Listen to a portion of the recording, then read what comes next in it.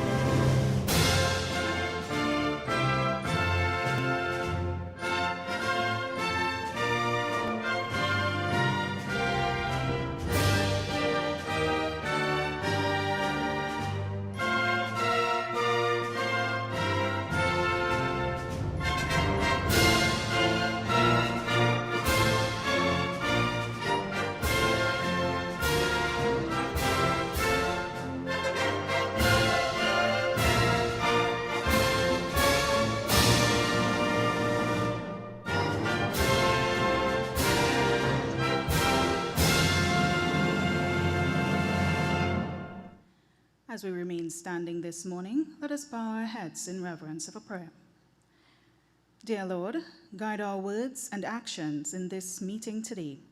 May our discussions be productive, our decisions wise, and our interactions filled with respect and understanding for each other.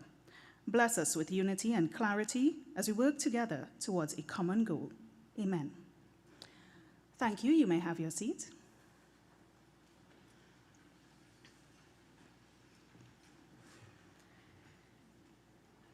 Good morning and welcome to the Domestic Violence Public Consultation. I am your Mistress of Ceremonies today. My name is Sigoni Mohammed.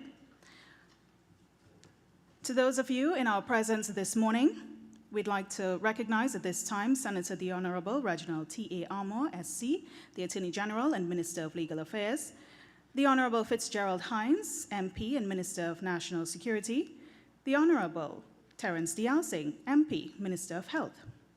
Joining with us as well, the Honorable Simon De Nobrega, MP, Minister in the Office of the Prime Minister with responsibility for communications, the Honorable Keith Scotland, MP, SC, the Minister in the Ministry of National Security, Her Excellency, Ms. Evelina Melbast, the Deputy Ambassador of the Delegation of the European Union to Trinidad and Tobago, the Honorable Madam Justice Lisa Ramsmere Hines, Senator the Honorable Dr. Paul Richards, Mr. Maurice Sweet, Permanent Secretary to the Prime Minister, all Permanent Secretaries represented today, and Deputy Permanent Secretaries, heads of departments and senior officials of government ministries, Chairman of the regional corporations and other representatives of the regional corporations, senior members of the Trinidad and Tobago Police Service, senior members of the Trinidad and Tobago Defense Force, specially invited guests, principals, teachers, and students, members of the public,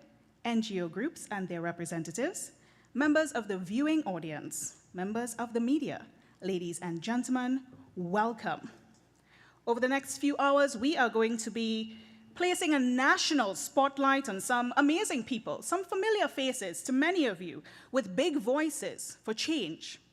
And we'll be doing all of this in an effort to advance the rights of our people to live life free of violence. Now, for those of you watching us as well online, you can participate and interact with us via social media. We're there on YouTube and Facebook. So with that said, ladies and gentlemen, we'd like to kick things off this morning in a simple way. We're all here to talk about domestic violence. Its prevalence worldwide. It is perpetrated through abuse of power with serious physical and mental consequences, violating the fundamental human rights and dignity of not just victims, but entire communities represented here today. That's why we are all here. Today's consultation will see panel discussions, not only around the topic of the legal framework of domestic violence, but we explore who we can turn to and how we can make safer spaces, not just in private, but in public and across the digital divide. So let's get to it. Leaders in all sectors have come together to step up and take transformative action to build representation and participation on the issues brought forward today. To bring first remarks on such a matter is the Honourable Keith Scotland, SC, MP, the Minister in the Ministry of National Security. Let us welcome him to the stage.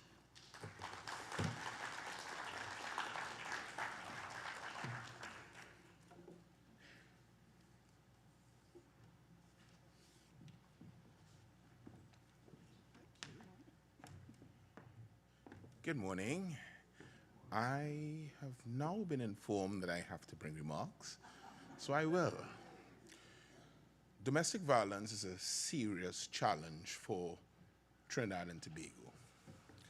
It's a challenge because it affects not just the family, but it affects the members of the family, particularly the victims and the secondary victims, the children in the family. We are very concerned as a government about the prevalence of domestic violence in Trinidad and Tobago, and that is why this conference is so significant. We think that, and I see very seasoned judges here, that we all have a role to play. The government, the judiciary, the police, but I want this morning to briefly speak about the victims. Victims, if you do not report domestic violence and prosecute domestic violence, it will go unchecked. And I want to take this very brief opportunity to let you know that you have the support of the police, and if you do not report domestic violence, it will go unnoticed, it will go unprosecuted, and more likely than not, it will be repeated. So, in my address to you this morning, I urge all of you who may know someone who has been the victim of domestic violence to give them that encouragement, that support, that they can report and prosecute incidents of domestic violence in the home, and therefore we can bring some protection for those who are most vulnerable. I thank you.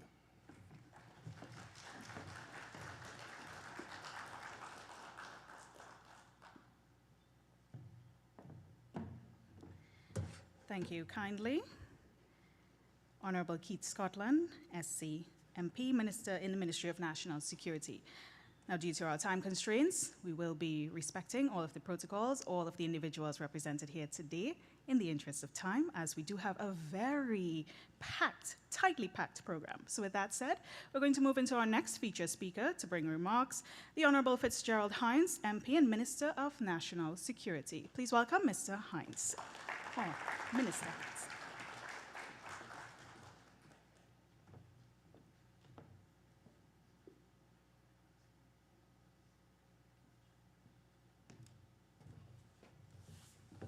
Thank you very warmly, Madam Master of Ceremonies, for your very kind and swift introduction. Senator, the Honorable Reginald Amor, Senior Counsel, the Attorney General and Minister of Legal Affairs, the Honorable Ayanna Webster Roy, the Honorable Terence Dayal Singh, the Honorable Simon Dino Brega, the Honorable Nayan Gatsby Dolly, the Honorable Keith Scotland of Senior Counsel, Senator the Honorable Renuka Sagram Singh Suklal, Senator Richie Sukai, Senator Paul Richards, Senator Professor Gerard Hutchinson, Senator Laurel Izama Lee Singh, all of my, of course, cabinet and parliamentary colleagues, Your Excellency, Ms. Elvina Melbazard, Deputy Ambassador of the Delegation of the European Union to Trinidad and Tobago, the Honorable Justice of Appeal, Madam Gillian Lucky, the Honorable Madam Justice Lisa Ramsey-Hines, the Honorable Madam Justice Gail Gonzalez, all judges of the Supreme Court of Trinidad and Tobago,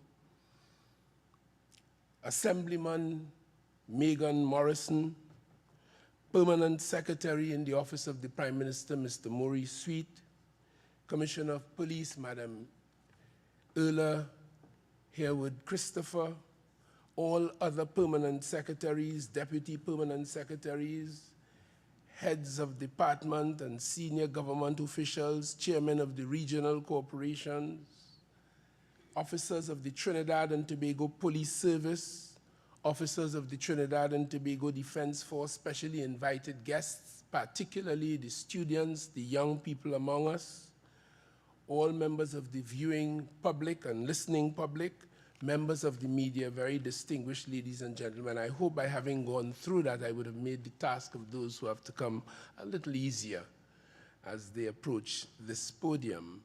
It was C.L.R. James who told us, and this is not to quote him, but to paraphrase, that a sure sign of a society in decay is when its leaders appear unable to prefer or to shape solutions to the problems as they beset that society. The Attorney General of the Republic of Trinidad and Tobago, Senator the Honorable Reggie Amor, is not guilty of failing in that regard as a leader. I would learn recently that he would have followed the case, the development, the circumstances, and the judgment coming out of a case brought on behalf of the circumstances around one Samantha Isaacs. And it is that judgment of the court that attracted the attention of the Honorable Attorney General and prompted this very whole of government, whole of society engagement that we are at here today. I genuinely commend, and I would like you to join me in commending the Honorable Attorney General for putting this important engagement together, demonstrating that he was not like so many of us prepared to discuss it, to criticize, to observe it, to comment on it, but he went further. He is doing something about it, and he has summoned us all to apply our minds, our expertise, to find a resolution to this burgeoning problem of domestic violence. As I mentioned, whole of society, that obvious in the quest to find drugs, she found herself in the company of a man who told her he will take her miles away to get it. And in her condition, poor soul, she ventured. And of course, she was brutally attacked, she was raped, and then she couldn't find her way in the dark out of the place that he had taken her, so she drifted for hours, eventually came upon a roadway and flagged down a vehicle seeking help. And the occupants of that vehicle, having heard her story, exacerbated it. They too took her and continued an attack and a serious abuse. that lingered in my mind. So I understand the importance of an engagement such as this, but I raised that example to say, in this whole of society approach, we as individuals have to be engaged in this. And as individuals, we cannot afford to allow ourselves to behave in the way those men behaved. We cannot afford to allow ourselves to behave in the way that those drug merchants who make drugs available to create some of the conditions I've described allow. And we are here to deal with some policy issues and possibly legislative issues, and most of all, implementation for change, implementation for improvement. And it is here that the Ministry of National Security, particularly the police, and the judiciary, of course, will come to bear powerfully. So we are here, the police services here, in this sensitization and consultative process, pledging our commitment and our support in the realm of enforcement of the law and the things that we do to protect victims and others from the scourge of domestic violence. The Domestic Violence Act, as amended in 2020, is the prevailing law, as we know, to deal with the scourge of domestic violence in Trinidad and Tobago. And of course, as you will hear later, it involves relationships, not just spouses, but former or current spouse, former or current cohabitant, relative, person who was in a visiting or dating relationship, and such like. The categories are so broad that it really almost effectively addresses every single one of us. It includes acts that cause persons to become fearful of their personal safety and that of their children or other dependents. Proof of all of these things often require the involvement of the police. The government has taken a zero-tolerance approach to this by the passage of the law in 2010 and the amendment in 2020, and this in 1999, and the amendment in 2020 continues this. As today we delve deeper, we observe that violence is a major problem in this society, in the world, but certainly in Trinidad and Tobago, from all the statistics and all the information available to me. There are thousands of reports of violent crimes. Domestic violence is often not perpetrated in the public and is therefore insidious in many ways. It is seen by the children who witness it, lending itself to proliferation from generation to generation. The problem is very widespread, obviously, and the statistics will show at least 47,000 women and girls worldwide are killed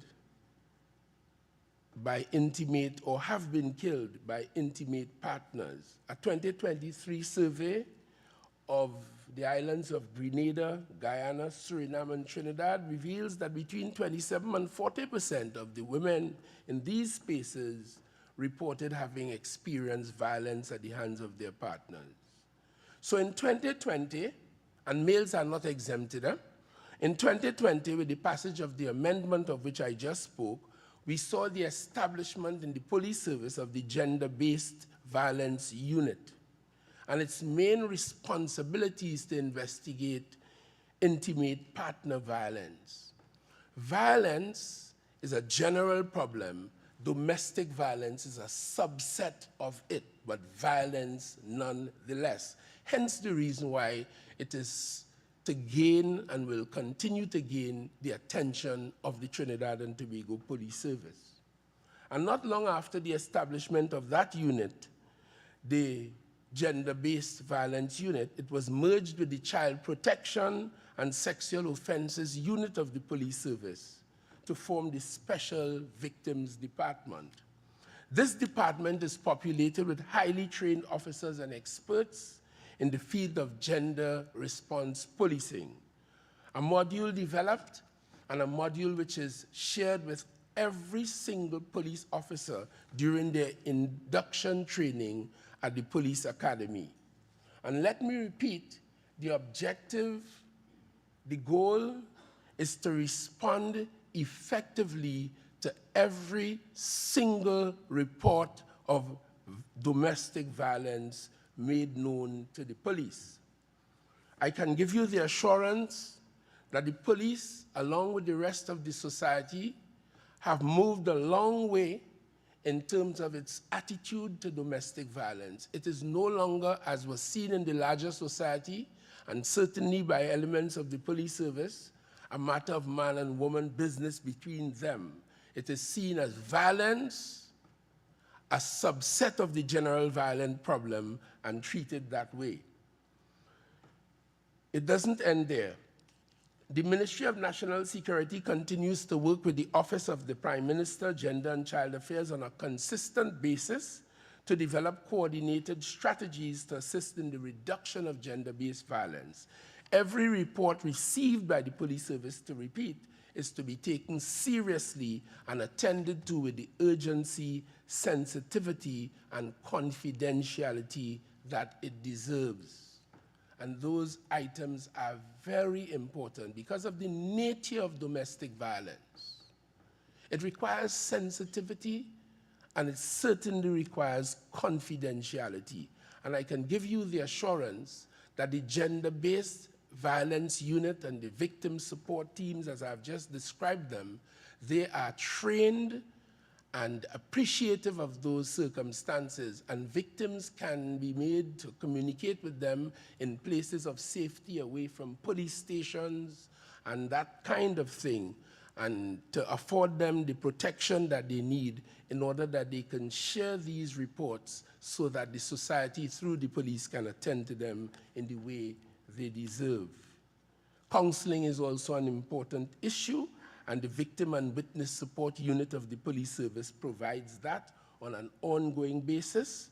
And notwithstanding all of these efforts, acts of domestic violence continue in Trinidad and Tobago. And I'm sure in the course of the deliberations, all of the statistics, whether the offense involved or the attack involved assault by beating, mere threats, and I say mere, but they are not to be taken lightly, breach of protection orders, which are treated criminally in accordance with the law, malicious damage, and mashing up shika, and mashing up hika, and that kind of thing, sexual abuse, wounding, verbal abuse, child abuse and abandonment, psychological and financial abuse, and certainly, in a number of cases, the domestic violence resulted in the death of the victim. I conclude to say that we pledge the full commitment and support of the police service in attending to this matter on behalf of the society. The police do not need a report in order to investigate something. They don't even need a report. If it comes to their attention, say via social media or any other way, the police has it within their authority and their power to investigate the matter. That's a very important point that we must note. Secondly, we do have a panoply of laws that permit us, as it now stands, in my view at any rate, to tackle domestic violence abusers short of the support or without the support of the victim or victims. And this is a challenge that I'm sure we'll address at this conference. And it's not unique to Trinidad and Tobago. In fact, I'm reading an article from the Times newspaper in London. The date is, it's a recent date, but unclear from the document in front of me.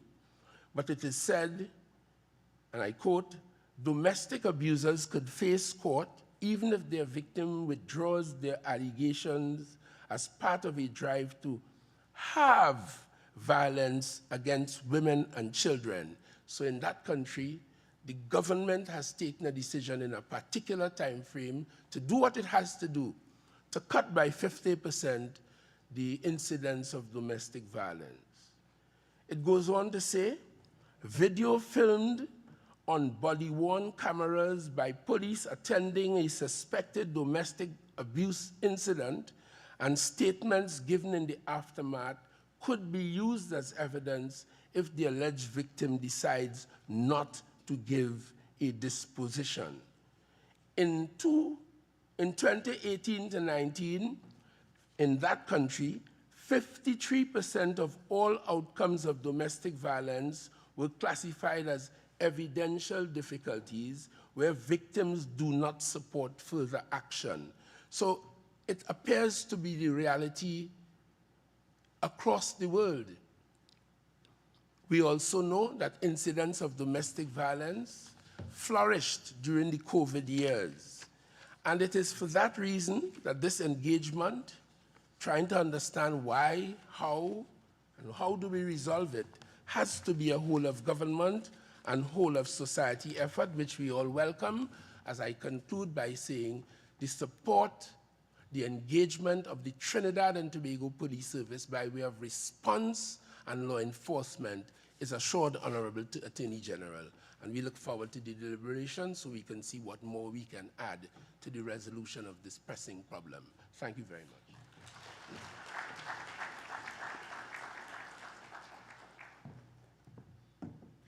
Thank you very much, Minister Hines, the Honorable Fitzgerald Hines, MP, and Minister in the Minister of National Security. So now we come to our final speaker this morning to bring remarks, who knows all too well that this consultation is more than just words on paper. It's about action and doing something about it as a community, as a village, as our nation. So let us welcome to the stage at this time, Senator the Honorable Reginald Armour, SC, the Attorney General and Minister of Legal Affairs.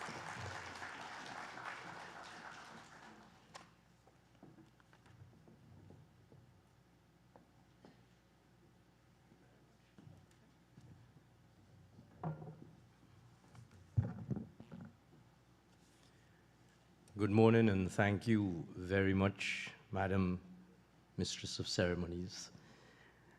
Allow me to adopt the protocols which have already been established, and very comprehensively so, by the Honorable Minister of National Security. But permit me, in particular, as part of the protocols which I adopt, to welcome the principals and students of our schools who are present here with us today. I am particularly pleased by the attendance of our schools and their principals, and I thank them for being here with us this morning. Ladies and gentlemen, it is with a profound sense of mission that I welcome all of you here today to address a societal and cultural subject of grave significance and profound urgency: domestic violence. There are no differences amongst us in acknowledging the truth that domestic violence is a grave and pervasive issue in our country, which affects individuals across all demographics, transcending age, gender, class, creed, and socioeconomic status. As a law student, and I'm sure that those of us here who went to the University of the West Indies and studied law will associate themselves with what I'm about to say. One of the most impactful courses which I studied was entitled Law in Society. Through that societal lens, I understood that this is the policy framework from which we, as legislators, as judges, law students, or just simply guardians of our social order, must build our communities, build our society. There is this very poignant article entitled Violence Through a Caribbean Lens historical context, theories, risks, and consequences, which is quoted at length in a judgment that I will come to, which reminds us of our colonial past from which our Caribbean identities have evolved. We are reminded that out of that colonial past, quote, the perpetuation of violence ensured political, social, and cultural ordering, ultimately establishing and justifying the boundaries between those who, men, could exercise power and control on those who are likely to be victims, women and children. Thus, from those historical contexts, violence was institutionalized in our Caribbean, shaped by race, gender, class, and became part of the Caribbean man's masculine identities and strategies for gaining and retaining power and control within families and communities. Domestic violence in the Caribbean is not therefore an isolated or recent phenomenon. Over time, these oppressive dynamics ingrained violence in our cultural norms, including within familial and gender relations. Men themselves brutalized and oppressed during colonial rule. And I've moved on from the quotation.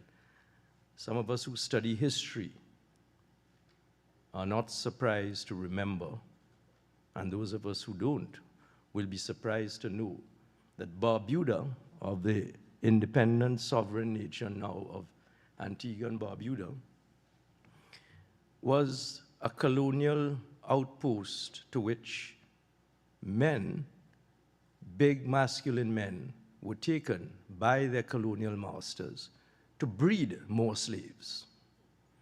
That was the origin of Barbuda, and they were beaten in order to copulate with women to breed slaves. That is the PTSD, the psychological condition that we have inherited in the Caribbean, so that we have adopted violence, particularly against women, as a means of asserting dominance and control. This historical cycle has perpetuated, filtering through generations and manifesting in the alarming rates of domestic violence that we continue to experience today. Understanding this context is crucial as we seek not only to enforce the law, but to dismantle the underlying cultural and societal norms that enable such violence. And so, in Trinidad and Tobago, our legislature introduced the Domestic Violence Act in 1999, described as a bill to provide greater protection for victims of domestic violence. While the bill laid the groundwork for future legislation, it also highlighted ongoing concerns regarding police powers and the need for clear definitions and safeguards. The debate at the passage of the bill in 1999 emphasized the importance of balancing effective protection with preventing misuse of powers and ensuring clarity in definitions of various forms of abuse. Since then, as the Honorable Minister of National Security has reminded us this morning, the Domestic Violence Act has seen several amendments aimed at addressing deficiencies and introducing novel concepts, such as electronic monitoring and mandatory reporting. For instance, Section 63A of the Domestic Violence Act now states that electric monitoring can be imposed on the respondent as part of a protection order, which can be a powerful tool to ensure compliance. Other key amendments have included increasing penalties for offenders, mandatory reporting under Section 26A, expanding those who can apply for protection orders, and broadening the definition of domestic violence to include emotional, psychological, and financial abuse.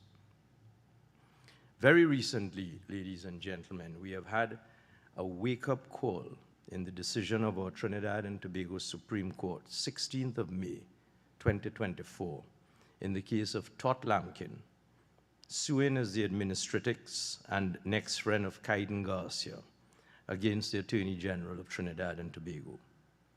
This case starkly illustrates the gaps in our protection mechanisms and the constitutional imperatives at stake. A young woman, Samantha Stacey Isaacs, endured persistent abuse from her former partner. Despite numerous attempts to seek help, including multiple reports to the Trinidad and Tobago Police Service and applications for protection from the judiciary, Samantha's pleas went unheeded over a period of 4 years.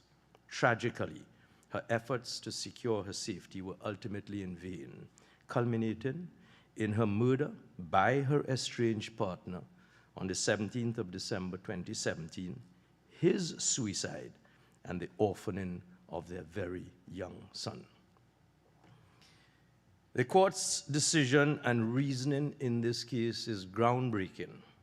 The court found that both the Trinidad and Tobago Police Service and the Trinidad and Tobago Judiciary failed in their positive duty as arms of the state to protect Samantha and her family, breaching her constitutional rights under Section 4A and 4B of the Constitution, which guarantees respectively the right to life, not to be deprived thereof except by due process of law, the right to equality before the law and to the protection of the law, and further, declaring that the rights of the claimant, Tot Lampkin, the mother of Samantha, and of her grandchild and son, of the late Samantha Isaac, to respect for their family life as guaranteed by Section 4C of the Constitution of Trinidad and Tobago, were infringed by the inaction of important agencies of the state, the Trinidad and Tobago Police Service and the judiciary.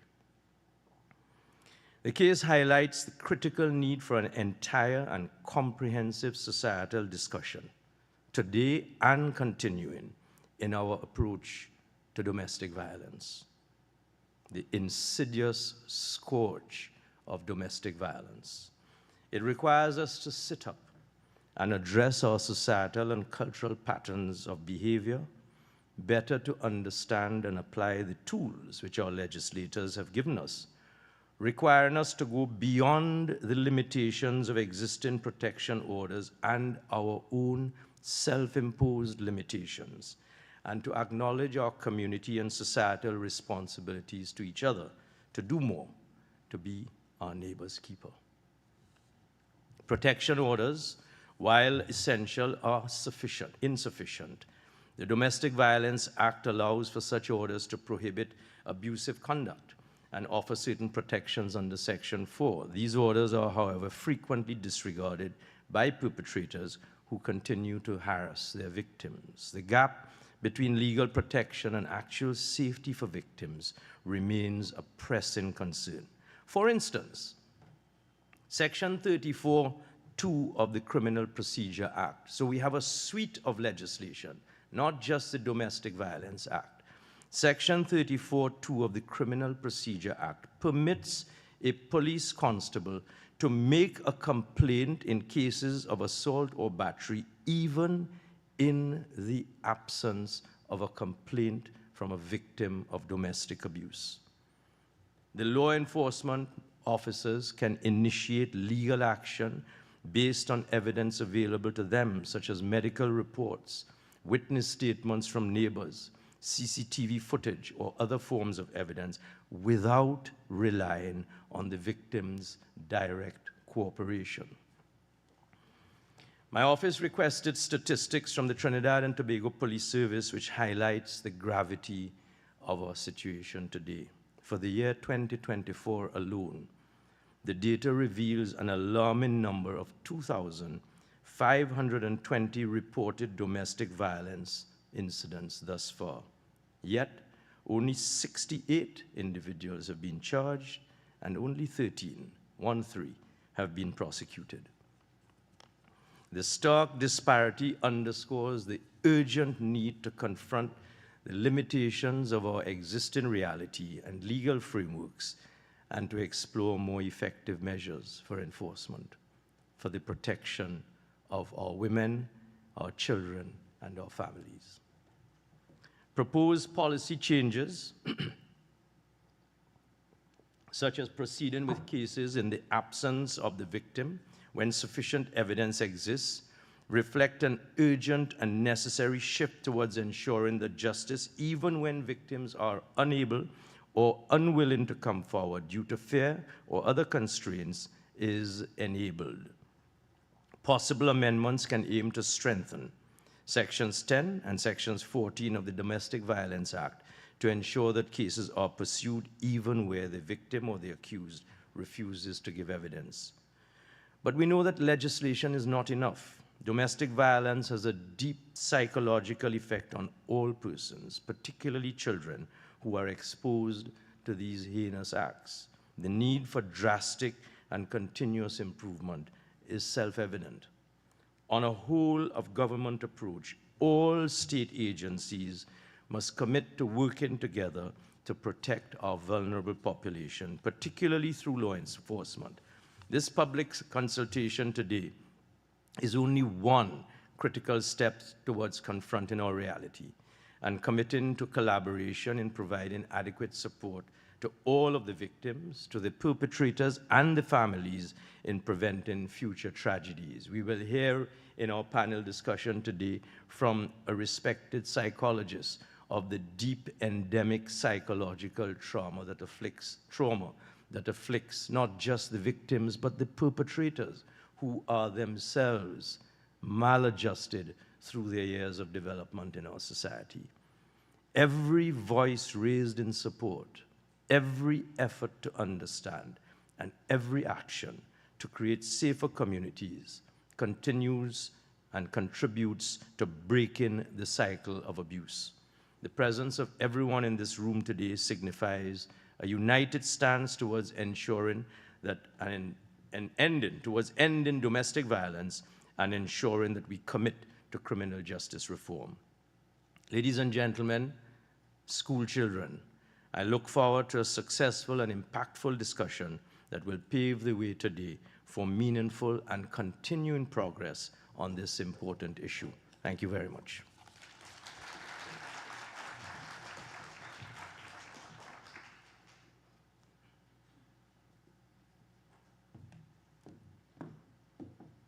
Thank you very much, Senator the Honorable Reginald Armour, our Attorney General. Well, today we are moving along quickly, and we do have to go into our main presentation this morning. And for that, I would like to welcome at this time Mrs. Fazana Nazir Mohammed, who is no stranger to speaking on recognizing that every statistic represents a human life that has been altered by harm within the home and within the community. So let's welcome at this time Fazana Nazir Mohammed, the Director at the Criminal Justice Unit, within the Office of the Attorney General and the Ministry of Legal Affairs. Fazana, it's all yours.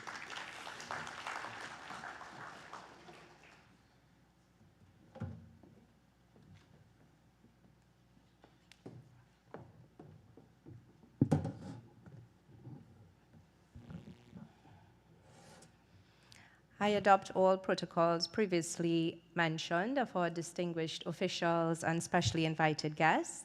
I acknowledge all of you in our audience and the viewing public. A warm welcome to you to this public consultation on domestic violence. And when we speak of the need for greater protection, are we only speaking about the victims of domestic violence?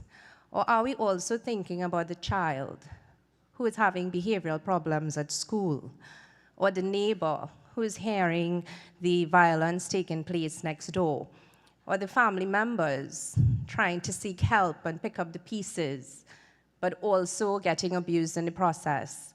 And what about us, the society, whom ourselves may be the victims of attacks by persons who grew up in homes where they were exposed to violence and it became normalized?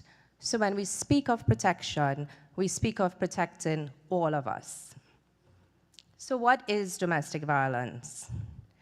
We know, according to the Domestic Violence Act, that domestic violence is physical, psychological or emotional, sexual, or physical, sexual, emotional or psychological, or financial abuse committed by a respondent against a person in a domestic relationship. It means that there are various forms of abuse and various persons who could be subjected to violence. When we speak of physical abuse, it includes any act or omission which causes physical injury.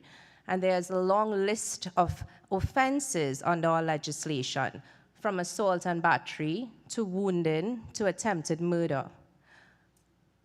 When we speak of sexual abuse, it includes sexual conduct of any kind that is coerced or happens by fear, force, or the threat of force, such as rape. When we speak of emotional and psychological abuse, acts or omissions or a pattern of behavior intended to undermine the mental well-being of the victim. Stalking, disseminating intimate images of persons, and we've seen an increase in the sharing of intimate images on social media and blackmailing persons in the process. Preventing someone from having friends or keeping in contact with their family, controlling behaviors, making someone fearful. Financial abuse, the perpetrator is exercising coercive control over the person, limiting their access to finances, taking away their bank card, for example, or taking away their money. And who are the persons that are defined as being in a domestic relationship with the respondent? It's not just the victim. It can be a spouse or a former spouse, a cohabitant, a former cohabitant, a child, a dependent, a relative. It can be siblings. It can be a fiancé, a person in or was in a visiting relationship or a dating relationship. Persons don't need to be living in the same household. It could be persons who are living in the same household, persons who share a child. Even caregiving institutions, elderly persons in care facilities. So we see a wide range of abuses, a wide range of persons, and a wide range of relationships covered by our domestic violence framework. And what is the impact of domestic violence on persons? It's important to note that persons suffer from infancy to end of life when they are exposed to domestic violence. In infancy, there can be physical injury, there can be growth delays. In childhood, there can be anxiety, mood disorders, peer difficulties, academic problems. In adolescence, conduct disorders, substance abuse, suicide attempts, risky behaviors. In adulthood, personality disorders, having difficulty in relationships themselves. And in old age, decreased life expectancy, depression, financial problems. So we see clearly throughout a person's life the effect of domestic violence. And what are victims advised to do when they are in situations of domestic violence? Persons are told to apply for a protection order. And a protection order is intended to be an empowering tool, a document that is meant to potentially save the life of a victim, provided that the order is obeyed. There are many directions that may be included in a protection order. The court could direct the perpetrator to stop all forms of contact, leave a shared home, continue to make payments towards mortgage or utilities, get therapy, relinquish to the police any firearm, pepper spray, or weapon. Section 6 of our Domestic Violence Act outlines a series of prohibitions and directions that the court can order. If the abuser breaks any part of the protection order, a report must be filed to the police. If the police do not investigate the matter, the applicant can lodge a complaint at the Police Complaints Authority. So we see that there's a strong legislative framework in place, yet victims of domestic violence are suffering our society, and we're here today to ask ourselves, why? What do the statistics demonstrate to us? What is our reality? Statistics from the Trinidad and Tobago Police Service demonstrate that for the period 2019 to 2024, there are thousands of reported cases annually on the various forms of abuse of domestic violence. We see that assault and beating is the most common form of abuse, followed by threats. In the year 2023, for example, out of 5,362 cases of reported domestic violence, 2,646 of those were assaults by beating, which represents 50% of the cases are assaults by beating. Astonishingly, when we look, for example, at how many persons were prosecuted or were charged for these offenses in 2023, out of the 2,646 cases of assault, only 26 persons were charged. And overall, out of the 5,362 cases of reported cases, only 174 persons were charged for assault by beating. Worse, when we look at how many persons were actually prosecuted or convicted, we see that in total, for 2023, only 35 persons were prosecuted or convicted, and only 9 in assault by beating cases. This graph gives us a picture in blue, and we need to bear in mind that we're still in 2024. But in blue, we see the large number of cases being reported and the large disparity between the number of persons charged and prosecuted.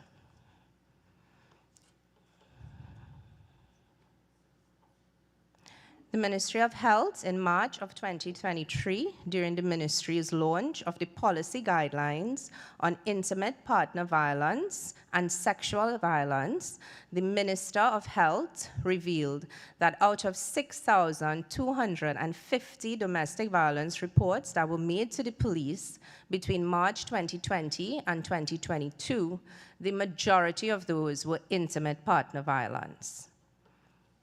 In 2017, the data showed that 30% of all women in intimate relationships would have suffered physical or sexual abuse at the hands of their partners. 30%. At the ceremonial opening of the 2023-2024 law term, the Honorable the Chief Justice, Ivor Archie, presented statistics from the Family Court Division for the 2022 to 2023 period, detailing that out of 9,051 new family court filings, 3,173 of those filings were domestic violence related, a startling 35% of cases before the family court. According to the report of the National Advisory Committee on Constitutional Reform, violence against women has increased. Between 2010 and 2022, there were an average of about 1,800 domestic violence cases per year, and of this number, 381 were murders. 8.4% of all murders committed between 1995 and 2013 were because of domestic violence. Samantha Isaacs was one such victim who was tragically killed by her abuser. And there are many women who were also killed by their abusers, and I take the opportunity to extend condolences on behalf of the Office of the Attorney General to all families who have suffered the same fate as Samantha's family.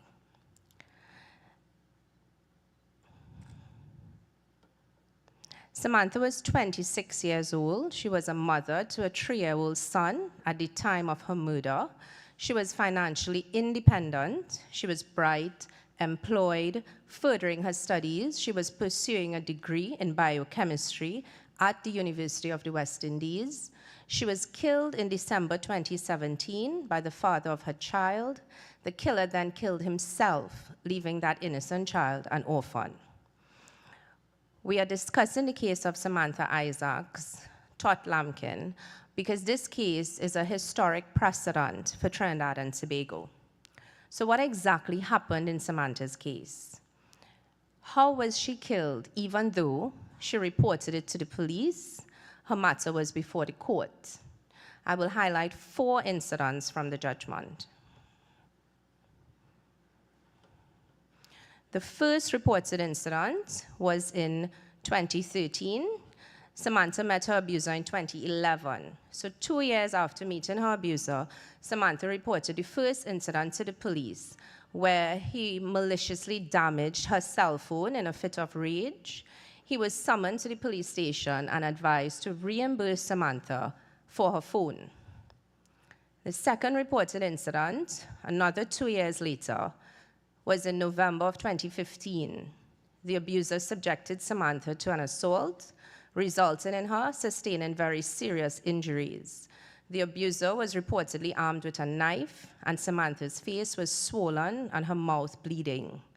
Police arrived at the scene, restrained him. He was even hurling obscenities at the police. He had to be restrained and calmed down by the police and told to leave the premises, but the police did not take further action against him. The third incident, 2 years later, June 2017, the abuser forcibly entered Samantha's residence, armed with a knife and a firearm, threatening and abusing Samantha and her relatives. Despite reporting the incident to the police, there was no immediate intervention by the police, and the family was advised to visit the police station the next day. Although taking the report and being told by police that they would follow up, no one did. After this, the abuser continued to harass and threaten Samantha.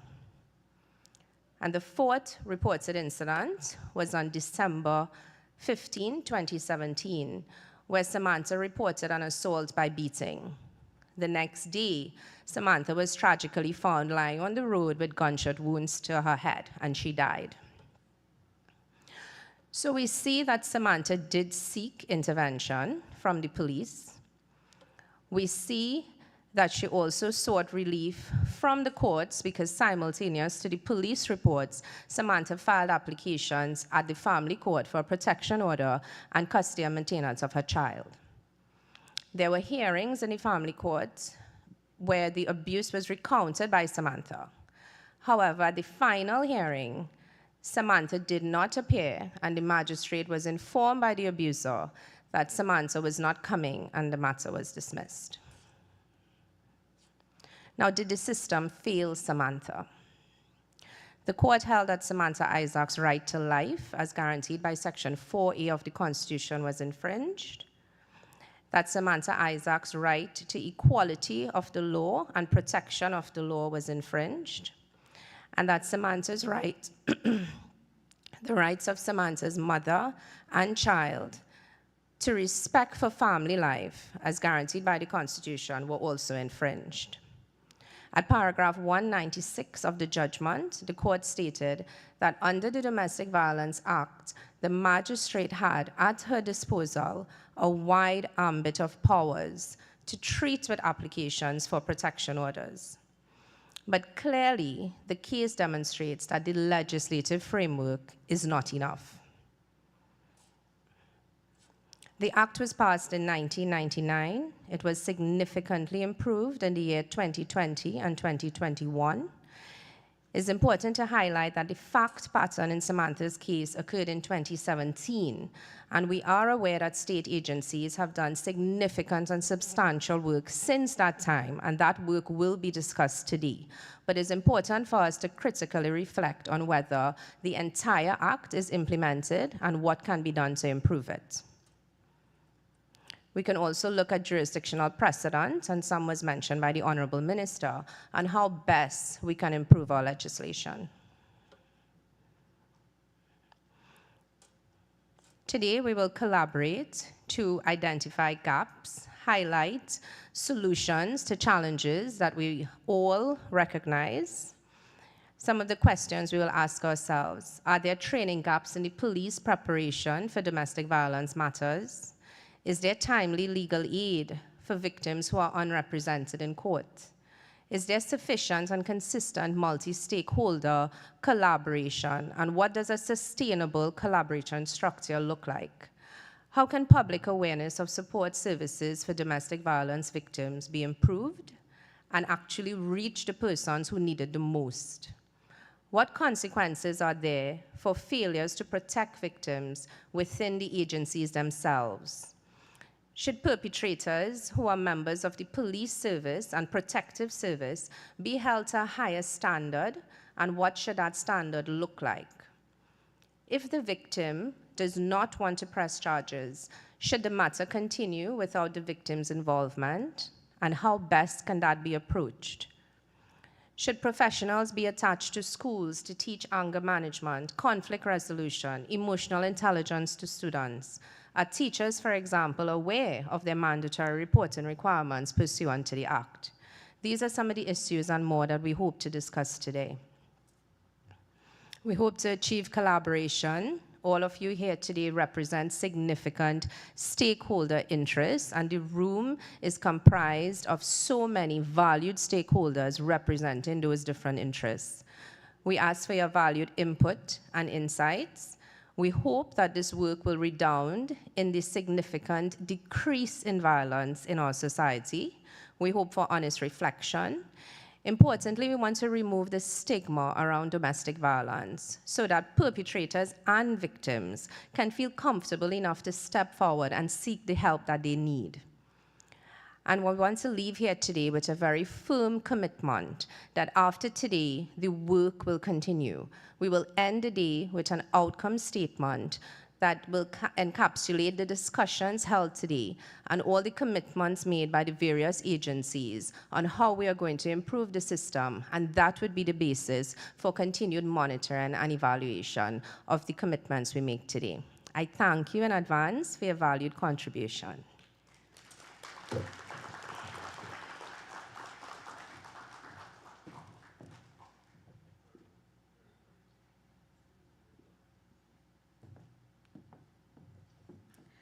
All right, thank you very much, Mrs. Nazir Mohammed. See, no stranger to the topic of domestic violence, I told you. Now, as you've been hearing all morning long, and we've probably heard it said so many times, domestic violence is a private matter, air quotes. Someone just lost their temper for a moment. It only happens to poor people, or any other bit of nonsense you may have heard growing up. And these words are so far from the truth. It is a type of violence that can sink, as you would have just seen from that presentation and heard, sink into the most intimate spaces of our lives in some very devastating ways, leaving not just deep scars, physically, but psychologically as well. Its victims can feel trapped in a cycle of control that they cannot escape alone. So we all have a role to play in preventing, identifying, and even responding to domestic violence. And that's why we're going to kick off our first panel discussion on the role of key state agencies in domestic violence matters and responsibilities towards victims. With that in mind, I'd like to welcome to the stage our first panelist, Lynette Sibaran-Sweet, an attorney at law and family practitioner with more than 4 decades under her belt, tackling areas of domestic violence, sexual harassment in the workplace, discrimination, and so many other areas. She's an activist and researcher in the women's movement, leading the Aspire project for abortion law reform. She's also a recipient of a National Award for Women in Development Gold, an awardee of an honorary Doctor of Laws by the University of the West Indies. Again, we welcome Mrs. Lynette Sibaran-Sweet, SC. Thank you very much. Let's also welcome Senior Superintendent Butler, an experienced professional with over 31 years of service in the Trinidad and Tobago Police Service. She has been a strong advocate for evidence-based approaches to policing. It is her commitment to reform that continues to guide her policing practice and her desire to influence the TTPS in its ongoing efforts to ensure justice and protection for all victims. Senior Superintendent Vina Butler. Also joining us on stage this morning, Master Marissa Ramdas, who spent most of her career in the public service, serving as the Chief State Solicitor's Department before joining the judiciary, promoted over time and served in several capacities at both the Family, Children, and the High Court. She's currently attached to the Family Court of Princestown, which is one of the special courts established under the Family and Children Division with jurisdiction for all family matters, including applications for protection orders under the Domestic Violence Act. Master Marissa Ramdas. And rounding up this particular panel will be Senator the Honorable Reginald Armour, our Attorney General, and Minister of Legal Affairs. As you know, the AG is an attorney at law with over 4 decades of practice. So we have over 100 years of experience on our panel this morning. And he specializes as an advocate in the areas of commercial law, labor relations, constitutional and public law, for example, and fraud and Caribbean legal practice.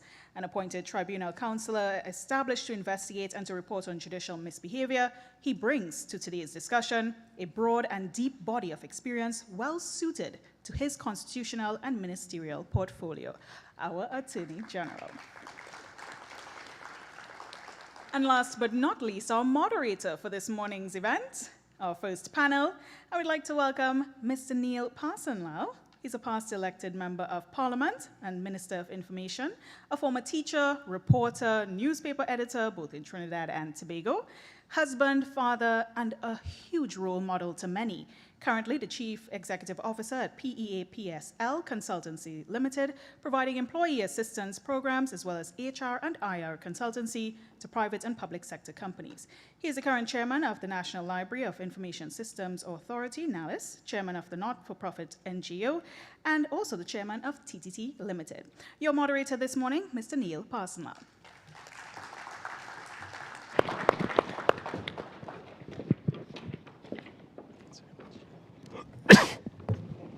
Thanks very much. And please put your hands together for the most dynamic anchor of television, local television, Ms. Sigoni Mohammed.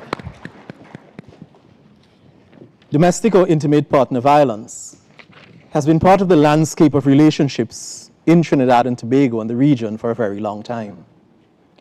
Trinidad and Tobago is neither unique in its presence nor immune to its effects. We live in a society that cherishes its ability to not get involved in husband and wife business, but simultaneously relishes every opportunity to talk freely about husband and wife business. The collated statistics we've seen a while ago paint for us a very sorry tale. But if the anecdotal evidence is only half true, there is deeper and a more sordid tale of apathy and insensitivity on the part of those entrusted to enforce the law. Legislative gaps that require urgent parliamentary attention, increased resources, both financial and human, for those agencies working in the field, and education and awareness for the wider society. The statistics and anecdotal evidence reveal that both men and women are victims and perpetrators of intimate partner violence, with the women being disproportionately so. They reveal as well that children are also affected by the episodes of violence witnessed in their homes, becoming severely traumatized, with some later even modeling either the problem-solving technique employed by their abusive fathers or their submissive mothers in their latter years. In short, ladies and gentlemen, domestic violence is everyone's business. It impacts all of us. It's not isolated to any one gender, one class, one geographic area, one ethnic group, or those of a particular religious persuasion. It is with us, it is amongst us, and it affects all of us. Today, we have 4 distinguished panelists in the persons of the Honorable Attorney General, Reginald Armour SC, Lynette Sweet, President of the Association of Trinidad and Tobago, Senior Superintendent Vina Butler of the Trinidad and Tobago Police Service, and Master Marissa Ramdas representing the judiciary. Each of the panelists will deliver a 5-minute presentation on their involvement on this matter of intimate partner violence. Upon completion, you, the audience, will get to interact with our panelists, via your questions or statements. Out of an abundance of respect for all of you who have gathered here today, we urge those who approach the microphones to make your points as succinctly as you can do, so as to allow as many as possible to contribute. To assist you in this regard, I will serve as your timer, and I will either allow you to continue or ask you kindly to cease your presentation as we go along. Ladies and gentlemen, our objective here today is to collate as much information as possible so as to properly shape any legislative reform that is deemed necessary. Your contribution to that is vital, and so we invite all of you to participate as much as you can today. Before we do that, we want to invite each of our panelists to come to the microphone and share a little bit about their involvement and their presentation about their involvement and their association in their particular industry, their particular area with domestic violence. I want to invite, firstly to the microphone, former senator and the president of the Law Association Trinidad and Tobago, Lynette Seaborn-Sweet.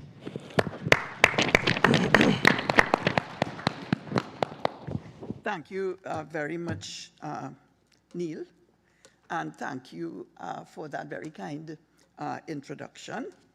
And I gather, Neil, that I think that all of us panelists are just a little bit taken by surprise by being invited to make 5-minute opening statements. However, I understand that what you want to find out is what is our respective individual involvements. Okay, so that, well, since the year 1980, I have been an attorney in private practice, operating in the area of family law, and also engaged in as a member in a number of non-governmental organizations that have been acting over many, many years on the ground in the field of women's rights, women advocacy. And I would just want to indicate that it is actually since 1991 that we have had legislation in Trinidad and Tobago to deal with domestic violence. In 1999, there was a revamp of the legislation, and then we've had the most recent big revamp in 2020. And I would say that over the years of my involvement in this sector, in this field, Trinidad and Tobago can be said to have a mature response to domestic violence, because notwithstanding the continued incidents of femicide and the large numbers of applications for protection orders and complaints to the police, we have a plethora of mechanisms that have already been put in place, and quite a good legislative and institutional framework. So my involvement has been at the level of a practitioner in the courts, where I have represented victims, or shall we say survivors of domestic violence in their applications for protection orders. And I have also operated, as I said, in a number of the non-governmental organizations, the Network of NGOs for the Advancement of Women, the Coalition Against Domestic Violence, the Aspire, the Law Association of Trinidad and Tobago, the Family Lawyers of Trinidad, Association of Trinidad and Tobago, and many other organizations. And I work very, very closely with the Attorney General's Department, not only myself, but many other of the champions of this legislation and this remedy, along with the Attorney General, the then Attorney General, who was in position in 2020 to bring about the amendments, the 2020 amendments. Now, those 2020 amendments were very important. I think some of them have been improved. I believe that the Attorney General and also Farzana mentioned some of those amendments, but I could just reiterate that those amendments have vastly increased the categories of persons who can apply. The definition of what constitutes domestic violence has been improved. More protections have been created for children victims and witnesses of domestic violence in particular. It is now actually a domestic violence offense to commit domestic violence in the presence of children. And the legislation also says that unless the magistrate or master states otherwise, the protection order applies to the child. So another one of the important innovations in the 2020 legislation is the creation of what is called the lethality or the risk assessment, which is something which can be requested at the level of the application for the protection order, or indeed at the level of the breach of the protection order, because we have to understand that this is a two-level mechanism that has been put in place here. In the first instance, when the protection order is granted, there is not a punitive sanction applied. It is in the nature of a quasi-injunctive relief. And so you are just told to do things that you were supposed to have been doing, or to refrain from doing things that you should not be doing. It is only when you breach the protection order that the sanction of the criminal comes in, and then you have the breach of the protection order. The point I'm making is that at each point, either the application for the quasi-injunctive remedy, the protection order, or for the police charge for the breach of the protection order, that the lethality assessment can be requested from the police so that the tribunal, the magistrate, or the master can decide on the seriousness of the threat, either to make perhaps a more drastic order than might have initially been indicated, for example, excluding somebody from a home, or indeed, when it comes to the question of breach of the protection order, perhaps to deny bail. So the lethality assessment is a very important tool, and I would be interested to hear today from the magistracy, from the judiciary, and from the police as to how they are getting along with the introduction of this new tool. So there are many other additions and tools that have been created by the 2020 amendment. I don't think it's appropriate for me to go through them at this point, which I understood merely to have been to explain exactly what my role is so far in this. And I think I would summarize my role as having been an advocate for the initial introduction of this legislation, an advocate for the amendments that have come over the years, and a sometime researcher in the field, a practitioner in the courts, and a member at various organizational levels.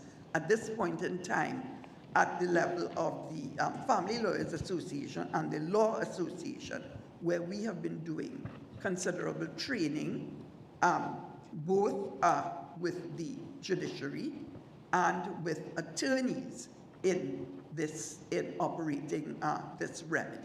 Thank you.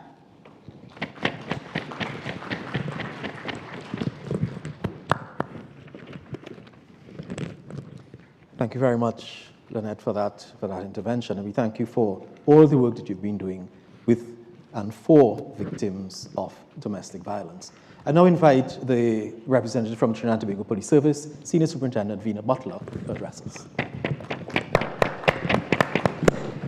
Oh my God. So many things. Yes.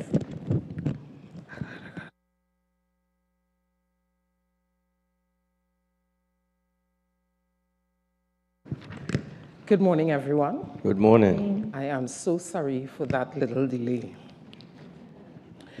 So, speaking from the perspective of the Trinidad and Tobago Police Service, having been a police officer for the past 31 years, my role would be that of investigator, complainant, later on being guide and leader to police officers who are, in fact, in the field doing these investigations.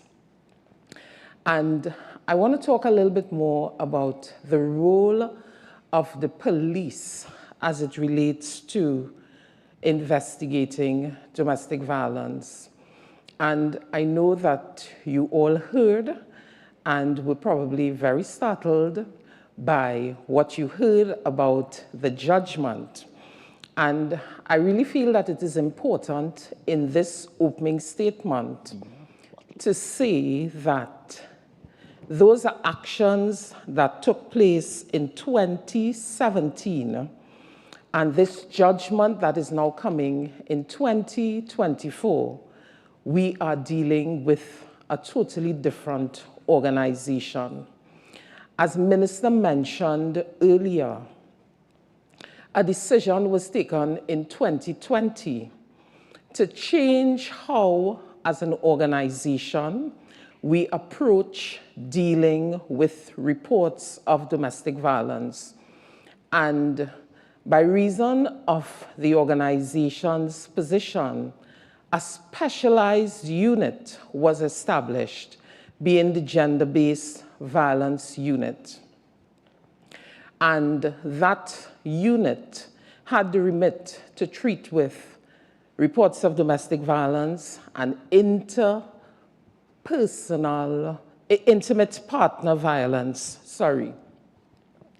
So, as an organization, we feel sufficiently secure that those performance gaps that were identified in the 2017 scenario, in a 2024 scenario, would not be so evident.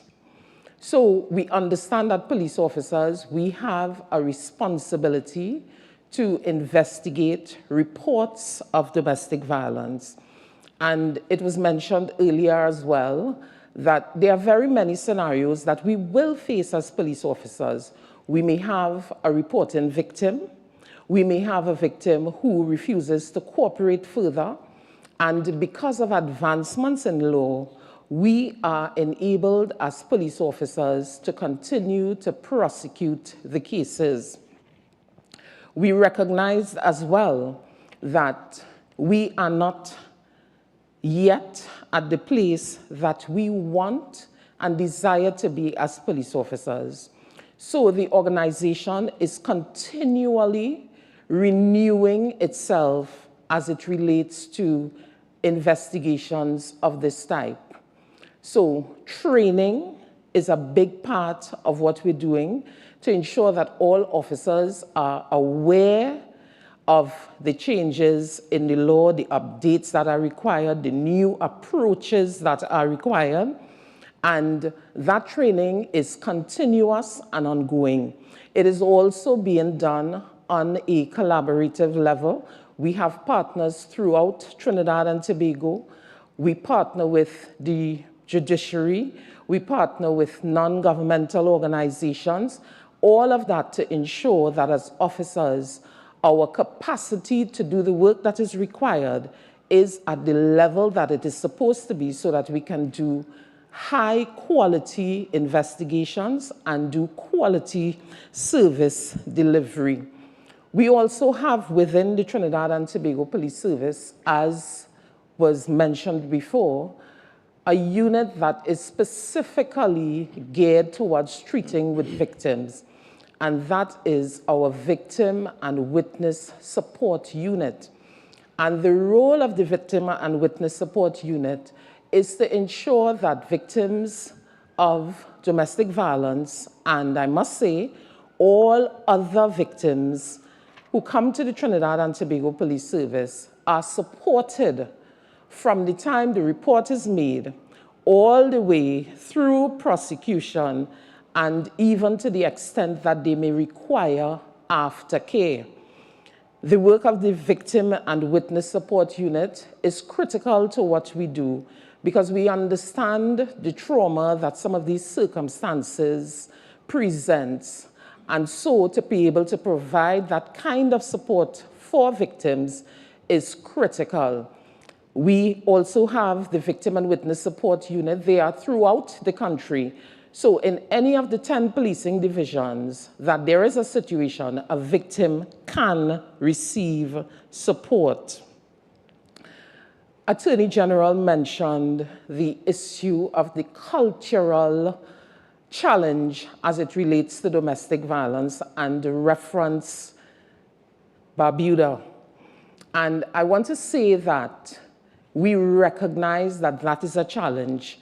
And because of that, some of the training that we've exposed the officers to, both in the gender-based violence unit, which has now been subsumed under the Special Victims Department, as well as the wider org, is training geared towards improving the officer's mindset and training geared to bring about behavioral change, because we recognize that that is something that is required if, as an organization, we are to respond in the manner that is required. We continue to build capacity.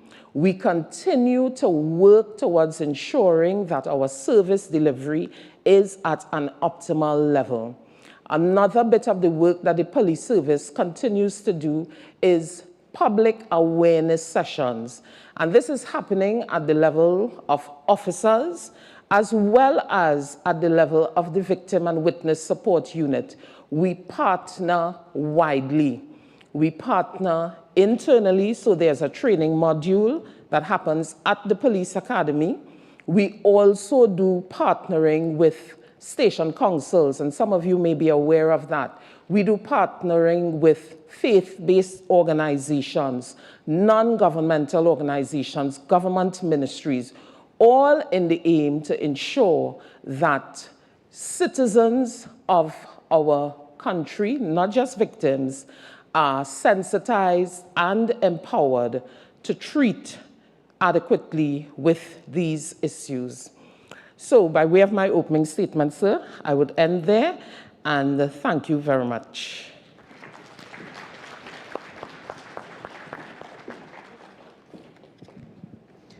Thank you very much, Senior Soup. I would now like to invite Master Marissa to come to join us to share her perspective on what the judiciary is doing in this regard. Master. Good morning. As they've indicated, I am Master Marissa Ramdas. I am currently based in the Family Court in Princestown, one of the specialized courts set up under the Judiciary's Family and Children Division that deals with matters particular to families. And that would include things like divorces, applications for custody, applications for access, and more particularly what we're talking about today, applications for a protection order under domestic violence legislation. The Children Court, which also falls under our Family and Children Division, deal with applications for protection orders that relate to children. Prior to becoming a master and serving in this capacity and dealing with these applications, I also served as Deputy Registrar of the Family and Children Division. So I was involved in certain committees, involved in looking at the processes and procedures that we employed in that division, specifically to deal with applications that came before us. So I want to jump off what Ms. Nazar Mohammed spoke of today and what the Honorable Attorney General spoke of today in terms of raising the case of Tot Lampkin.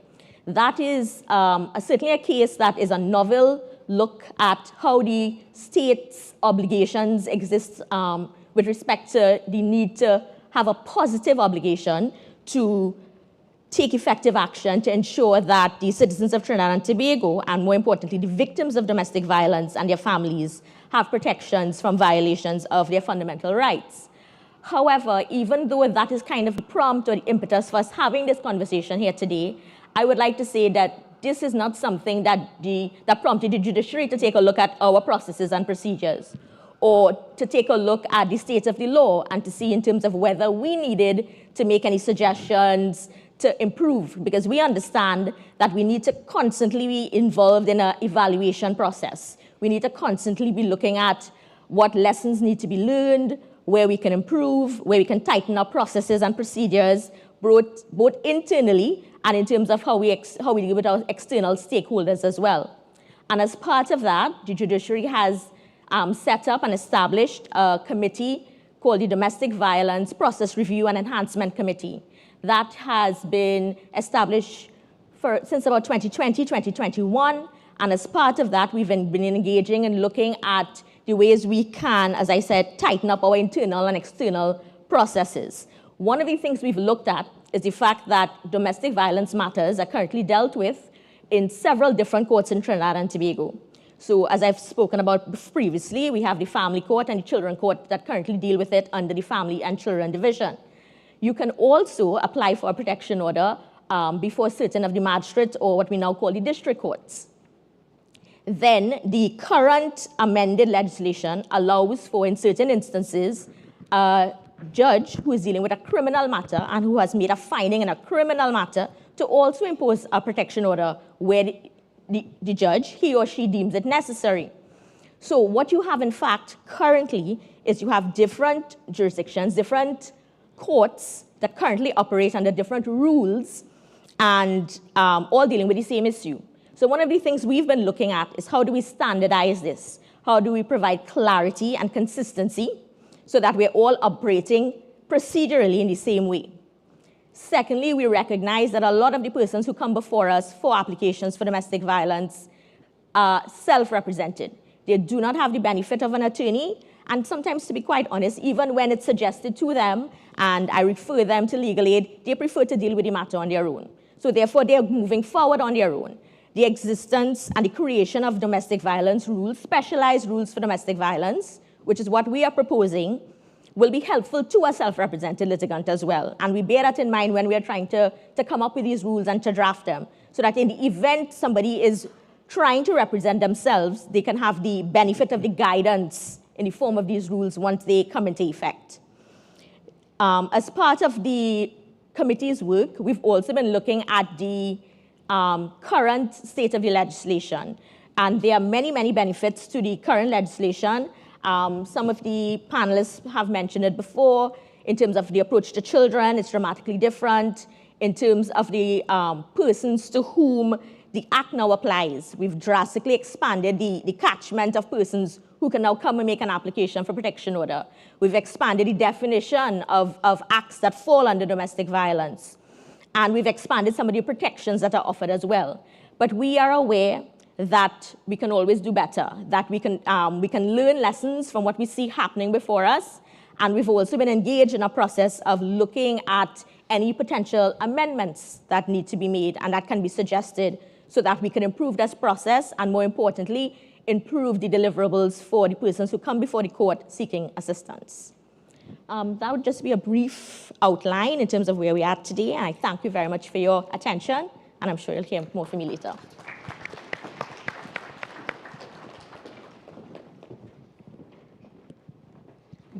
Our fourth and final panelist is the Honorable Attorney General, Senator the Honorable Reginald Armour. Senator.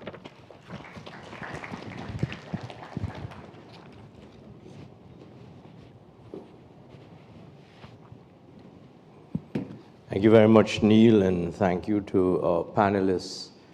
And may I start in my brief remarks this morning to acknowledge and to thank the Honorable Chief Justice and the Commissioner of Police. When we conceptualized this domestic violence consultation, national consultation, myself and the team that I've been working with, led by Mrs. Farzana Nazir Mohammed, who you heard from very capably and competently this morning, reached out to the judiciary and to the police service. I personally spoke with the Chief Justice and the Commissioner of Police, and I want to thank them for the immediate and ready response which we are witnessing here today to enable the members of the judiciary and the members of the Trinidad and Tobago Police Service to participate in this novel, unique self-awareness exercise that we are engaged in today. So thank you to Senior Superintendent Butler, who is with us today on this panel, and to Master Marissa Ramdas, who is with us today representing respectively the judiciary and the police service. And thank you to the President of the Law Association. We go back, Lynette and I go back a long way in private practice, and I was very happy to reach out to her to ask her to participate in this consultation, knowing of her passion and her deep interest and involvement in family law matters, domestic violence matters, and I thank all of the panelists. Just to comment briefly on a couple points which are touched on by the panelists who have spoken before me and relate them back to the decision in Tot Lamkin. And first, let me comment on Tot Lamkin briefly. I will, of course, come back to it. Tot Lamkin is novel and unique in that what it has done as a judicial decision is to interpret our constitutional rights, three in particular: the right to life, the right to equality of treatment, and the right to family life, respect for family life, by introducing a positive obligation in the interpretation of those rights. In the ordinary course, until Tot Lamkin, and it is the first decision of this quality. Our rights are construed under the Constitution as so-called negative rights, in that the state or actors of the state shall not do things which infringe the rights which are guaranteed.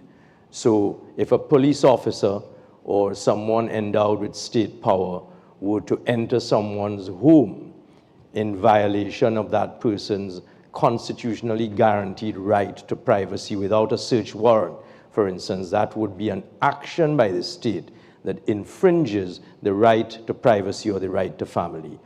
If persons who are employed in one state agency find themselves disadvantaged in relation to employees in another state agency, such persons could bring a constitutional motion to allege that they are not being treated equally before the law, in that state agencies are violating their right to equality of life.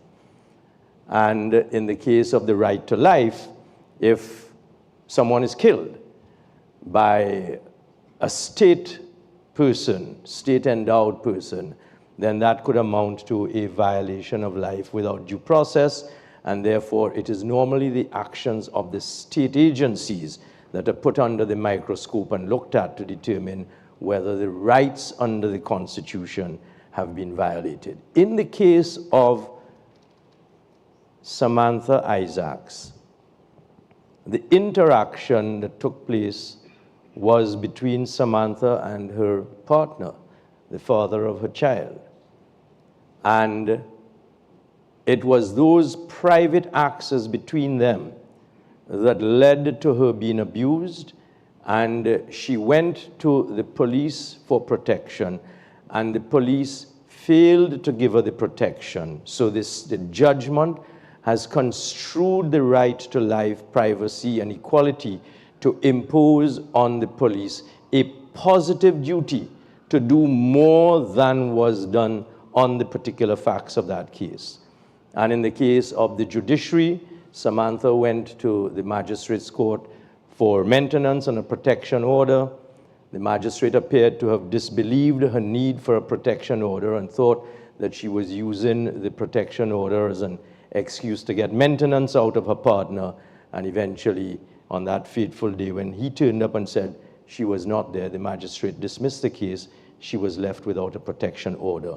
What Justice Mohammed did was to impose on the state, through the arm of the judiciary, a failure to have positively acted in response to a citizen saying, the state has failed to do something for me that should be guaranteed on a proper construction of the particular rights. So it's not an active occasion done by the state, but a failure. And this is how Justice Robin Mohammed dealt with that particular positive obligation. And he went to the European Convention, he went to courts across the international tribunals and imported very powerful reasoning from across the universe. He says, and this is at his paragraph 94, page 33, for a positive obligation to arise, it must be established that the authorities knew or ought to have known at the time of the existence of a real and immediate risk to the life of an identified individual from the criminal acts of a third party, and that they, that is to say, the state authorities, failed to take measures within the scope of their powers which, judged reasonably, might have been expected to avoid that risk. Another relevant consideration is the need to ensure that the police exercise their powers to control and prevent crime in a manner that fully respects due process and other guarantees which legitimately place constraints on the scope of the action to investigate crime and bring offenders to justice. So that's one of his reasoning processes. And on the duty to investigate crime, he also looked at a further development in the case, because at the end of the day, laws have to be read together. The fact that there is a Domestic Violence Act is not the four corners of the responsibility that is imposed on the police to investigate a complaint of domestic violence. There are other laws as well. So this is what Justice Robin Mohammed found at paragraph 22 of his judgment, given that there was no, and it is one of the things that we will have to look at in the amendments that both Master Ramdas and the President of the Law Association have suggested may need to be dealt with. There is no present active provision within the Domestic Violence Act that sufficiently and clearly identifies a duty on the part of the police to investigate the complaint that has been made. It's in there, but it is not sufficiently clear. That was brought, and I'm talking about 2017. In 2017, that duty was not imposed under the Domestic Violence Act. And these are acts that were taking place between 2013 and 2017. That duty to investigate was brought into being by an amendment to the Act that was passed in 2020. So when Samantha was making reports to the police, they did not have the 2020 power. In 2013, 2014, 2015, and 2017 that they were given by Parliament in 2020. Did it mean that the police could not investigate the reports? And this is what Justice Mohammed found in construing the positive obligation on the part of the police to investigate, notwithstanding an absence of explicit provision in the Domestic Violence Act. Quote, "It is unreasonable in the court's mind for the state to assert that a duty to investigate reports of domestic violence does not arise in cases of domestic violence simply because it does not explicitly say so in the words of the legislation. Under Section 45B of the Police Service Act, Chapter 15, Number 1, a police officer has the power to arrest and charge and prosecute any person found committing or is reasonably suspected to have committed an arrestable offense. A critical component," continues Justice Mohammed, "of the appropriate exercise of this power lies in a police officer's performance of his investigative duties before he lays a charge or initiates prosecution against an accused person for an offense." So what Justice Mohammed is pointing to there is that you have to know what you, the police, must know what your powers are under the different pieces of legislation, not just the Domestic Violence Act. And you can see from the provisions of Section 45B of the Police Service Act that the police have the power to investigate. And when somebody comes to you and complains, as Samantha did, that she had been brutally beaten by her partner, that constitutes a criminal offense. It's known as an assault. And therefore, the police have ample power to investigate, go and talk to the neighbors, go and talk to Samantha, get medical reports, talk to the gentleman himself, the perpetrator, and after a proper investigation, you come to the conclusion that there is sufficient evidence to justify a charge of a criminal offense, i.e. assault, and you can charge the perpetrator with that crime. And because that did not exist in the provisions of the Domestic Violence Act in explicit provision in 2013 to 2017, did not excuse the state from its positive obligation to protect that young person. So those are just two examples of the novel approach taken by the judge in the Tot Lamkin case. And I want to comment on one other decision which I was not aware of because I'm not a criminal law practitioner. But Justice Robin Mohammed alerted me to a decision of the State and Laurette Charles, which he refers to in paragraph 228 of his judgment. And I asked for that judgment, and I've read it. it is a judgment by Mr. Justice Geoffrey Henderson, sitting in the criminal division of the High Court of this country, as he then was. He is now Justice of Appeal Geoffrey Henderson. And if, Mr. Moderator, you will permit me very briefly to refer to a couple paragraphs of Justice Geoffrey Robertson's judgment. This was a case in which he says, paragraph 1, in this case, there are two victims, Larry Wendell Timothy, the deceased, the victim of this homicide, and the other, Laurette Charles, otherwise called Angel, the victim of intimate domestic violence, serial intimate domestic violence at the hands of the deceased.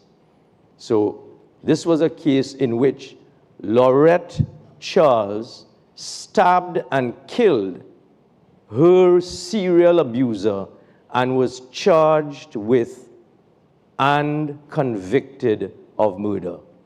And Justice Henderson says, this is at paragraph 3 of his judgment, on the 25th of October 2023, after full consideration and application of the sentencing methodology and in light of the particularly compelling circumstances of this case, this court delivered an oral decision in which Laurette Charles was released from custody when it sentenced her to 4 years imprisonment. With the time she had spent in custody awaiting her trial, she had already spent 5 years awaiting trial, to be deducted from her sentence. Having fully served her sentence, it was ordered that she be released immediately, with my reasons to follow. I now provide the written reasons for my decision. So Laurette Charles, a victim of domestic violence, stabbed her abuser, was charged with, convicted of murder, and spent 5 years in jail. Justice Henderson released her at the end of it.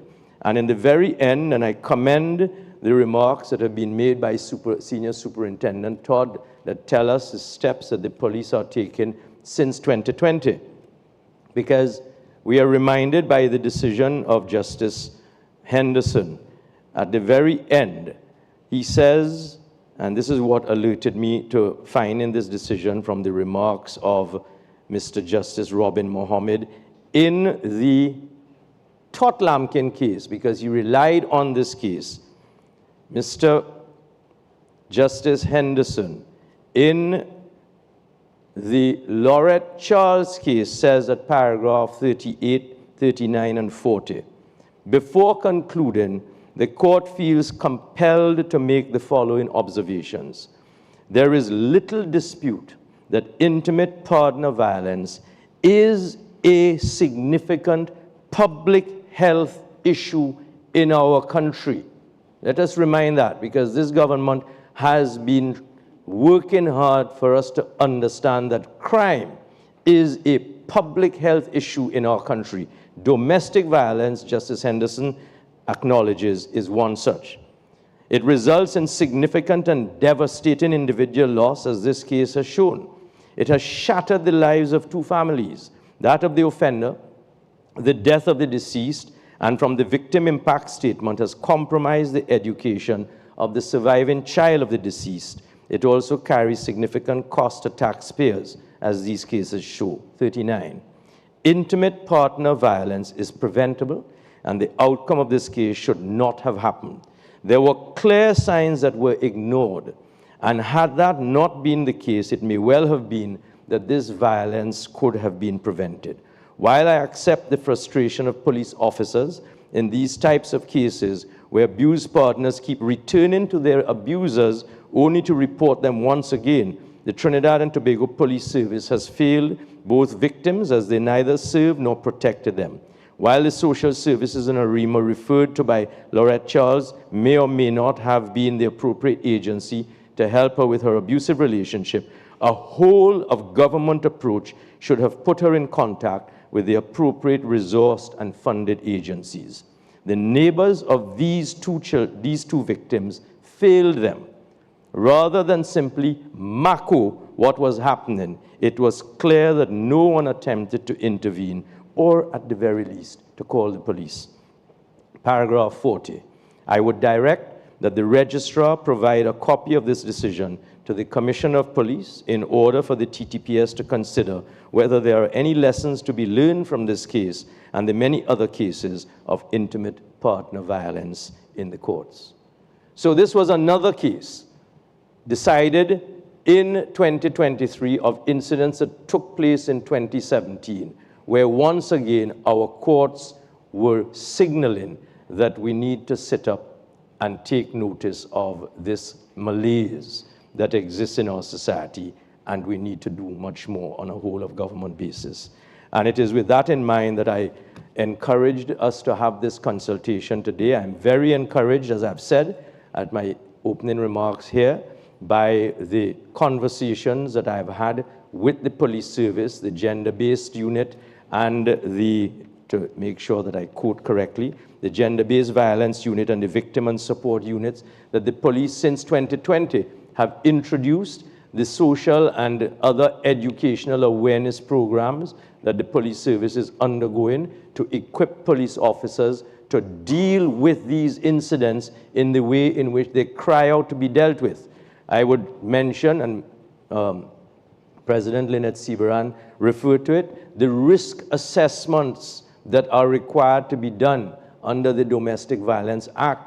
We need the police to begin to operationalize those risk assessments. In the Todd Lampkin case, the judge lamented the fact that if over the course of the 4 reports over 4 years, a proper risk assessment had been completed, recorded, and was in the police service station, in the police station, then when the complaints went to the court, the magistrate's court, and Samantha was pleading for protection, the police could have put that risk assessment case to show the pattern of violence that was taking place in relation to Samantha, and the magistrate would have had material, valid, credible, empirical evidence on which to have given the interim protection order that Samantha was asking for. None of that was done because the records were not maintained, and I'm grateful to President Seabaran for reminding us here today that those risk assessments need to be done and are provided for under the Domestic Violence Act. And in relation to the comments that have been made by Master Ramdas, and again, thanking her and the other members of the judiciary that we have met with in preparing for this conference today, I am very gratified and encouraged to think that this wake-up call that we have started to prepare for a month or 2 before today and has us here today is truly going to produce a pivotal moment in our history when the citizens of this country, young people, women and children, and men, because men are also victims of domestic violence, will at least have the assurance that the attention that needs to be focused on these dastardly crimes is being given and they will be protected. Thank you very much, Mr. Moderator.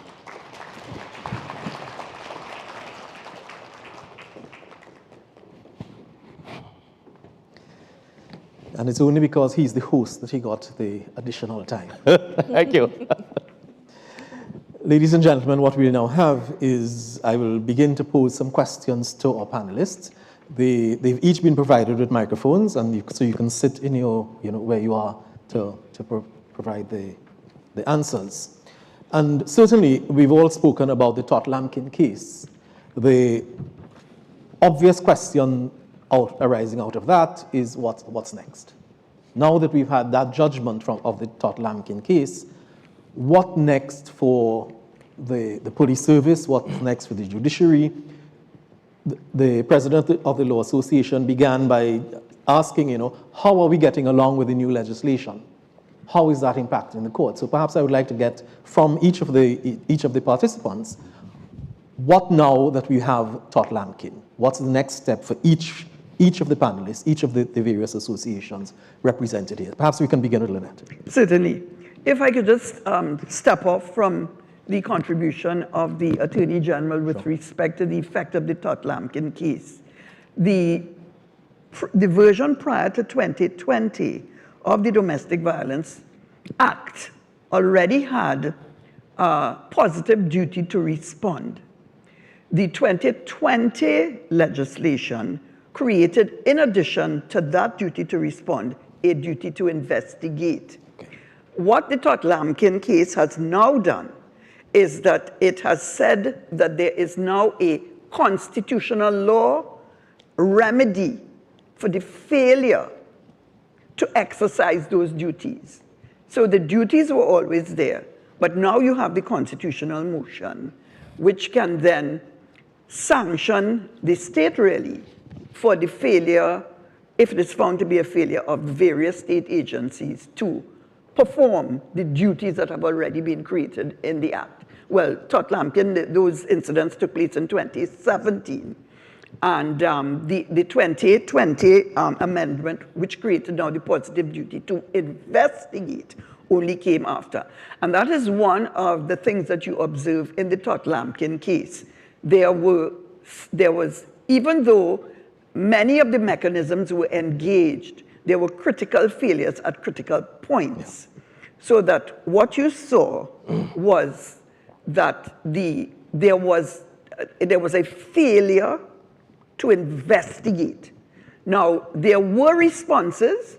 If you look at the facts in the case, at several stages, the police responded. But at a certain point in time, there appeared to be a critical failure to investigate. And in terms of the record keeping, there seemed to be a bit of a disconnect as to who had the responsibility to investigate. There, in terms of the response of the, and also in terms of the powers that the police already had, there would have been a power to charge the gentleman with criminal offenses. And this is one of the gaps that I think that we can identify here. And it's not a new gap, it's a gap that we have always been identifying, that there is a tendency on the part of the police for a variety of reasons, including their workload, their understanding of their responsibilities, that when somebody comes to the station, although the police officers do have a power to charge for the criminal offense that has been reported to them to investigate and charge, they tend to then send the victim to the magistrate's court to make an application for a protection order. So I think that what Judge Mohammed said was that the police could have acted on their own initiative. And there also appeared to have been an egregious problem with the grant of when the matter came before the magistrate, because the magistrate, and my experience has been by and large, that most magistrates understand that they are exercising a quasi-injunction jurisdiction, and they cannot wait for proof of the allegation before they put in place a temporary remedy. It is as if, well, if you are not doing something, then if I put an order in place that you should not be doing it, that's not to punish you. But even that was not done, notwithstanding that there was talk of knife threats, there was talk of serious physical abuse, serious assaults. So, and it was very difficult to understand the context in which the magistrate could have said that the application for the protection order could possibly have been being used to bolster an application for maintenance or custody. Because an application for maintenance and custody, those applications stand on their own legs. If there is a child and there is no maintenance order, the child has to be maintained. You don't have to apply for a protection order in order for a magistrate to grant maintenance or to grant custody. So that was a bit of a disconnect there. And quite atypical of my experience of magistrates, because by and large, magistrates do grant ex parte and interim protection orders on the basis of a risk that what the victim is saying could be true, and therefore the protection should be put in. Protection should be granted. But Superintendent Butler, this is an indictment on the police service, no doubt. It's an indictment that perhaps unfairly, because this is something that occurred way before the the legislation was amended in 2020. So I know that there is some wiggle room there. But how is the police now responding to this? That the fact is you must investigate when the anecdotal evidence outside continues to tell us that police are not investigating as thoroughly or as efficiently or as quickly as they ought to. Thank you, sir. So that I would want to start at the point where the judgment has prompted an internal review process. So because of that, the leadership of the Special Victims Department and the leadership of the Trinidad and Tobago Police Service is now looking holistically at our current practices and procedures to see where the gaps are and what we can do to fix them. We recognize that the duty to investigate existed way before, as we said, and we recognize that in this particular case, there was a failing. We feel sufficiently sure that because of the measures that were put in place in 2020 with the establishment of the Gender-Based Violence Unit, that we will be able to respond differently and in the way that is required. We are, however, going further because we believe that while the Gender-Based Violence Unit is there with this specific remit, we want it to be a whole-of-service approach so that at that initial point of contact, whether it is within the Gender-Based Violence Unit or whether it is in the wider police service at a police station or a individual police officer, that they are fully aware of what needs to be done and fully capable of following through on the actions. We are also looking at specifically building capacity in our middle managers at the level of supervision, corporals, the sergeants, the inspectors, who are the frontline officers. We believe that it is really critically important that we do some interventions for them. And in our pre-meetings, we had offers of training coming in from the judiciary as well as other bodies. So that is also going to happen. I also want to say that the leadership's vision of the Trinidad and Tobago Police Service is that these, and I think it bears out by the fact that the unit was established, that the leadership vision is that these victims must be treated with the sensitivity and the confidentiality. And policing by its very nature requires us to be attentive and responsive. So we acknowledge those feelings. But I believe that as an organization, we're in a different place. It is almost 7 years later. And the leadership's vision is that the entire organization gets involved. The Gender-Based Violence Unit, through the Special Victims Department, because it has been subsumed there, will lead the charge. But every single police officer must be able to respond. I also want to touch on the issue regarding the risk assessment tool. And I'm also going to deal with the issue of the domestic violence register one time, because I know that those are issues that are at the fore of persons' mind. So as it relates to the risk assessment tool, we have done some preliminary work to be able to treat with this. That tool has not yet been approved. But in my respectful view, it does not mean that the police cannot do some basic work to determine the level of risk that a particular offender will pose. So going forward, that is the approach that we will be taking until we have the specific tool that is being developed. The work to develop that tool is advanced, but there is still some to be done.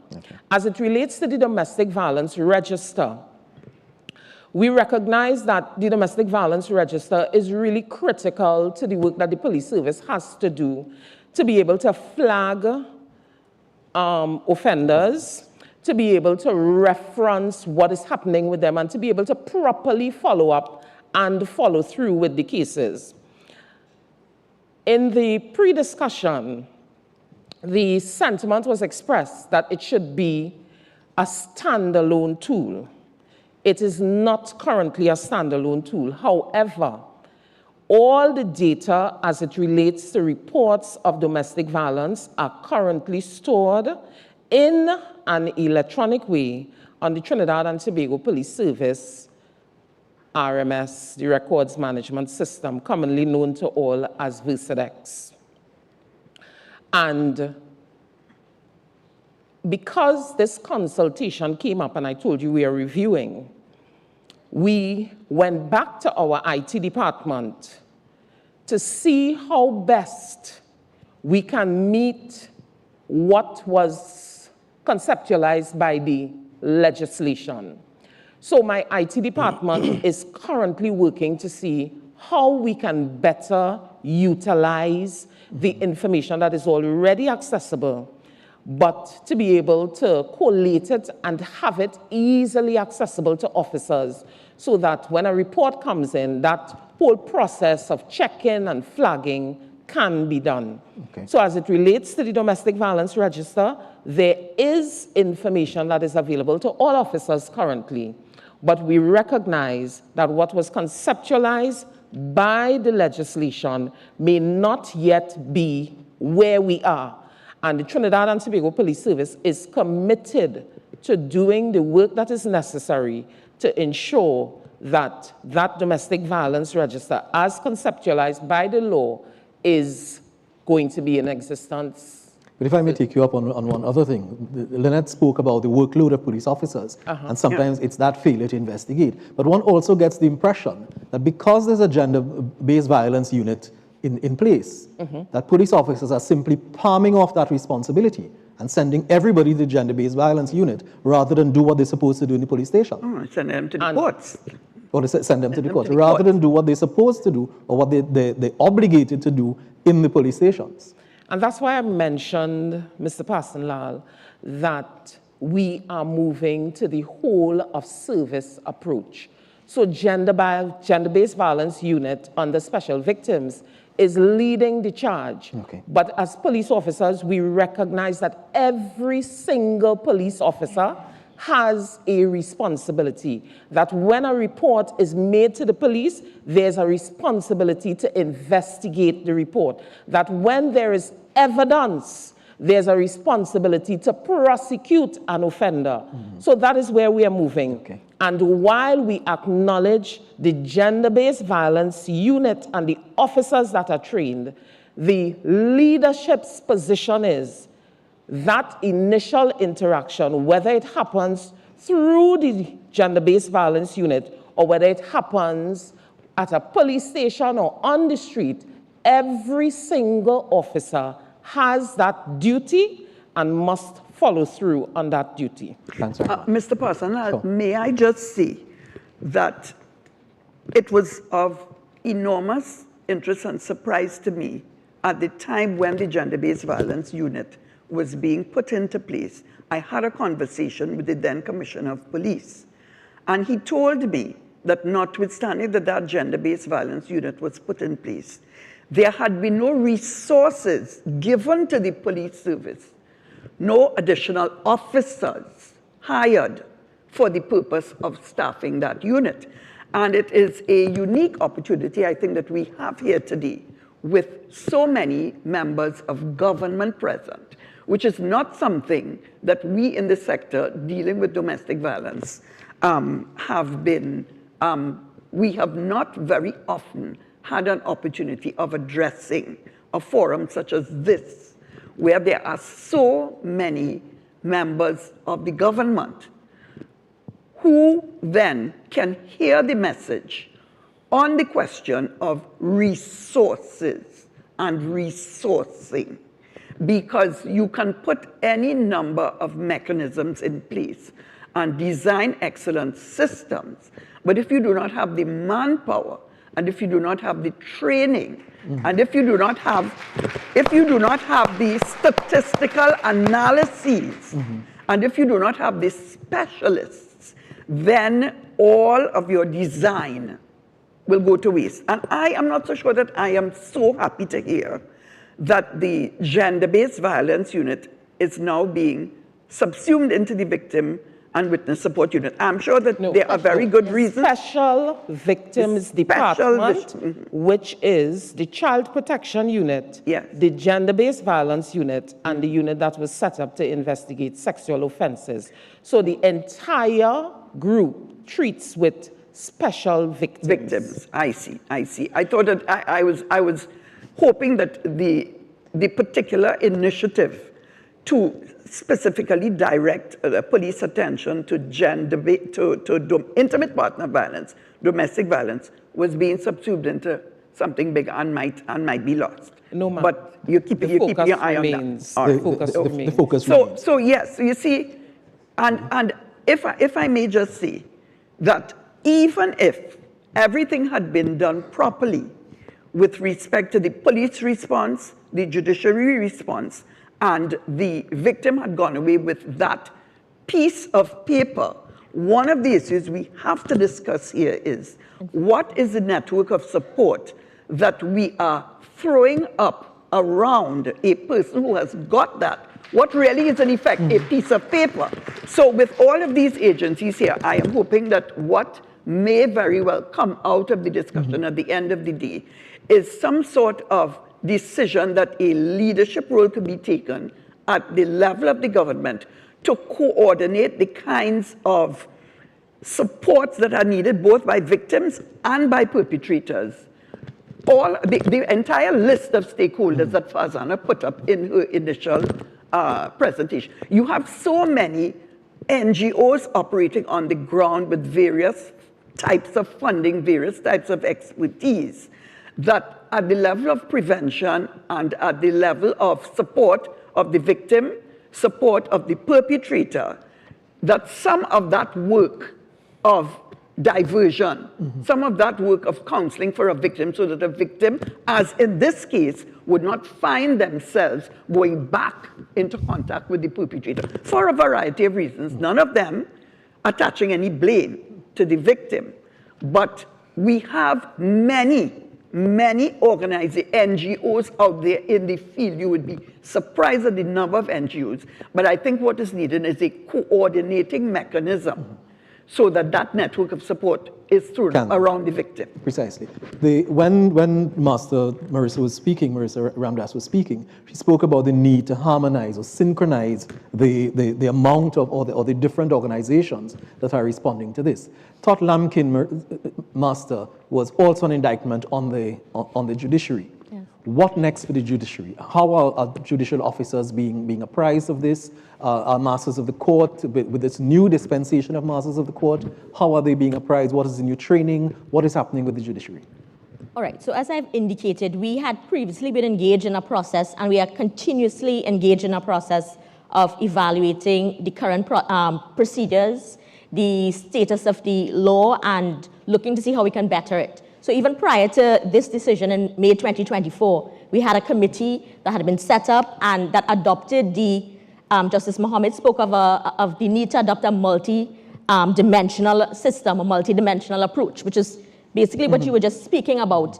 And that is what we tried to do. So we would have invited engagement from TTPS in that committee, Law Association, from legal aid, from members of the bar that deal with family court matters, from social services, the Coalition Against Domestic Violence, so we can hear feedback from everyone, not just from our perspective from sitting in court and dealing with persons, but after. Because at the end of the day, as a court of law, our interaction with the applicant and respondent is often limited. And after I've made an order, they require further support. And the question is, where do they go from there? And there are certain things available, but they're limited in terms of the resources. For example, safe houses.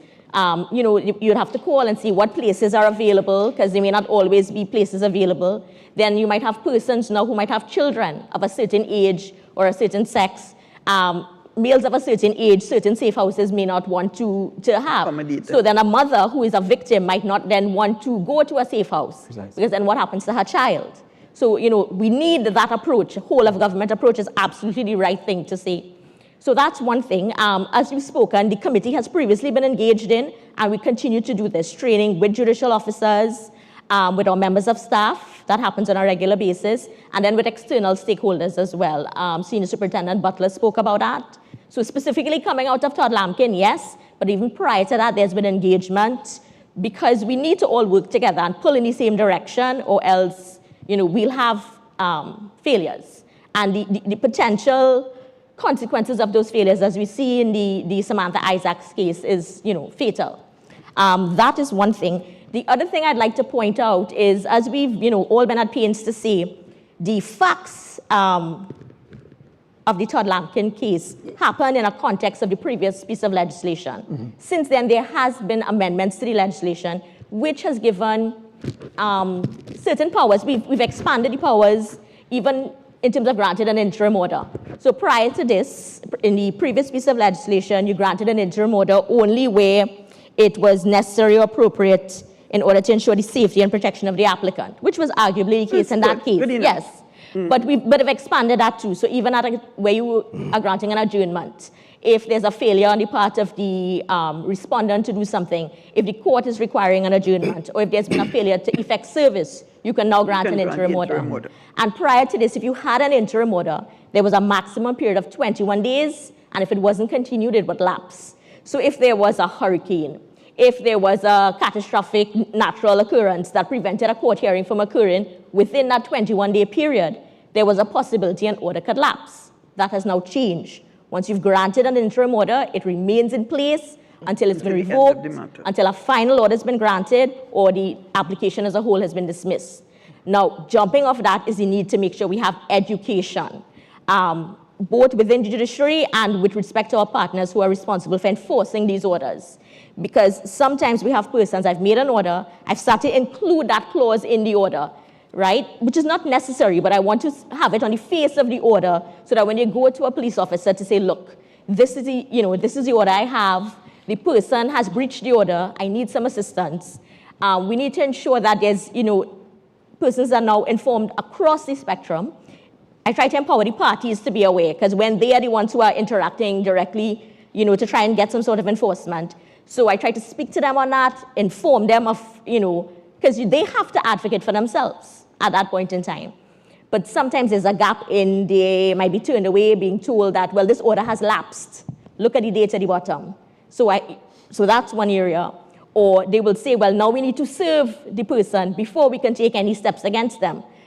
And while that might be true in certain instances, if the respondent was in attendance in court when the order was made, then he has knowledge of the order, and therefore he can be held accountable for breaching it. You don't then have to go serve the person before. So there are certain steps, definitely. So as I said, we've been engaged in that. We will continue to do so. We have commitments from our stakeholders to do that as well. I just wanted to ask one question I'm very happy. Before you ask the question, there are 2 points I wanted to ask. In the previous discussions, there was talk about perpetrators actually being, or the judiciary being allowed to actually do electronic monitoring of perpetrators. Right. Has there been any evidence? Has that ever been done? And if not, why not? Yes, it has been, but limited, yes. Secondly, and I know we have some people in the audience who might be very keen on hearing this question, right. The courts seem to have a preference or seem to have a disposition against male applicants. That is certainly the perception. So I just wanted to respond to both of them. No, that is certainly the perception from some of the persons who appear before the court, and they will say that, right?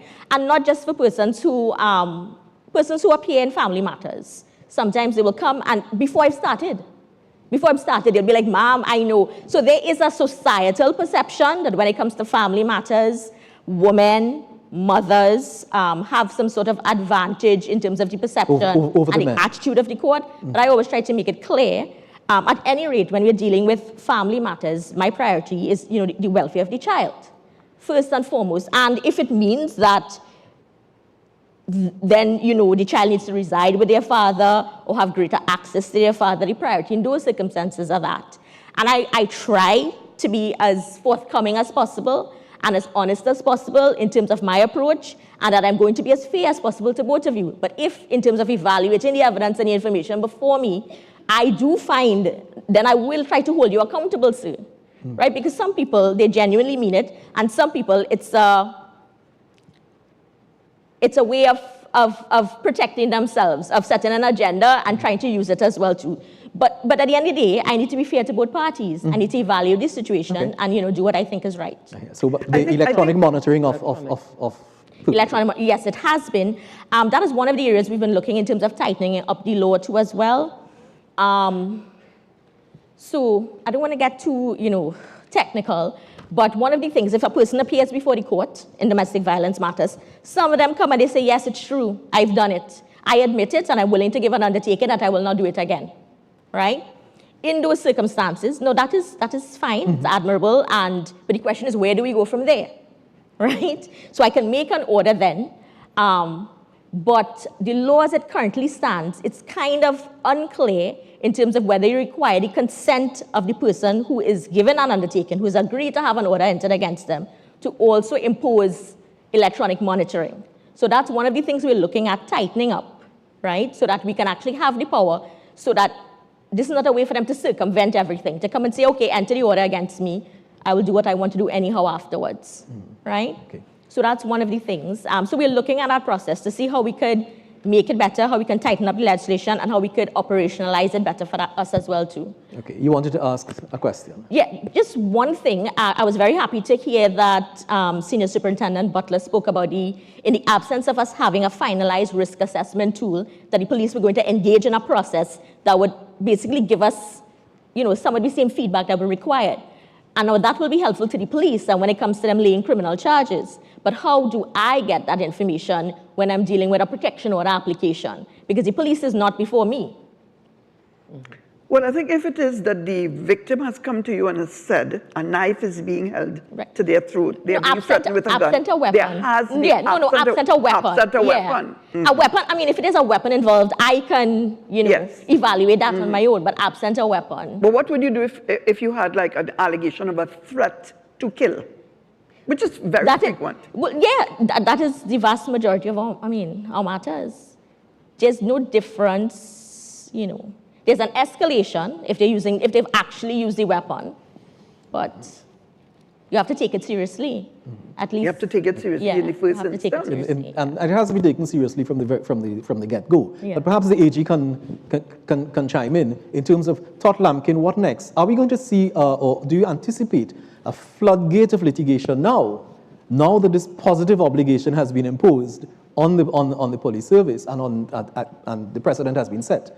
Are we going to see a floodgate of litigation now, saying that the government, the state, has a positive obligation to protect me now? Do you anticipate that? And if that is the case, what are we going to do about that? Well, to answer your question, Neil, and thank you for that, because I had intended to touch on it in one of my few final remarks today. So let's deal with it first. There is the risk of floodgates. In fact, the judge dealt with it in explicit terms in his judgment.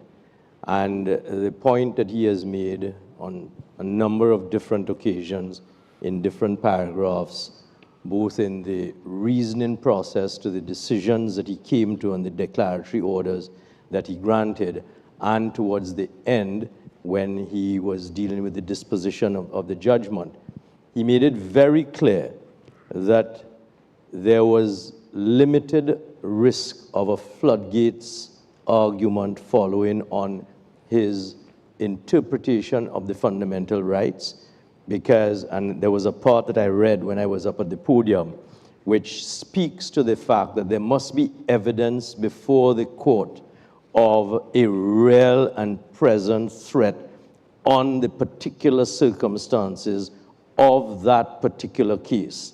And against the background of that real and present threat existing, the responsible authorities with knowledge of that real and present threat failed in particular ways to respond. That then creates the liability on the part of the state. But the judge was very clear to say those individual circumstances are not going to allow a floodgate situation to occur. They will have, each case will have to be taken on its individual merit. So both on the reasoning of the judge and my understanding of the facts of that case, I am not apprehensive at all that there will be a floodgate of cases coming successfully to the courts. Of course, persons will try, but I have very strong confidence in the quality of our judiciary. I'm a proponent of the Caribbean Court of Justice. I always say this because we have very good judges. And I have every confidence that our judges, looking at the Tot Lampkin case, developing a principle based on those particular facts, are not going to allow a floodgate to open indiscriminately. Okay. So that's my primary answer to that. Just a couple other remarks, if I may, on the comments that have been made by the other panelists. Responding first to the encouraging remarks from Senior Superintendent Butler on the work that the police service is doing now that they are that much more alive to the need to address the situation. And I'm hoping that the police approach will acknowledge, and I think I've heard as much from Senior Superintendent, will acknowledge the insidious cultural and pervasive reality that we are faced with. Because very often in the matters that I have had brought to my attention, what appears is an impression that police have the attitude to domestic violence that this is a private business, this is a private family affair. And even in the face of glaring criminality, do not intervene. That's husband and wife business. As husband and wife business. So for instance, in the very Tot Lampkin case, and I mean it was remarkable that at paragraph 17, she recalled, this is Miss Lampkin, the mother of Samantha. She recalled that Samantha had asked Karim to leave and he became enraged and began to hit her about the body, etc.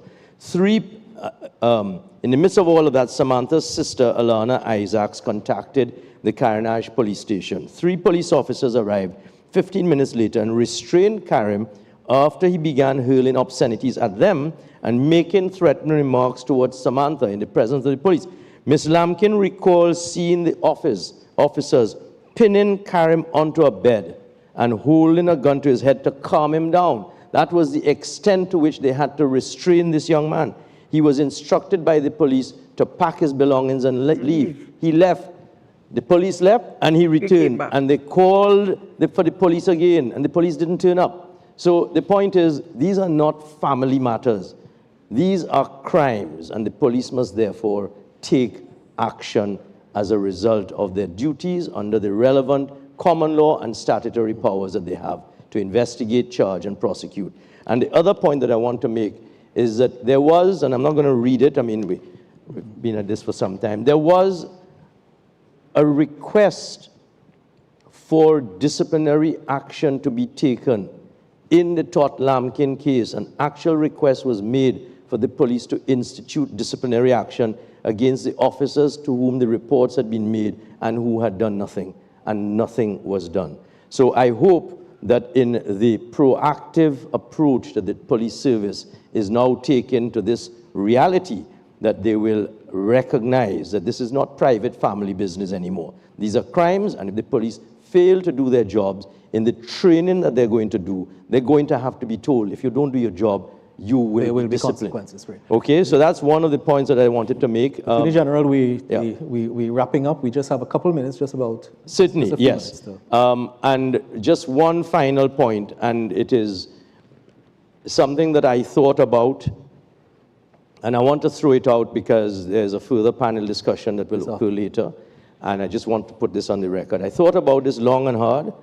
I took advice from senior counsel, and as a result of that advice, I have taken the decision as Attorney General, given the significance of the Todd-Lampkin decision and the positive benefit of having that decision to work with and to alert us to what we need to do, I have decided I am not appealing that decision. Thank you very much for that.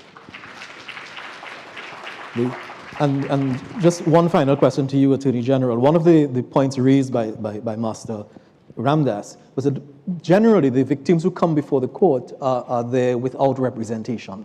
Okay? And part of that is because of there might be their own economic circumstances. There's no public defenders unit.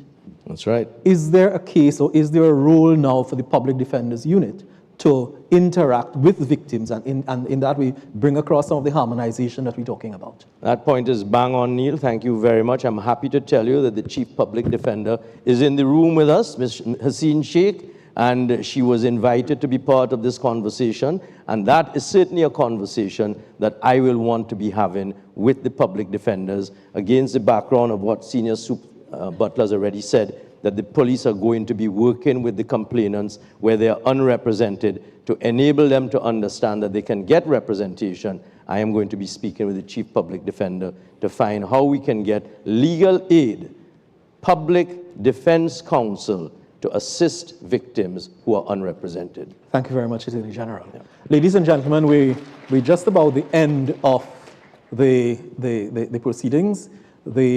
There is another panel to take place later on this afternoon. And in that panel, we will hear from the minister who has direct responsibility for gender affairs. I see the Minister of National Security is anxious to tell us something at this point. Minister? Thank you very much, Mr. Chairman, for bearing with me on this one. For the avoidance of all doubt, and just for the record, I did take note of the comments made by... I did take note... Mike.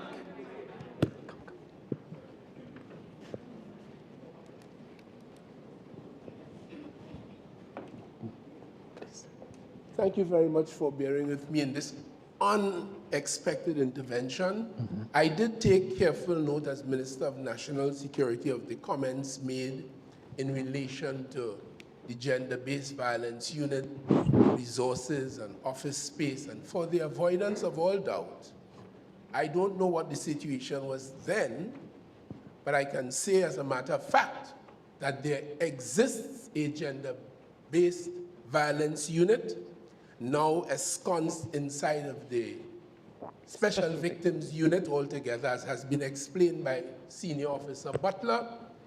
It is staffed. The staff has been undergoing training. There are allocations in the budget for its existence and sustenance.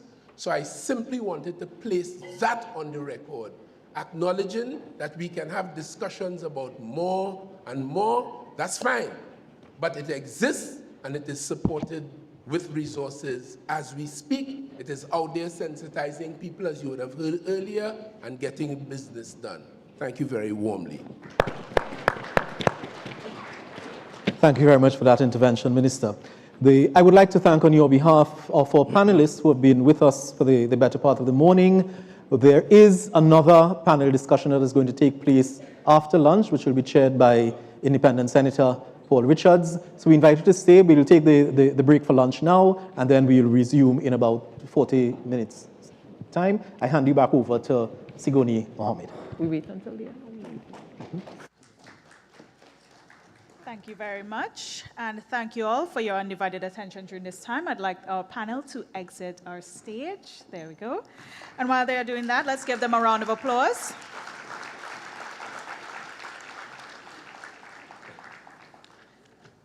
Now, we must balance the conversation, obviously. I know some of you have been formulating your questions for our panelists.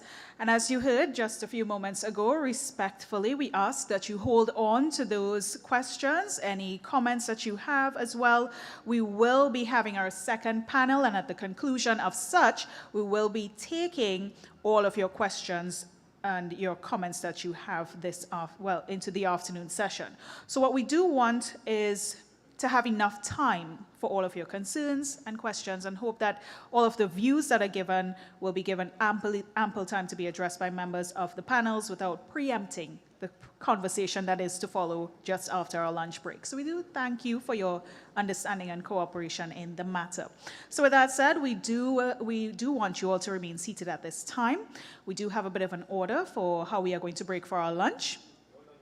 So what I'm going to have at this time will be tables 1 through 5 and tables 31 through 37.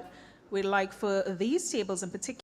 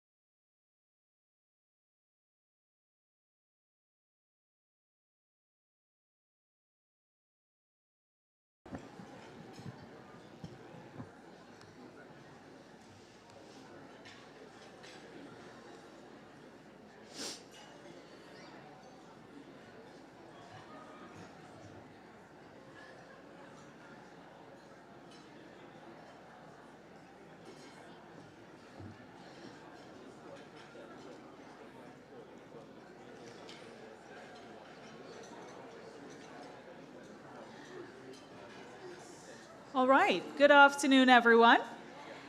It is that time of the day where we are going to be having a working lunch because some of you are still engaged in your plates. We are going to continue with this afternoon in particular session. So it's fine if you do have to continue eating, please. It's no rush. Okay, don't worry about it. Except for the panelists that are expected to appear, you need to rush eating and get ready, all right? So with that said, welcome again and good afternoon, everyone.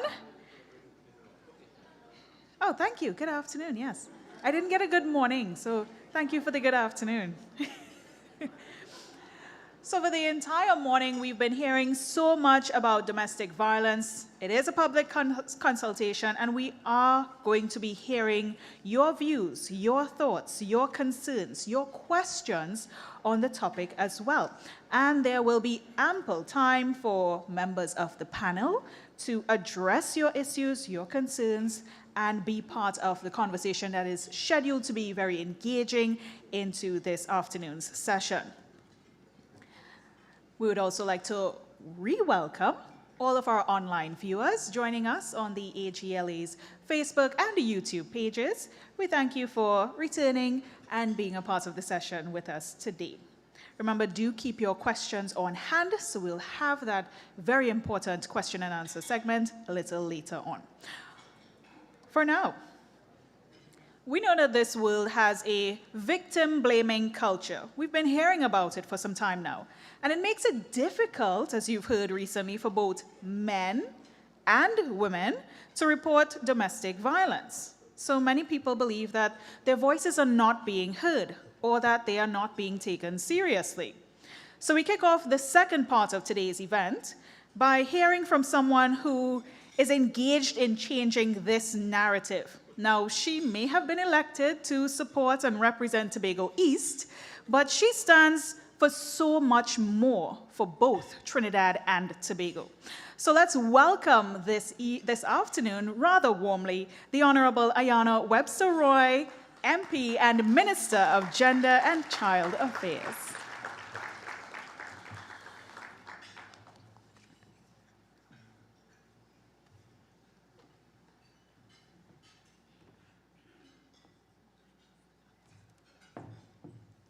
Good afternoon, everyone. Permit me to stand on the already established protocol. Now, I'm going to deviate from the norm, not going to use the speech, but have a little conversation with you all this afternoon. Now, question, how many of you would have seen this document? I saw a hand went up, very good. How many of you would have had the opportunity to read it, really take the time to go through it and understand it? This document is our National Strategic Action Plan on Gender-Based Violence and Sexual Violence in Trinidad and Tobago 2023 to 2027. I must say this document, this action plan, is not government's action plan.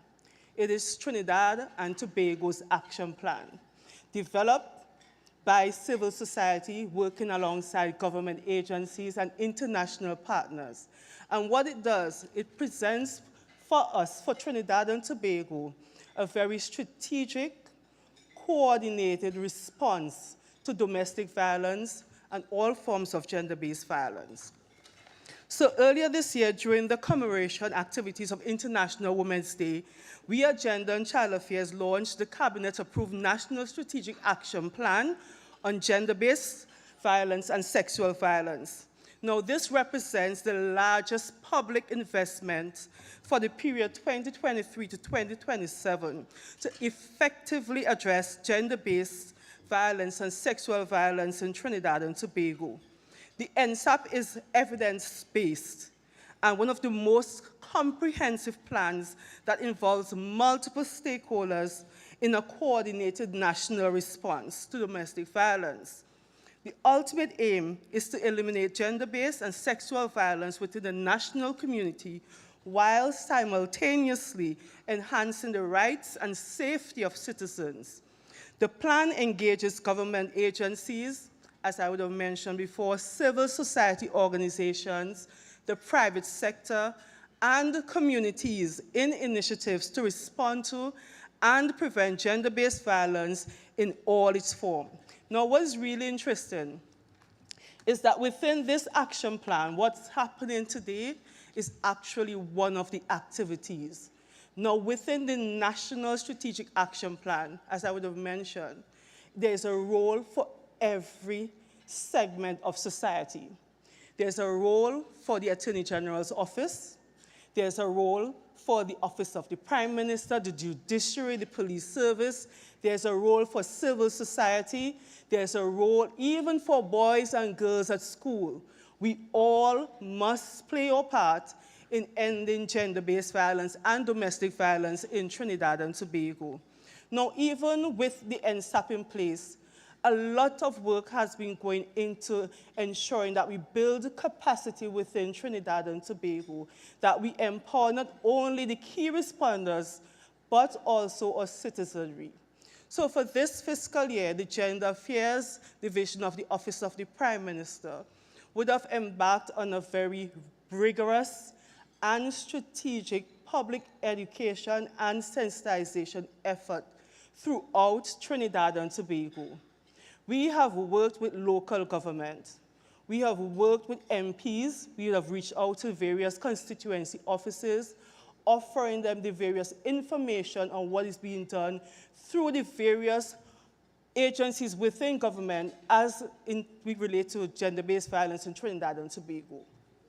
We have been going out and doing capacity building with civil society. So, for example, one of our most recent activities would have been a training workshop in Tobago for those agencies on the ground working to address issues around gender-based violence and issues around child abuse in Trinidad and Tobago. Earlier this year, we partnered as we continued our rollout of our public educational and sensitization efforts. We partnered with TT Post, bringing to almost every home in Trinidad and Tobago information on the various resources available to citizens as we work towards addressing issues around gender-based violence. So we have put those information within your mailboxes, encouraging you to understand what resources are available, how to seek help. Another key initiative that we have expanded over the years would have been our 800 Save Domestic Violence helpline. Now that gives you a direct connection to some of the key responders within the whole system to address domestic violence in Trinidad and Tobago. And while we have 800 SAVE, we have also been working towards strengthening our central registry on domestic violence. We have an existing registry, but what we recognize is that the registry needed to be further enhanced. And what we have been doing is expanding the registry to capture information from various stakeholders, and also while we capture that information to develop a robust case management system. So all the concerns that were raised earlier about there's a lack of coordination in terms of when a victim or survivor may present and how we coordinate the response so that they get the best possible outcome and the best use of services, the Central Registry on Domestic Violence, using the new case management system, will help us to coordinate that response and provide better services for victims and survivors. We acknowledge that there is a need for more shelter spaces. But while we acknowledge that there's a need for more shelter spaces in Trinidad and Tobago, we can also note that government would have established the first domestic violence shelter run by the government that not only facilitates a woman who is in need of a safe space, but our shelter facility takes in that woman who is in need of a safe space and her dependents. So if she has sons and daughters 18 years and under, they can accompany her to our shelter that we have available. We are also working towards establishing a shelter for men, because we recognize that while we identify women, while we identify women as some of the primary victims of domestic violence, Evidence would show that men also are victims, and we have to strengthen services for men in Trinidad and Tobago, and we are working towards that. Earlier in the discussion, there was the need for support services for perpetrators was mentioned. I would like to announce that we would have recognized that as we would have been developing the NSAP, working alongside various stakeholders, working with our civil society partners, we recognize that yes, there is a need for us to ensure that we put services in place to fully support perpetrators and help bring about that change in behavior. And we are working towards that. As a matter of fact, one of the key activities that we are now implementing at Gender and Child Affairs is the establishment of a men's bureau to capture all the services, all the needs, all the concerns of men, and develop targeted responses towards them. We recently held a working men's workshop, a safe space where men could have started the discussion, started the conversation, to push government towards ensuring that we respond effectively and efficiently towards their concerns and their needs. There's another activity that we would have developed. That's the Survivors Transformation and Empowerment Program. We have been going out throughout Trinidad and Tobago talking about STEP. So by show of hands, how many of you would have heard about our Survivors Transformation and Empowerment Program? I don't want to see Gender and Child Affairs hands up.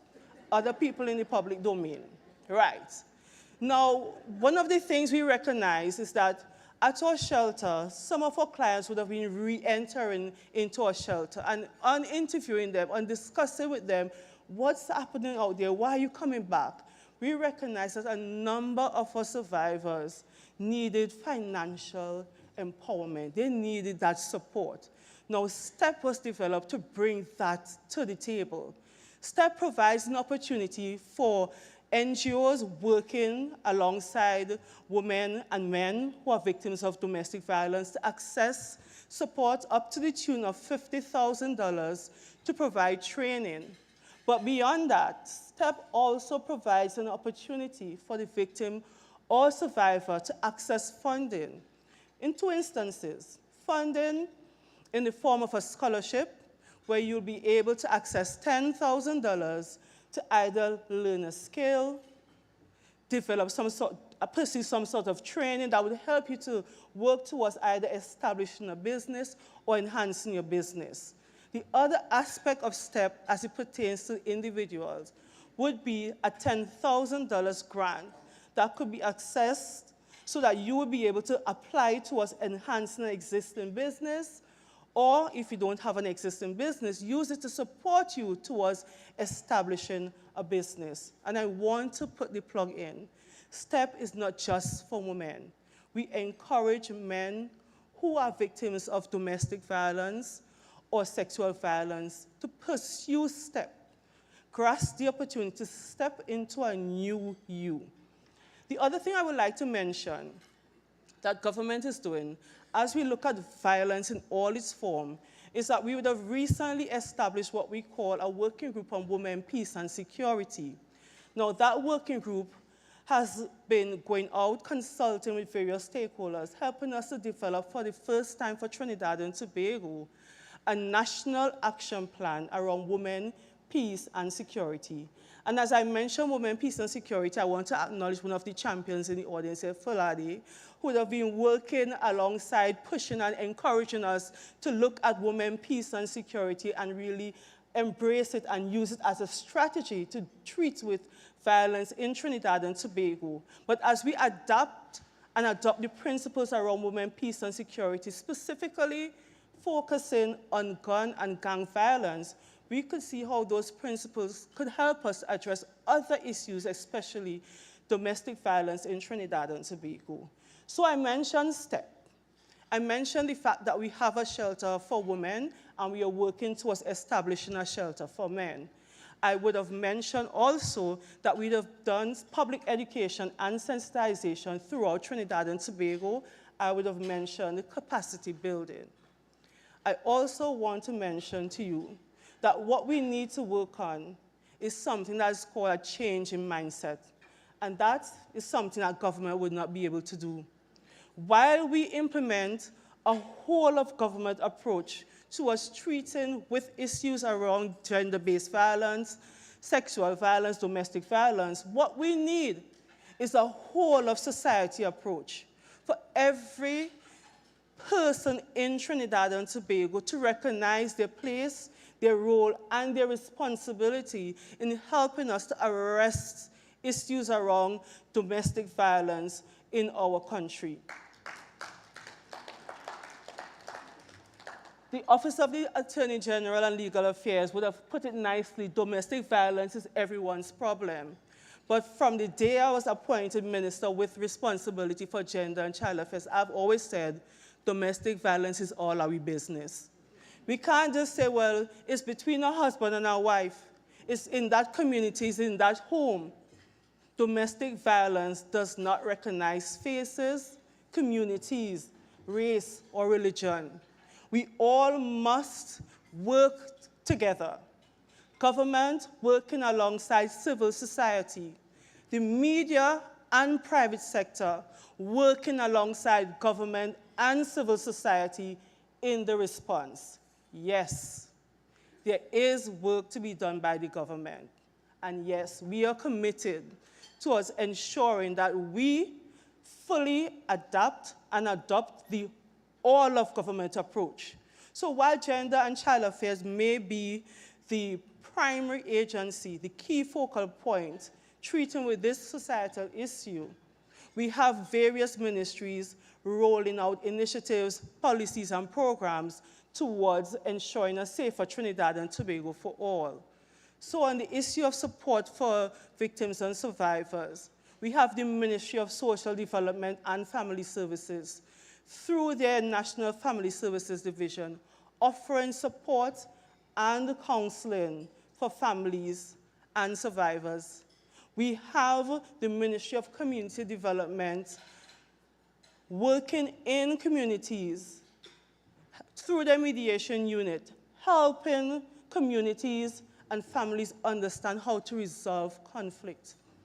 We have the Ministry of Youth Development and National Service, providing training opportunities for some of our most vulnerable young people, helping them to become more empowered so that they can become financially independent. And we have the Office of the Attorney General and Legal Affairs, recognizing, as the NSAP would have pointed out, the need for review of legislation, ensuring that we bridge those gaps, ensuring that we respond effectively and efficiently so that all of Trinidad and Tobago would benefit. Ladies and gentlemen, I would have just provided you a snapshot of what is happening at the government level to provide support for all of us. But as, again, I would like to mention, domestic violence is all our business. We need all hands on deck. We need to stand resolute and committed, putting our resources, our passions, and our efforts towards ending this societal scourge. I thank you.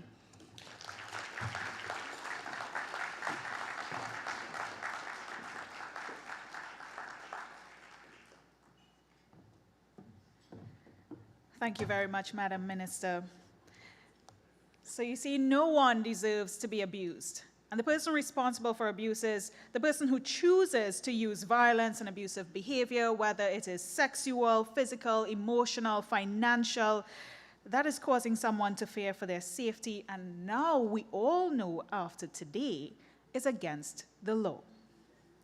So with that in mind, we're going to kick off our second panel this afternoon. And it is a power-packed panel, which will be discussing the adequacy of the legal framework in Trinidad and Tobago in protecting victims of domestic violence. Now, our first panelist is Claire Guy Allen. She's an acting woman senior superintendent of police within the Trinidad and Tobago Police Service. Let's welcome her as she comes up.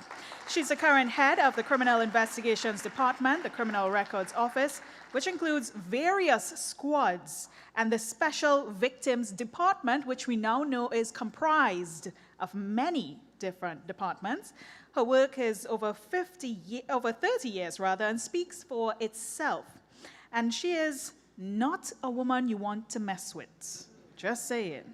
Because she has been recognized for her work in combating gender-based violence and child abuse in Trinidad and Tobago. She's a passionate woman for eradicating domestic violence and gender-based violence and child abuse, and she remains committed to serving the public with integrity. Again, Senior Superintendent Claire Guy Allen. Joining her on stage will be Farzana Nazir Mohammed. We would have seen her earlier. She's just having a quick sip there as she comes on. She has a lot to do today. The Director of the Criminal Justice Unit at the Office of the Attorney General and the Ministry of Legal Affairs.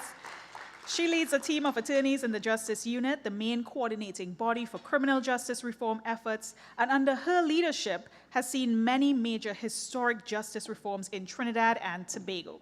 She's also passionate about contemporary issues which affect human rights and improving the justice system in our country for victims and the wider society. Again, we welcome Mrs. Farzana Nazir Mohammed. Also on stage to come up, Justice Lisa Ramsmer-Hines, who began practicing law as a prosecutor in Jamaica before returning back to Sweet T&T to serve as well. Justice Ramsmer-Hines believes that both redemption and recidivism are juxtaposed by choice and mentoring, and that a trial, regardless of division, should be a last resort. So with that in mind, she works extensively with the United Nations, women, and several associations of judges in addressing areas of gender access to justice issues. She's also a wife, a mother, a dog, and a sport enthusiast, aspiring violinist, and a cancer survivor. It is my pleasure to also say that she is a member of the advisory group established by Cabinet to develop a Women, Peace, and Security National Action Plan. Justice Lisa Ramsmer-Hines. And to round up this group of women that we have on our stage right now is another powerful woman, Dr. Diane Douglas. And she is a doctor of psychology specializing in clinical and community psychology, providing psychological and consultancy services to the Caribbean community. She's widely sought after, especially in the prevention and treatment of domestic violence. She's part of the UN Women's Expert Team, and she's developed the Partnership for Peace program, a regional flagship project for male perpetrators of intimate partner violence. It's through projects and initiatives that Dr. Douglas provided training for judicial and court officers and even attorneys to sensitize key stakeholders on domestic violence and sexual offenses, establishing the first online intervention program for women who were survivors of domestic abuse during the pandemic. We welcome again Dr. Diane Douglas. So now we have to figure out who's going to chair this wonderful panel and be on the stage with these ladies. Let's welcome Dr. Paul Richards, Independent Senator in the 11th and 12th Republican Parliament of Trinidad and Tobago. We know him as a broadcast professional, having worked in media in senior management positions for decades. But he's also a PhD holder in educational psychology. He has a passion for advocacy for persons with disabilities, special needs, vulnerable groups, and their families, including the rights of the elderly and women's rights and issues. Again, thank you very much, Dr. Paul Richards. I hand it over to you this afternoon. Thank you. Good afternoon, everyone. It is my pleasure to be the thorn among the intelligent professional roses and moderate this panel.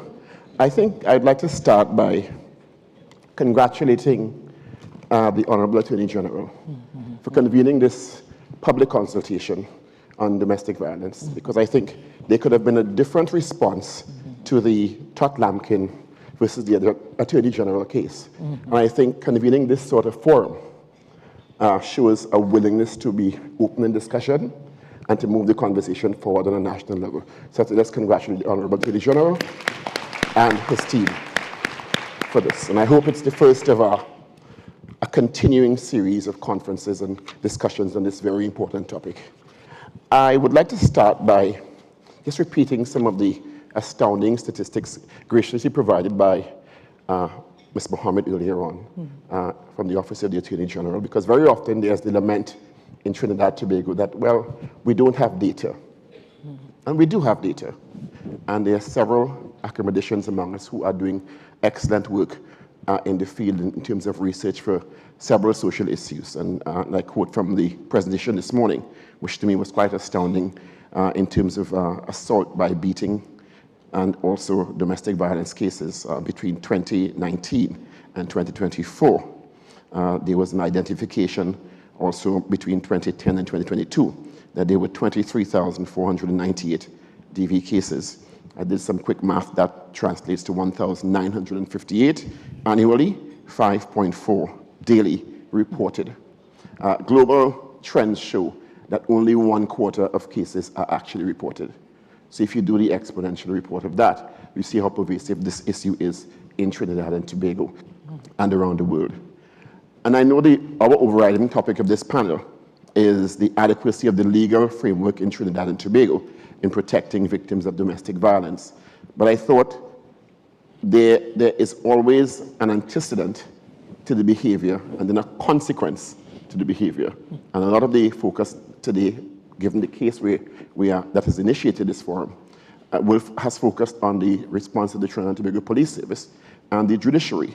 But I thought it would be remiss of us all in this room not to, at some level, cover where's this behavior coming from? Why is it so pervasive? Because that will also guide how we respond legislatively and how we respond as a society in terms of social responses. So I think that's a very important place to start this conversation. Why is this behavior so pervasive? All violence is learned behavior. It is learned by modeling from different agents in society, from what you see at home, from what you see in school sometimes, from what you see in the wider society, from what you are exposed to in mass media, in some instances video games, in some instances arts and culture, and of course think about how pervasive online is now, TikTok, Instagram, Facebook, and what messages are young people getting that are socializing them and us with particular mindsets and responses to situations that we're faced with in society. And we must consider all those things when we're considering remedies. So with that said, I'd like to start with someone I'm happy to call my friend, Dr. Diane Douglas, who will give us an overview of, I think we're staying seated, Dr. Douglas. We staying seated? Yes. Okay. We're conversating. And she will give us a sort of overview as to where this behavior is coming from, what are the causes of it, and what is maintaining it, and what is causing or maintaining its prevalence. So Dr. Douglas, over to you. Thank you very much, and it's good to be seated. I think it's really important to recognize that as human persons, we have an internal world that influences our behavior and an external world that influences our behavior. And so when we start to look at how we are socialized and how that socialization impacts how we think and feel and act, I think therein lies the core of domestic violence. So I want to start off with a few things. I want us to think about the issues of gender. And I have to thank Professor Rhoda Reddock for some of these definitions that I would use around that. So what is gender? Gender can be described as the socially constructed behaviors, attitudes, and identities associated with masculinity and femininity. But when we talk gender, and you hear gender-based violence unit and all these sorts of interesting things, what we are talking about is the fact that the violence does not occur to women and girls randomly and by coincidence. The violence is directed against a woman or a girl simply because she is female. And I think that's important for us to understand. This does not mean that there aren't men and boys, and many boys, who are victims. But we're talking about women because women are overrepresented in the statistics. Nevertheless, there is also the issue of the unequal distribution of power between men and women, women and girls. Yes? And so what we have found is the vast majority of perpetrators are male.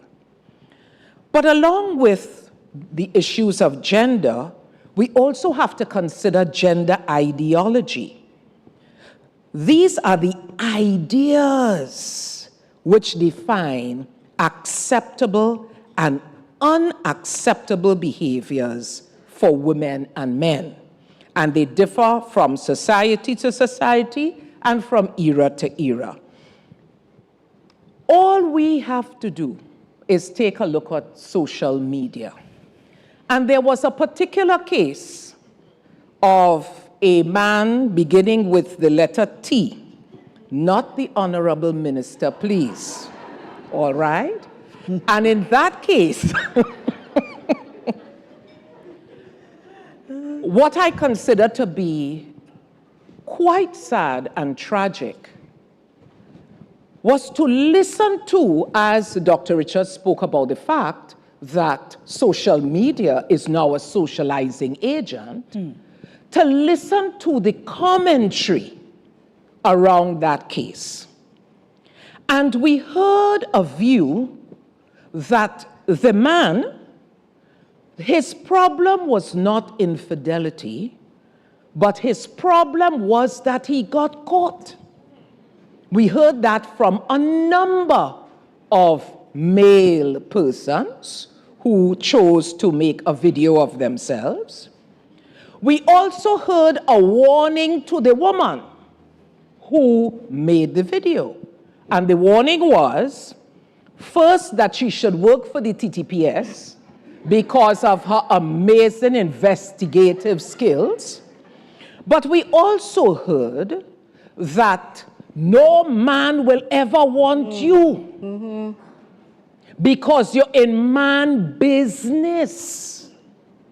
And if ever we did not believe that gender was an issue and that there were gender ideologies and expectations, good old raw social media tells us all. We also need to look at issues of gender identity, yes, and those views of self that shape how we act in all areas of life. But let's go to the external world of the abuser. I was so thrilled, Honorable Attorney General, when you mentioned issues of slavery. We cannot have this discourse if we do not face in our neck of the woods, not just our Caribbean neighbors, but certainly Trinbagonians, our history of colonialism, slavery, and indentureship. There is nothing so powerful in our history that sets the tone for domestic violence. That environment of power, control, intimidation, lack of human rights, boundaries, classism, shade of skin, and who is attributed with deserving to be here, intellect, etc., based on your shade of skin. And what that does with our self-hate. We have whole religions that talk about shade of skin. The deep mistrust between men and women. If I said to you, your money is mine and my money is what? Mine. How do you know that? Yes. When we socialize girls and we say all them young boys want is one what?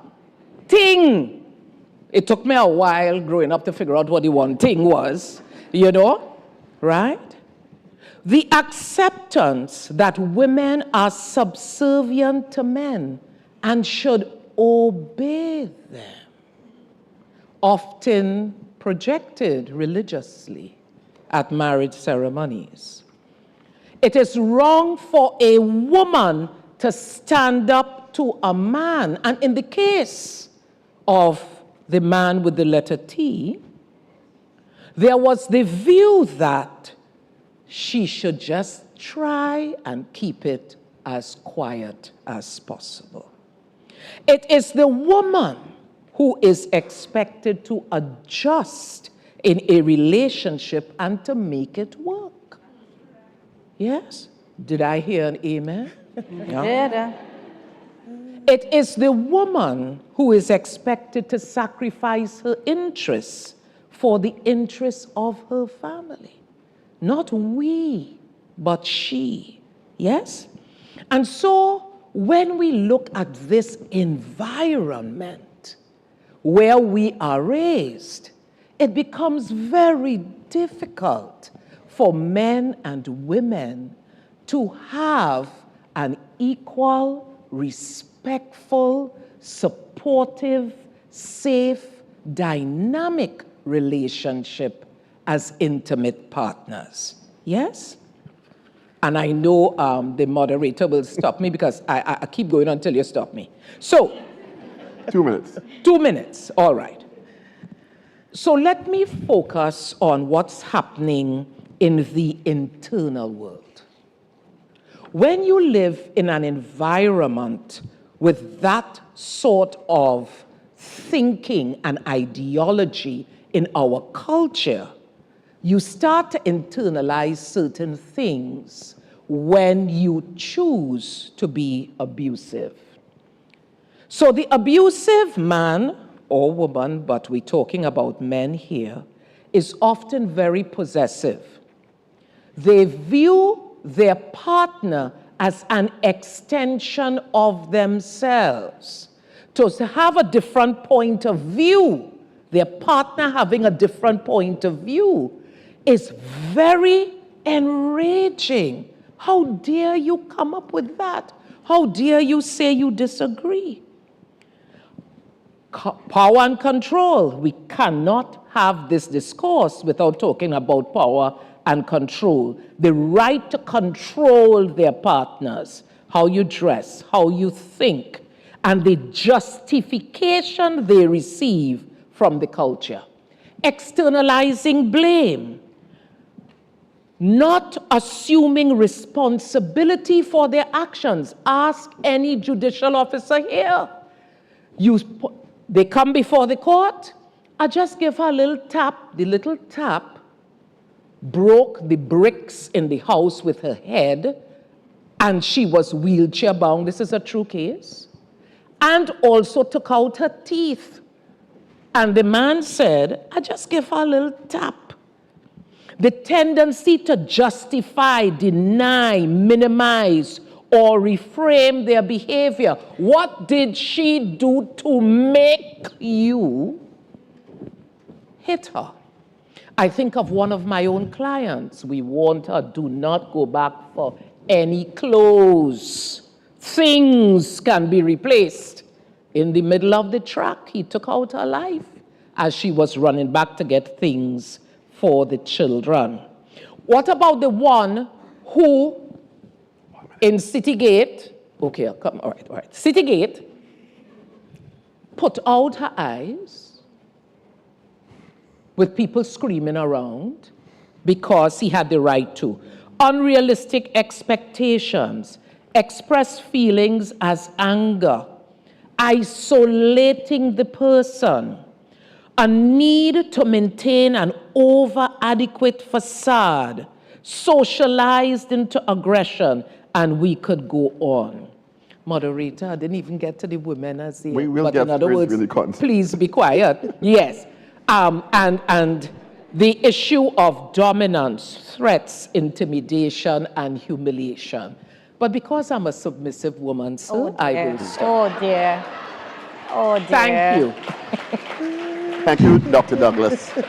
I think Shy and submissive. Diane. Dr. Douglas's opening presentation kind of gives us a good platform from which to start, because in looking at an holistic approach to dealing with domestic violence and the pervasiveness of it, we also have to look at the input side of it and what is causing it.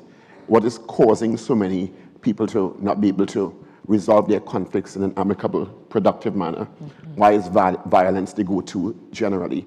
And then when we get to the stage of the unfortunate violence taking place, how does the system deal with it? I'd like to also add some statistics of my own, which I kind of collated when I did an article for an online publication some years ago. And it spans the time to the year 2000 to 2019, out of which, and these are still startling to me, during that period, out of 743 murders of women between the year 2000 and 2019, 270, or 36.3%, were attributed to domestic violence situations. Just over 1/3. And just think of the overall number of murders of women during that period. It should be shocking to us all. And I said it again, I said it before, I'll say it again. If we do not respond, as the Honorable Minister Webster Roy said, as a society, and not leave it to the government and the judiciary and the police to deal with, we will just be putting more and more burdens on those agencies to deal with a problem that's exponentially growing. So our topic during this panel discussion is the adequacy of the legal framework of Trinidad and Tobago in protecting victims of domestic violence. So the first question I have goes to Justice Ramsimar Hines, and then I'll go to the other panelists in terms of, in your opinion, is the present legal framework, and we had some wonderful presentations earlier on in the first panel this morning, is the present legal framework adequate in protecting victims of domestic violence in Trinidad and Tobago? Thank you, Dr. Richards. It's a very loaded question, because like several speakers earlier today, I like the legislation for the most part. I think it is very robust. I think it's comprehensive. There are some gaps.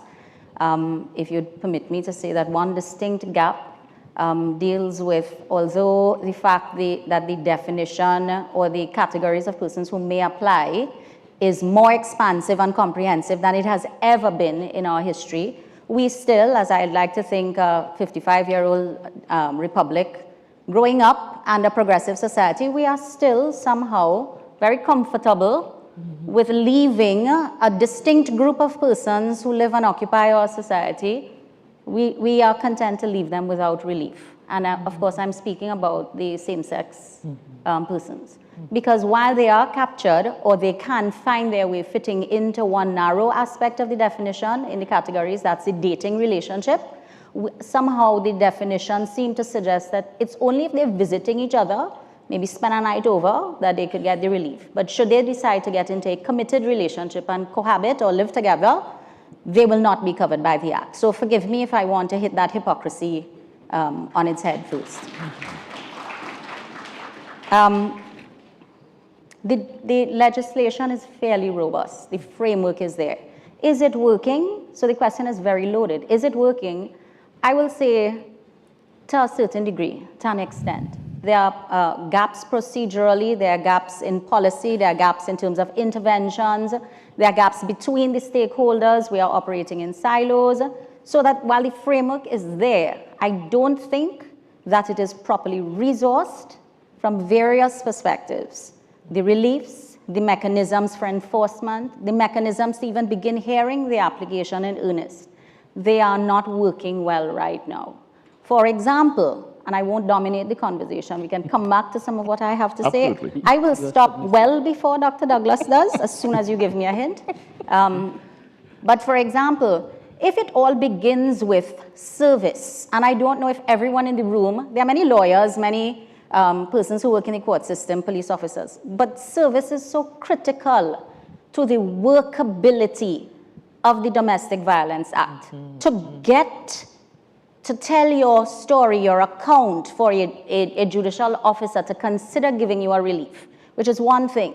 To get the paper, which is the Domestic Violence Protection Order, for the paper to even be worth anything, it has to be served, etc. So service is so critical at every stage of it. The legislative framework is great. The notice of the application shall be served by the police within, the notice is 5 days. 5 days, and orders shall be served within 2 days. But, I'm sorry, the minister left. But if it is left up to the court and process unit of the TTPS to serve all of these documents, plus serve all of the summonses for court, plus serve the subpoenas for all of the witnesses who have to come to court, plus be the one warrant man to execute all of the warrants in the area, plus come out to court for all in-person hearings, when are they going to have time to serve all of these domestic violence notices and orders? So that's a manpower thing. But you know, I can't let the police get away either. Because even if the Act says, the Act provides for that too. The Act says that if the police cannot serve within the 2 days or the 5 days respectively, acknowledging that you have failed, whether it's because you don't have the time, you don't have adequate resources, file the return in court that says I have failed to serve. Without that service, that affidavit of failure to serve, the master and the magistrate cannot then be triggered to make an order for substituted service. And hear how easy this is. If they would just file it, the court is empowered to make an order for substituted service, which is as simple as an ad in the newspaper in 2 successive days. As simple as that. Can be served by sending it by registered post to the last known address. But we still need the police to try to serve within the 2 days or the 5 days. And if they can't, then file the return. So I'm saying the framework is there. And I hope by giving 1 or 2 examples, I'm showing you that the framework is in the Act. This doesn't necessarily require scrap the whole Act and start over again, but look to fill all of the gaps. Some of it is resources required. There are other things as well. There are many reliefs which can be granted by the courts. Put a pause, Justice Hines. Thank you for that intervention. And I'm going to go to Fazana Mohammed now, and then Senior Superintendent Claire Guyan. The presumption of any law, and we're talking about the Domestic Violence Act here, there are presumptions that several agencies are working effectively together, that they're not working in silos, as has been mentioned before. There are presumptions that persons in the agencies have been trained to do what they're supposed to do, and it's working together in an interconnected, effective way.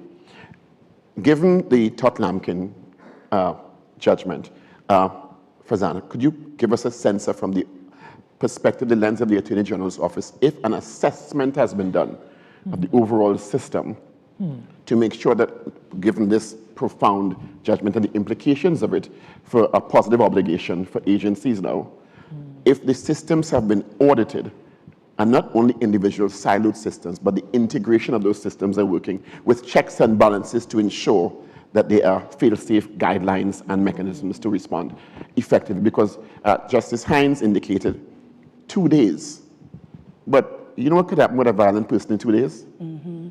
Think about someone under distress and has sought a protective order, and this person feels their life is threatened.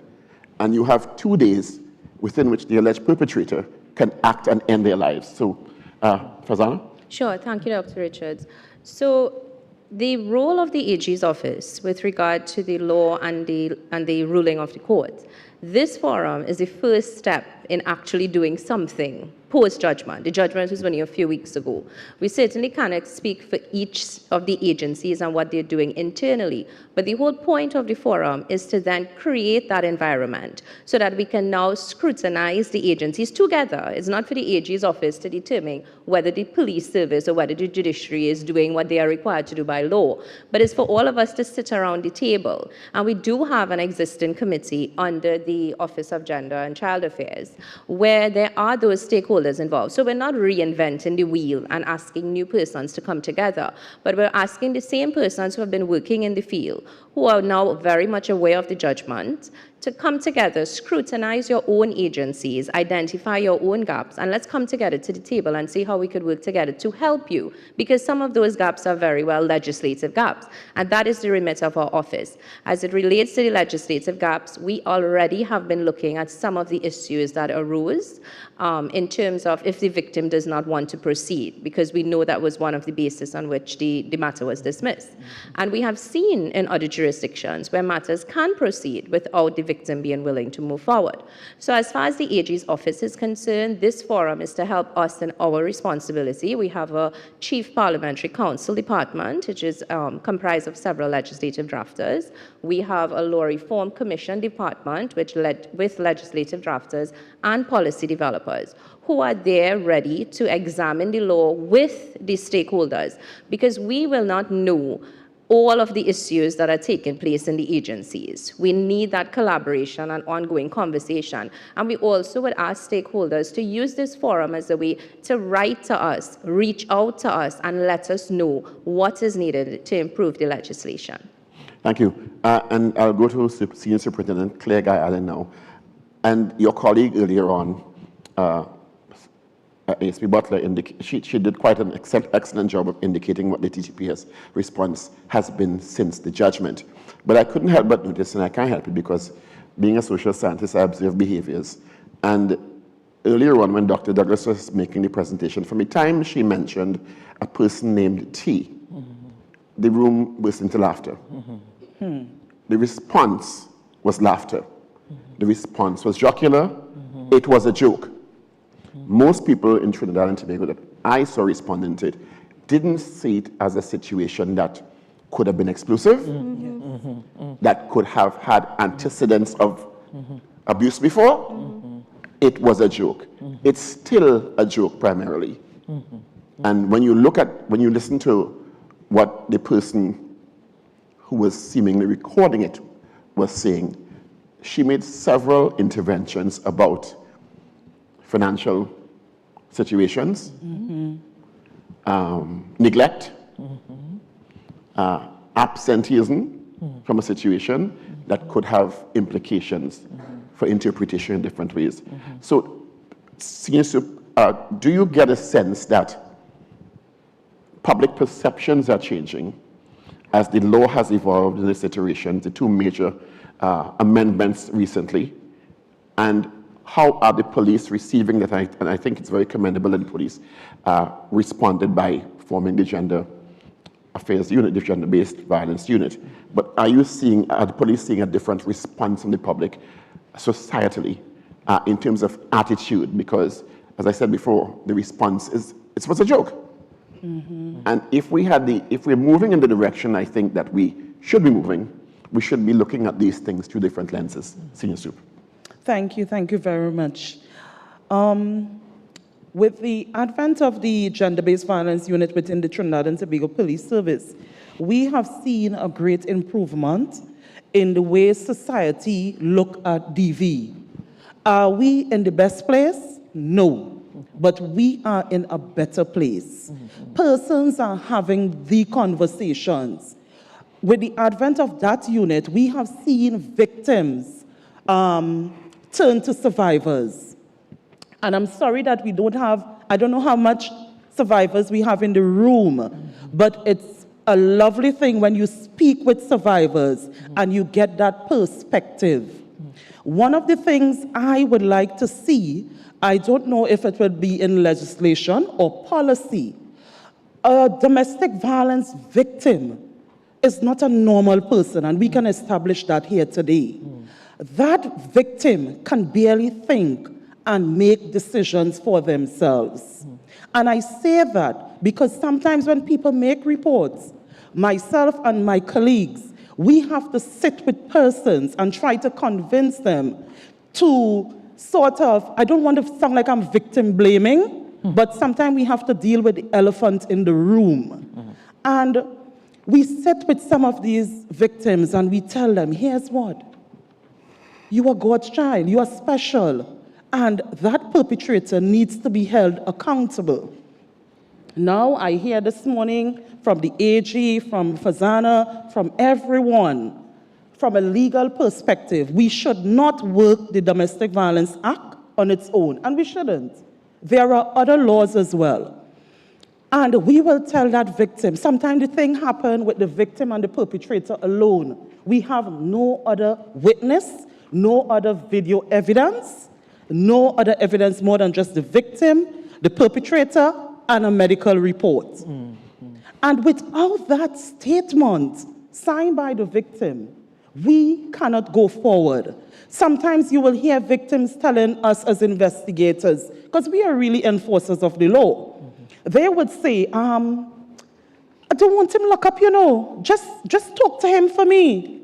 Now, I have a way. I am very realistic, and I see these things and sense these things from a distance. And since the formation of that unit, there are certain things that you can predict would happen. We had a survivor. You could have seen it plainly. That gentleman was growing out of proportion, and he was getting into killer mode. We advised the victim, here's what, you need to get into a shelter. That man is going crazy. He's not thinking. From the time a protection order was issued, you are not supposed to be in the home. You are not supposed to be within a particular distance. And there it is, you would put a ladder to a home, climb up through a window and get into the house. Now, that victim communicated, although there was a protection order preventing the communication, preventing the interaction, the victim kept communicating with the perpetrator. That ended in death. And I saw that from a mile. That victim would have left the country. We indicated to that survivor, listen to me, when you come back, tell us when you are here, so that we can pay that attention to you. She snuck back into the country because they were communicating on the phone, probably thinking of reconciliation. So I want to use that case to go back right into the laws. Now the Act is an excellent, excellent tool. Now, we have to make decisions for victims and survivors because they don't think for themselves properly around this time. Remember, this is someone who swept you off your feet, and all of a sudden you see all this violence. And the violence doesn't start physical, you know. Sometimes it starts with verbal. You are fat, you are ugly, you are good for nothing, nobody's going to believe you. Sometimes it starts like that. And we see it and we do not take steps to correct it. So when we are doing legislation, we may be infringing in the Constitution and infringing in persons' rights, but take into consideration, a DV victim is not a normal person. So things like, thank you, things like mandatory counseling, mandatory confrontation, where a survivor could be in the same room, supervised, and be able to confront. Sweetie, if she calls the husband sweetie, I don't know if she'll call him sweetie after the abuse. But, you know, saying things like, okay, you did this to me, you did that to me, why? Then we may see it goes further than just this physical abuse. It may go more to mental. Mental illness is real. And people reconciliate without any counseling or any intervention at all. We need to make mandatory counseling, mandatory confrontation with the victim and the accused person so that we could, because we don't want to break up families. We want to mend the families. Put a pause there. Could it be a controversial statement? I think philosophically, no one wants to break up families. But if someone's life is at risk or in imminent danger, I think the protection of the life is the important thing. And you can deal with the antecedents thereafter. Let me go back to Dr. Douglas. Exploring the same issue of victims who may have made an initial report, but are unwilling to continue. And I'll go to Justice Hines after. And are we lumping everyone into the same category with the understanding that these are complex psychosocial and emotional issues coming together in various states of dynamism? So because someone is abusive, and that's a horrible thing, it doesn't mean that the feelings automatically cut off. And it's an evolving situation. The imminent danger is one thing, but it progresses along different stages. And all those elements need to be considered when we're trying to proffer an holistic approach to it, from dealing with the family situation to protecting the life and dealing with the victims and the perpetrators. Dr. Douglas. You know, Dr. Richards, I would love to be able to just make one comment about the issues of legislation and the act Absolutely. and so forth. I think it's important that the persons with legal expertise understand that the rest of us don't understand legalese, you know. Have you all ever read some of the things you all write? We don't understand it. Point taken. And not only that. Some of us don't understand it either, quite frankly. No, but not only that, the average person in Trinidad and Tobago has no idea what the act says, you know. And That's true. it is time that we call media into account, because the traditional media, you know, the radio, television, etc., are supposed to be required to do public service announcements. And you can use those public service announcements to educate us, the average person, about what the law says and what are our rights, etc. This law is contained and enshrined in some holy, lofty place that it's hard to get at and it's hard to understand. So if you want our input, you have to make it available to the public in language that the public can understand, you know? It's a good point. But I want to say something else, and Senior Soup is dear to my heart, she knows, but I have a slightly different view as far as keeping the family together. That's right. I think if our goal is to keep the family together, we may force abused persons to try to make it work.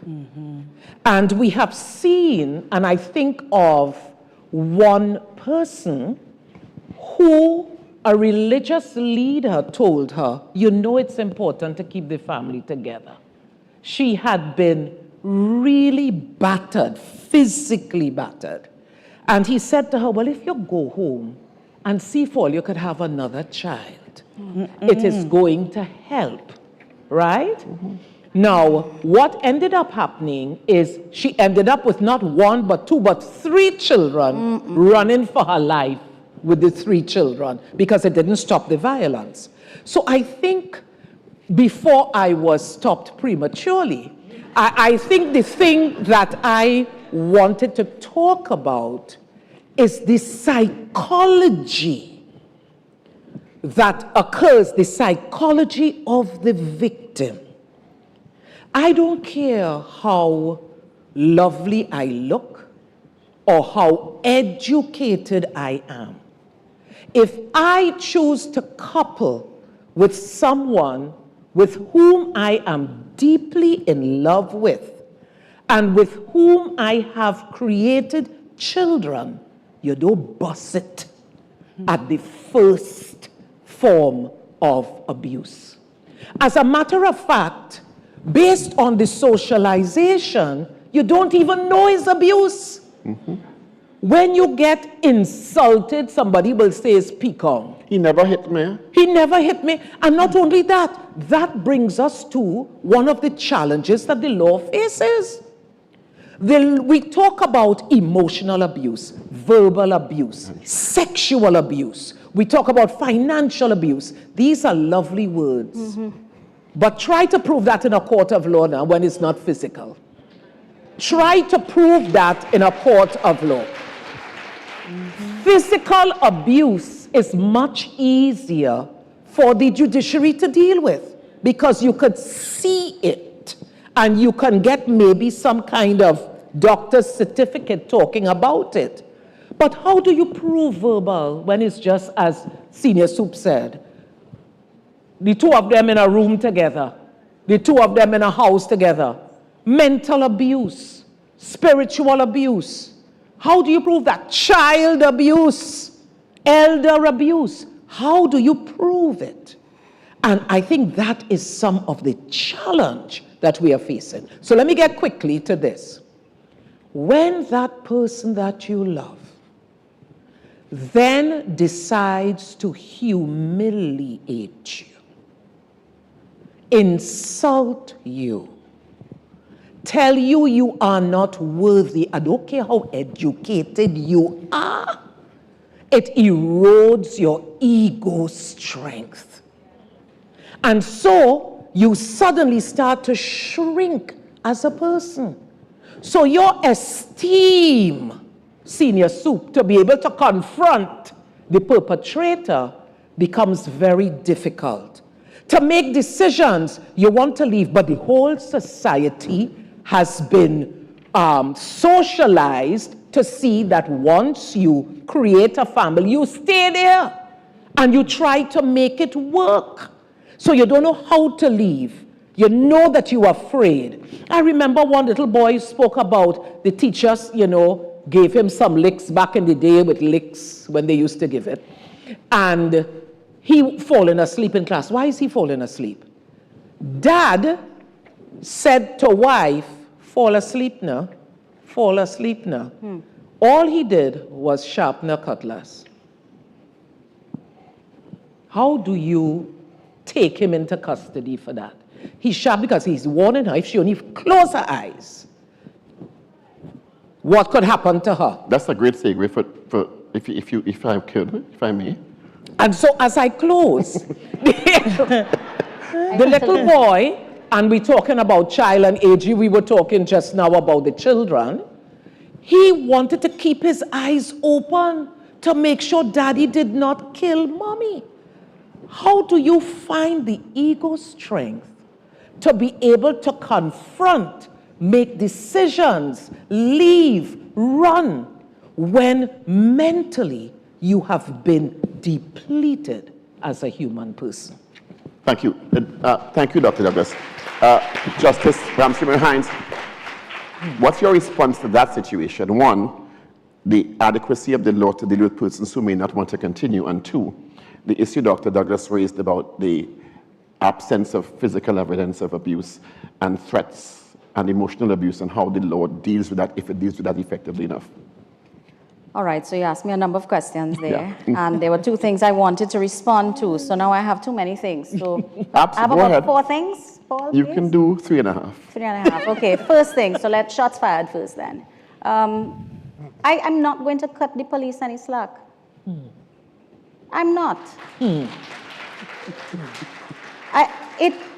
How can we rationalize that violence between strangers is treated with a solemnity, but the same act as between people who perhaps loved each other once is not treated in the same way? I promise you that when the police is called to the scene of a murder, that victim is no more different than the victim of murder between strangers or gangs. There is no difference, and there should be no difference when it comes to the police response in relation to domestic violence. If it is captured by a criminal law somewhere, the same way you would apply and enforce the law as between strangers or persons who are not in a domestic relationship, then apply it.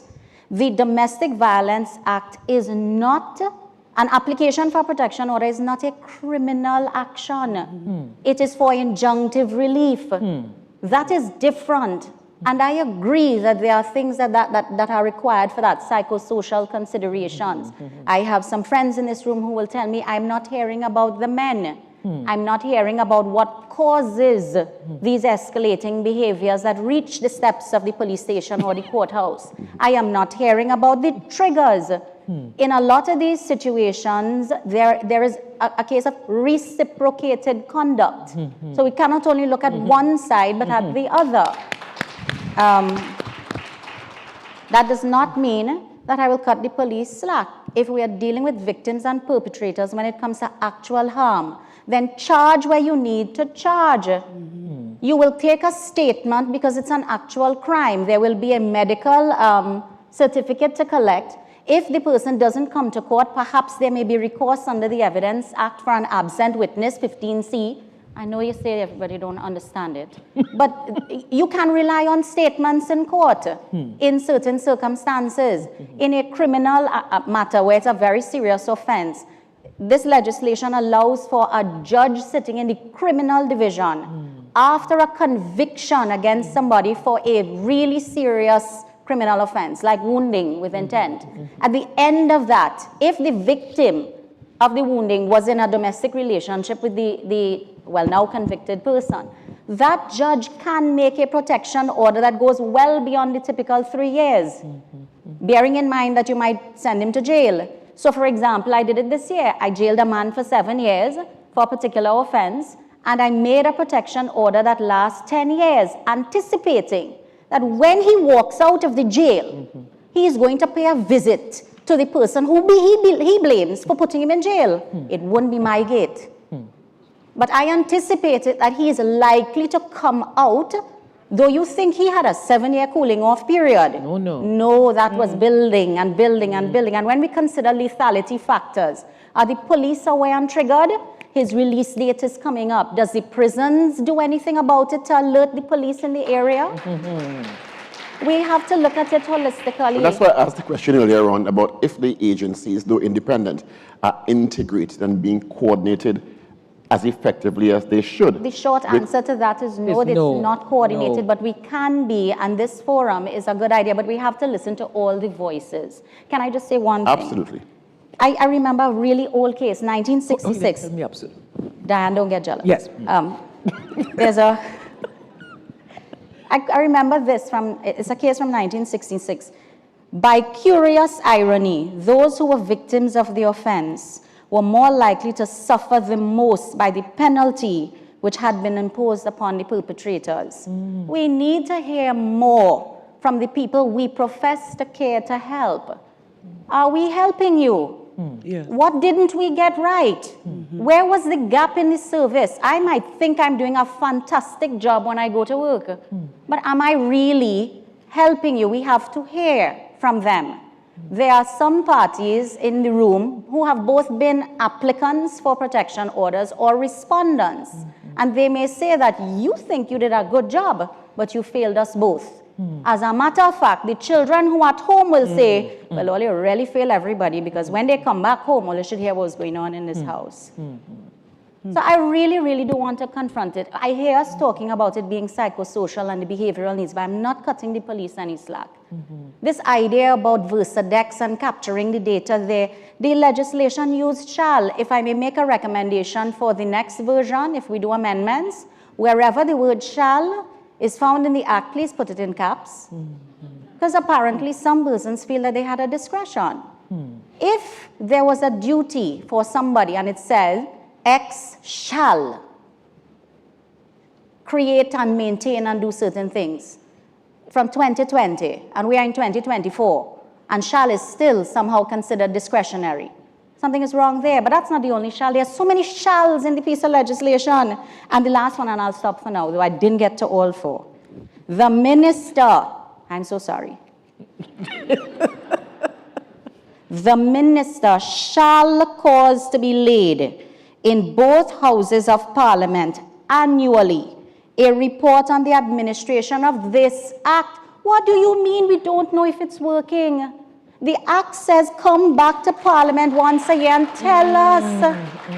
This is the annual report where we should be pulling together all the statistics, all the data, and not just data from the police. The police may tell you 300 reports, but go to the magistrates' court and the master's courts, and they will tell you it's about 8,000 to 10,000 applications a year. It's that bad. It is more pervasive than you think. And it speaks to the violence that children are exposed to when they come to school, and they cannot stay awake, and they cannot do their homework. And then we treat them as if they're done, but they're not. They're just not being socialized well. There was one case, let me tell one story. There was a case, and I get very annoyed about it. It's quite old now. I mentioned it, maybe on this very platform at the Symposium on Crime, crime as a public health issue. A young man is in Form 5. He comes to school with his head on the desk. I'll keep telling the story. Head on the desk, miss comes in, boy, get up. You all know, boy, get up. Doesn't raise his head. Boy, I say get up. Miss comes right up. Boy, I say get up. She's about 5 foot something. He's almost 6 feet tall and big. Jumps up, chair falling backwards. Misinterprets that as threatening conduct, zero tolerance policy in the school on violence. And the boy is summarily given a letter of suspension. Don't come back to school without either mommy or daddy, but preferably both. You know what the real circumstance was? Last night, his head is on the desk, he's in uniform. Last night, daddy took a heavy iron pot and hit mommy on her head. She's unconscious. My brother, who is in Form 5 and has to write exams, tried to stop him from hitting her again because then she'd be dead. And he broke the big brother's hand. The brother had to run for his life. Ambulance come and take mommy. Simultaneously, police take daddy. But because I looking big, nobody's considering that I'm only 15. They left me in the house. I ain't sleep. I don't know if mommy living or she dead. I don't know what happened with daddy. I don't know about my brother either. He puts on his uniform, porting, and goes to school the next day for miss to say, get up, boy. And he gets a suspension letter to say, don't come back without mommy or daddy. One in the hospital and one in the jail. Yeah. So I'm saying, I keep telling this story because that's a classic example of everybody dropping the ball. It's one thing to say, okay, blame the courts, blame this, blame that, but it's a whole of society approach. The minister said it earlier. Whole of society. Thank you. Your passion is clear on this issue. Fazana, can you shed some light on what Justice Hines indicated? The minister shall lay in Parliament a report on how the administration of the Act is doing. I know you indicated earlier on that this forum is part of that process of bringing stakeholders together. But has that been happening in the past, given that the Act was last amended in 2020, is it? Yes, and 2021. And though there are independent agencies like the Police Service, Judiciary, and other stakeholders, the Ministry of Child and Gender Affairs, someone needs to take the lead in coordinating the coalition of data and doing an assessment to see if it is working as intentioned. Because it makes no sense to me passing laws and we have no audit to see if the laws are actually working effectively or as they were envisioned to work. Sure. So, Dr. Richards, several laws contain that reporting obligation to the Parliament. In this Domestic Violence Act specifically, the minister here refers to the Minister of Gender and Child Affairs. The minister would like to say something. No? Okay. No. But so I can't speak for whether the report was prepared, but what I do know, there's a lot of work that has been done by that ministry, as the minister articulated. And so forums such as these will help inform that report, because I mentioned statistics from the police, but it was the judge who brought up the fact that the judiciary also has statistics. We did write to the judiciary. So we need to ensure that there is a mechanism. You know, it's one thing to say everybody has to come together, everybody has to work together and prepare a report, but we need the cooperation of the various agencies to make sure that the minister is able to adhere to that responsibility under the Act. I wanted to make a point, however, stemming from your first question about the agencies and making sure they're doing what they're supposed to do.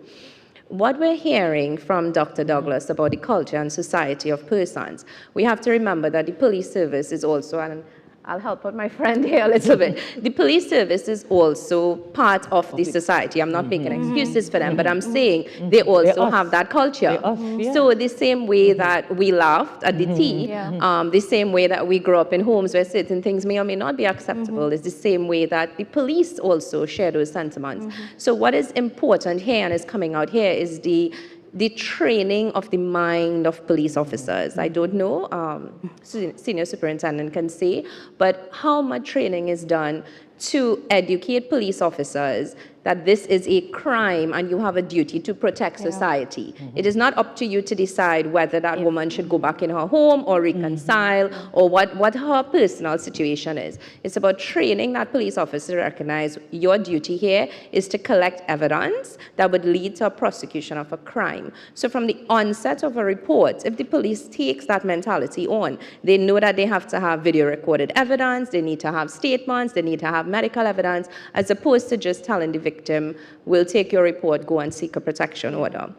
In terms of victims being unwilling to proceed, we are reviewing the legislation, and 2 countries I wanted to specifically mention, and I know we have the Public Defender's Department, we have Law Association. It'll be interesting to hear what their opinions would be on this. But South Africa, for example, where the witness does not want to proceed, the matter is not and cannot be automatically dismissed.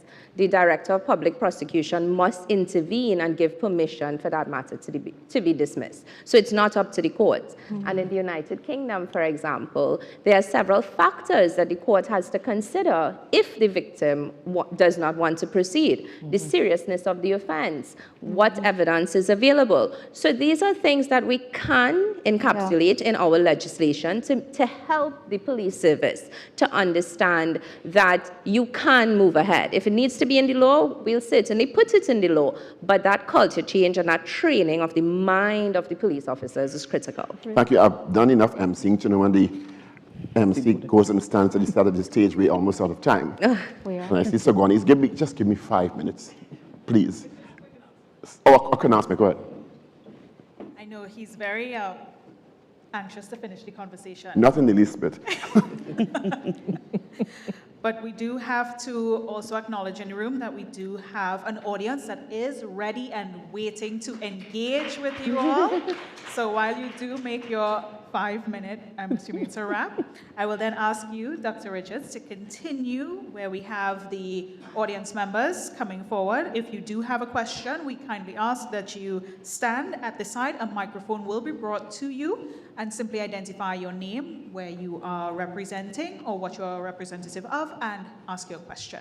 So 5 minutes, Dr. Richards. Thank you, which means 10 minutes really, in media time. So we clearly at the wrap-up of this part, and then we'll take field some questions from the audience, and we'll ask the audience members who are contributing questions and or comments to be as succinct as possible. It's not a debate, because we have a limited time in which to complete.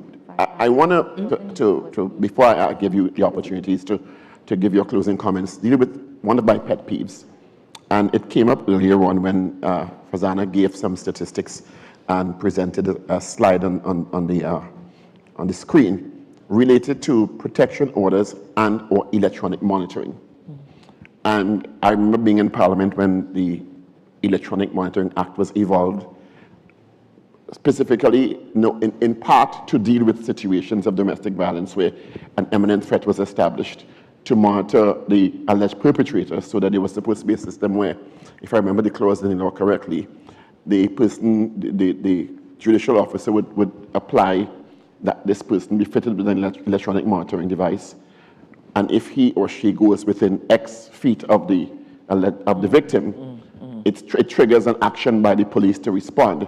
But if you look at the statistics here, and given the number of deaths that I've outlined earlier on, and the number of protection orders that have been issued, and the number of DV cases that we identified, in 2019, 194, 2020, 215, 2021, 184, 2022, 184, 2023, 281, and 2024, so far 111.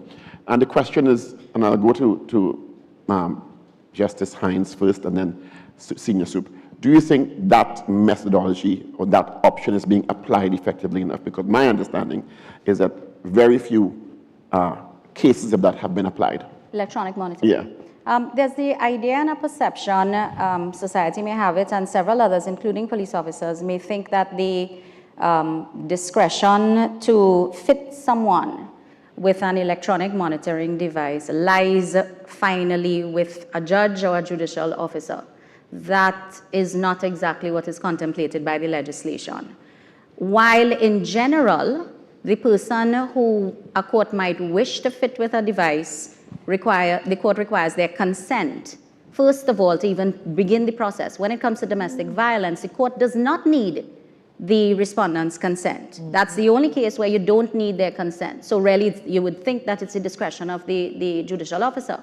However, it is made in accordance with the legislation, Administration of Justice Electronic Monitoring Act 2012. And if you look at that, a lot of things have to be done before the order can actually be made for that device to be fitted. And it includes triggering the director of the electronic monitoring unit to do an inquiry of his own, their own, I ought to say, sorry, gender neutral, their own, looking into things like where is the home within which the receiver is to be placed. Is it owned by, is it self-owned, or is it rented premises? If it is rented premises, you have to get consent and permission from the landlord to affix a device. Does it have an adequate Wi-Fi or bandwidth, internet service provider, etc.? In addition to that, we are told categorically, and I know we're not dealing with bail, but the answer involves bail as well for an informed society. You would like to think that we could use it more with bail as well, especially in terms of murder, where persons are now accessing bail in very few instances, but yes, accessing bail.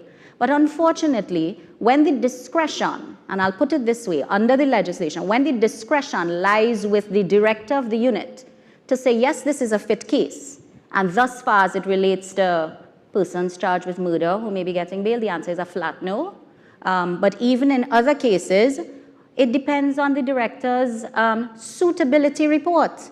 He has to indicate, they have to indicate that it's a fit thing. So if the director says no, then the court has been fettered. Thank you for that explanation. I can't account for what factors determine the assessment, but I can simply say it doesn't rest with us. All right. Closing comments, Senior Superintendent Clegg Allen. Because I felt cheated, I thought I wasn't going to Absolutely. get my That's why I came first to you once more. Yes. I want to say something about the situation that you brought with the cutlass. Yes. That is actually something that can be reported to the police. Yep. Yes. It's common assault. Yes. And that's an indictable offense. So that perpetrator could be charged. Under regular laws. All right. Closing comments? Well, we have the questions. All right, wonderful. Look at the line. All right, Look at the line. and there's a long line, so we're going to the Q&A now. Please, as Sargoni indicated, move to the microphone, identify yourself and the organization you're representing, and keep your questions and or comments as succinct as possible. Thank you. Go ahead, please. What's that? Pleasant good afternoon. Greetings, everyone. Fantastic job. I have to speak fast because of the long line. My name is Dr. Robert Moultrie. Who do I represent? I represent myself, International Institute of Self-Esteem, Health, Peace, and Anger. I think there's been many great points that have been brought out. I've been dealing with domestic violence and violence of various kinds for over 50 years, and there's some things that I would like to point forth. What's the question? Many things I'm going to say right now came from Trinidad and Tobago.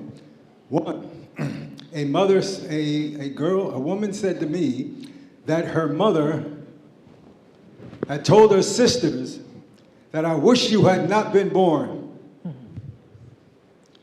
I should have got rid of you before your birth. Why don't you go ahead and commit suicide? Two of her sisters committed suicide. Her mother eventually died of a brain hemorrhage. I find that a lot of people who have negative thoughts, they also have selective types of diseases that they die from. Next thing, a young boy said, I wish I was not born a boy, as he heard the discussions of his older sister and his mother talk negatively about men. They had to inquire as to why he had that thought. They realized that what he was hearing was affecting him. They were apologetic.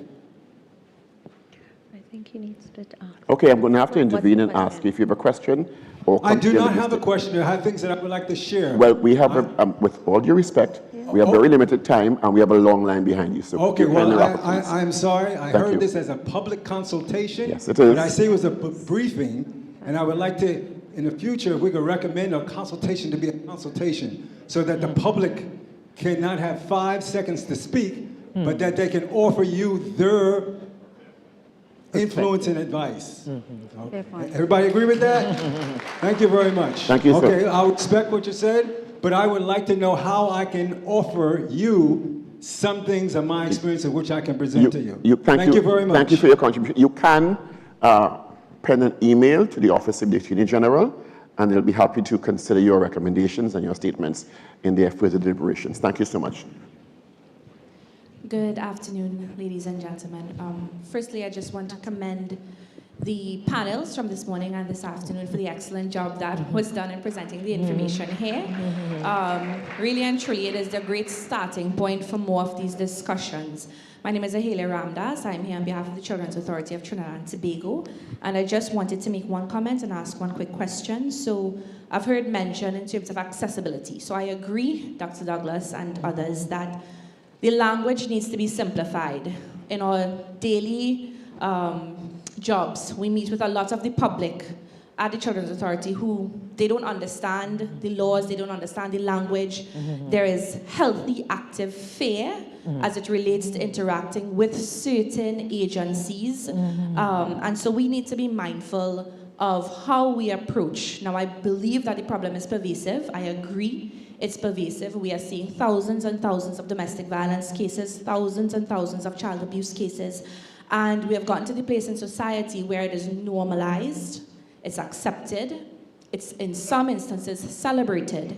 And as much as I hear that we need to simplify the language to make the law known, we have to also realize we've come to the point where traditional media is not enough to get this information out there. Yes, television, radio is good. Not everyone has access. So we actually need to go back to the days where we have the mic man passing the village, where we have to have caravans, go into the rural communities, go into these areas and give that information to people. Yes, the onus should be on persons, because I always advocate that we got to the point where it's a personal responsibility. If you want to see better, you have to do better. You have to hold persons accountable. You have to take accountability into your own settings. But at this state and at this stage, we have to do more in terms of going, getting that information out there and holding persons accountable. I heard that, you know, our colleague from the judiciary said she's not cutting the police any slack in their role and their responsibility as well. And in carrying out my duties, I interact with police officers at the Mount Hope Assessment Center, and we know, or we've been told, that several officers within that unit have been reassigned, and they've been reassigned indefinitely. Numbers as large as 40 to 50 officers being reassigned from gender-based violence or child protection units. And we know the problem is pervasive. So the question to the TTPS, if it's possible for them to answer, is, are these officers going to be moved back into these units where we absolutely need them to be working and functioning, or are new trainees going to be put into the system and the appropriate training given to them? Thank you. Senior Soup, you want to take a stab at that? Excellent, excellent contribution. The commissioner would have to say whether or not they would be reassigned to the unit. Thank you, and I'm going to beg of you again, please keep your statements opening as succinct as possible, and then pose your question if you have one. Thank you. Go ahead, next person, please. We'll be on that slide. Good day. Good My day. name is Serena Singh. I represent the Model United Nations and also Chaguanas North Secondary School. So recently, the nation would have witnessed a situation in which a woman was being domestically abused, and she took the matter to the police, and the officer that took the report, according to the victim, took advantage of her vulnerability and her vulnerable situation and initiated a relationship with the victim, which recently escalated into several lawsuits against each other. So I'd like to pose my question to the superintendent. In such situations, do you think that there should be stricter measures within the police academy to ensure that officers are more educated, disciplined, and have better moral conduct when approaching the domestic violence matters? Thank you. Police officers ought to be professional at all times. And we are asking persons who are victims of this kind of behavior to come forward and report it so that the necessary actions can be taken against police officers. I actually look at that as re-victimization. You are making that victim another victim of another, incident or crime. So that ought not to, be left alone without any action. It should be reported and investigated. Thank you. Next, please. Thank you very much, and thanks so much for the great conversations that we've had so far. Since it's a whole of society approach, we haven't heard very much about prevention. And I was wondering, what are the plans in this area? For example, we speak of whole of society, but does the whole of society is very diverse. Part of that society are the perpetrators. Part of that society are people who agree in women's subordination. Part of that society are persons who do not seek to understand the situation of children in schools, who are not addressing bullying, who are not addressing... These are the society, not to mention the over 3,000 persons who are in prison. So who is this whole of society that is being called upon to play their part? Are we going to develop gender education sensitization programs in schools, from primary schools right up? Are we going to develop better ways of interacting and working with people? Is the society going to become less harsh and cruel in the way we approach interpersonal relationships? Are we going to have gender-sensitive parenting programs for the parents who are struggling to raise children in this 21st century society? What are the structures that we are really going to give this society that has the responsibility to work with us to address this problem? So I think that this is a huge question. Substance abuse, what has happened to substance abuse and addiction programs? Education programs, we haven't mentioned that. The mental health issues, we haven't mentioned that. So I really think that in a whole of government approach, we are missing some important contributions to this discussion. Nevertheless, I think this has been a very open discussion, one where the state, the police, and other institutions, judiciary have accepted accountability. And I think this is a great step forward, something we must continue. Thank you. Thank you, Professor Rada. Next, please. Hello, good afternoon. Can you all hear me? Yes. My name is Valdine Tamara Shares. I'm a survivor, advocate, mentor. I'm pleased to be here to see so many people that would have assisted me out of my situation. I'm also the author of a book called Free from Mental Bars, and the reason that the title of my book is Free from Mental Bars is exactly what was spoken about on the podium. The mindset of the victim to come out is not an easy one. And I think what we really need, speaking as a survivor who faced all of those things that were mentioned, trying to get a protection order, going up against the system, not liking the police response, then liking the police, and all the dynamics, trauma, bonding, the uncertainty of coming out, fear, trying to get out, staying out, going back, staying out, hiding. All of these things are part of what makes up a victim's mindset. And the onus should not be on victims alone to come out of these situations. The state, the neighbors, where is the bystander and community law that makes it mandatory for cases to be reported as is child and child abuse? Where is the one-stop shop that is survivor-friendly, that will hold the hand of a victim in coming out? And then when you come out, what next? When you put me in the shelter, how do I get work? Is there a multi-pronged committee that binds together all of the government agencies that says, here is how you become a survivor? Because to transition from victim to survivor, now I'm pleased to say I'm a mentor, and I work with women who are now where I once was. It has not been easy. It was 21 years of abuse. I'm a mother of 7 children out of that marriage, and I can tell you, running with children is even harder than running by yourself. Very difficult. There's nothing in place that says when I go into the shelter that there will be alternative job placement for me. Who takes my resume and then gets me a work where he cannot find me? Who takes care of transferring my children to another school?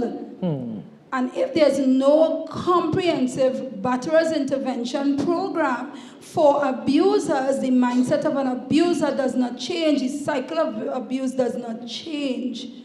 We have to start to make this everybody's business. To the neighbor who hears the screams and does nothing, you are accountable. Yes. There's no sense, it does not augur well for a victim when the story runs in the papers the next day that says, yeah, we used to hear her screaming. She's already dead. The family has already been broken up. There's so much to be done still. There's a lot has been done. I'm happy to be alive today that I can see some of the amendments in the Domestic Violence Act from 1990 to 2021. I'm happy to be here to be able to help other survivors, other victims come out, but there's so much to be done still. I have here quickly. And the thing about it, I heard about this event 2 days ago in the night. And one of the first things I have on this flyer is the lethality assessment at the courts with an application that is made for protection order. There's no lethality assessment that is really done at the court level when an application order is made. How would you know how lethal or how deadly that person is if the person is not assessed? And that would speak directly to what is going to be placed on the application order. Yes. Because then you know that this person is capable of, even if it's hidden, listen, if we are able to save 1 life out of 10 because of an assessment, we would have saved a family. I think there's so much mandatory counseling for abusers with the possibility of revocation of bail if needed. We need to have a multi-pronged society that says we're going to form a network of protection for victims and survivors. Thank you. Yes. Thank you very much. Next, please. Good afternoon. Asiya Mohammed, CEO of Conflicts Women. I'll begin by congratulating the AG for hosting today's consultation. And I will send a very clear message today to the government of Trinidad and Tobago. You have made progress, but unfortunately, it is not enough. The data tells us from the Women Health Survey that less than 10% of survivors will actually report. Less than 10%. Let's do the math. It's 2 p.m. We're now starting to hear from people in this room. We've spent from 9 a.m. to 2 p.m. hearing from the government. Less than 10% will report. So what is happening to the other 90%? They're reaching out to civil society for support. We are in the grassroots. The last Joint Select Committee on Family Violence, Dr. Richard, you chaired it, I testified. We have a couple other members from the women's movement who testified. That was in 2022. Where are those annual reports on the implementation of the Domestic Violence Act that should be laid annually in Parliament by the Gender Minister? Where are they? Yeah? So the government, you're making progress. Kudos for the progress that you're making.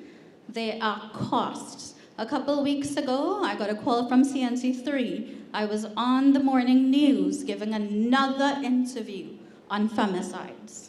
In that 1 week, we had 2 women brutally murdered. One run over by her ex-boyfriend. Yeah?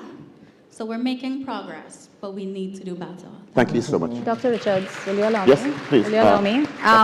So we're hearing a lot of comments and feedback coming, and it's really good to hear the feedback. I think the last speaker spoke about statistics from the Women's Health Survey, but that was done in 2017. And I want to encourage, I heard Professor Rhoda Reddock speak earlier. We have a lot of resources at our disposal through the UE and others, and partnering with the government. I think we need some more data. We need more surveys done, and current surveys as well, because I think the pandemic may have done quite a number on the incidence of domestic violence and the nature of domestic violence as well, especially as it relates to children. But that survey, Women's Health Survey in 2017, I know we're saying that it's quite a lot of reports, but they interviewed well over 1,000 women, and the percentage of women who made reports, this is what they said, of all those women, 4.9% said they reported it to the police. This is 4.9% of women who said they experienced violence. They reported it to the police, but a whopping 41% said they reported it to other relatives. 39.7%, so that's almost the same as that, said I reported it to my mother. 27% said they reported it to friends. 19.9% reported it to their adult children. 13.4% reported it to their health professional. 4.9% reported it to the police. So I hear you that you're hearing from persons at a certain level in society, but when we say a whole of society approach, trust me, you hear it first.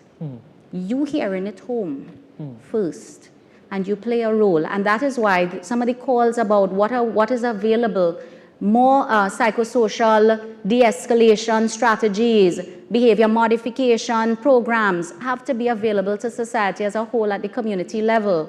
The ability to talk it out, practice mediation skills within the home, but they have to be available at the community level and not just wait till you get to the court where hopefully the court can build into the protection order mandatory counseling. But I do agree with mandatory counseling, that has to be funded. This is a call for more funding for those programs, but I still say that you are hearing from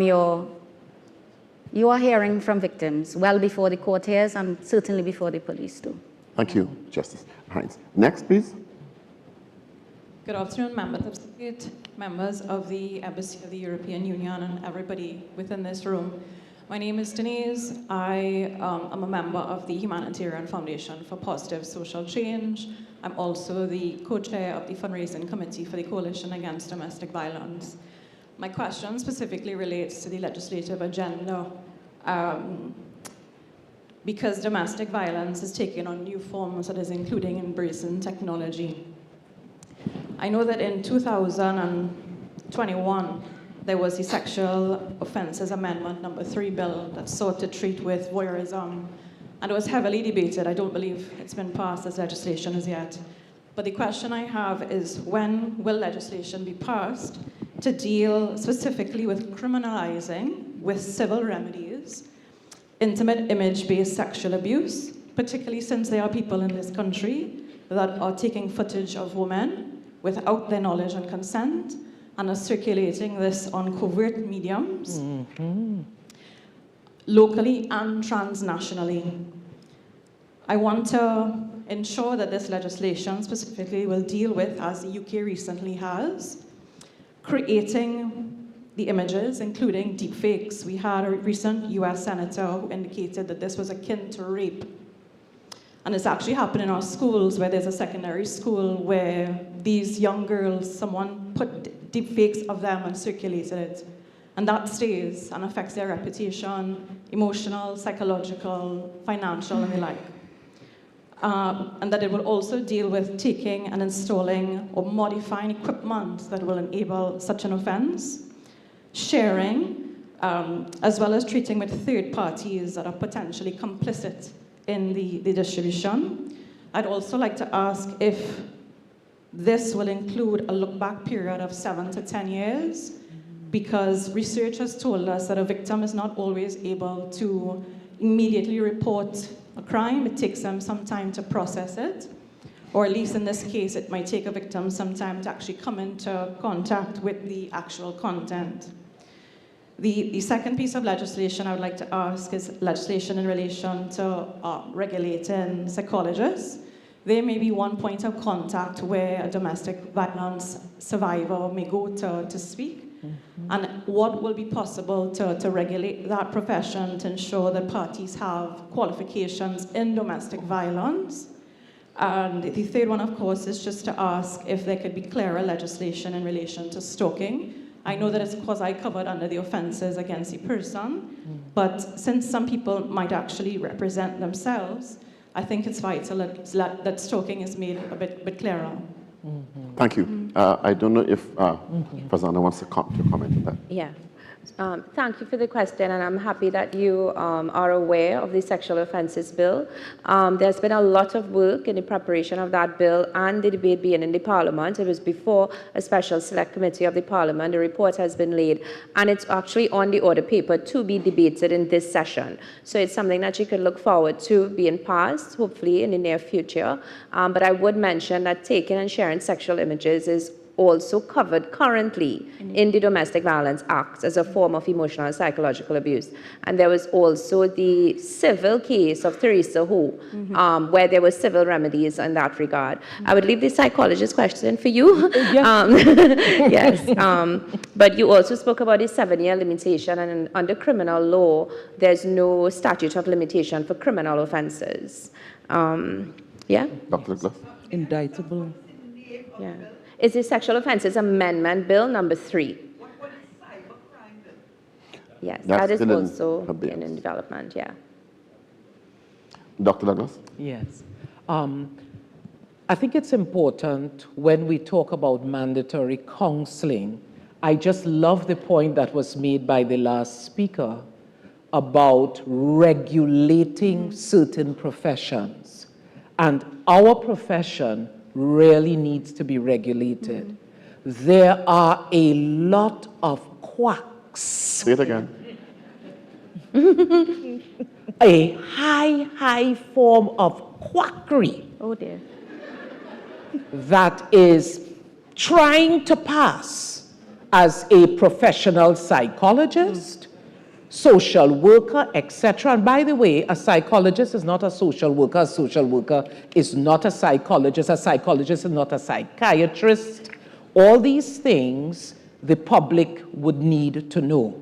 So I fully agree with that. But I want to add another piece, and this is where I'm not going to take the court off the hook.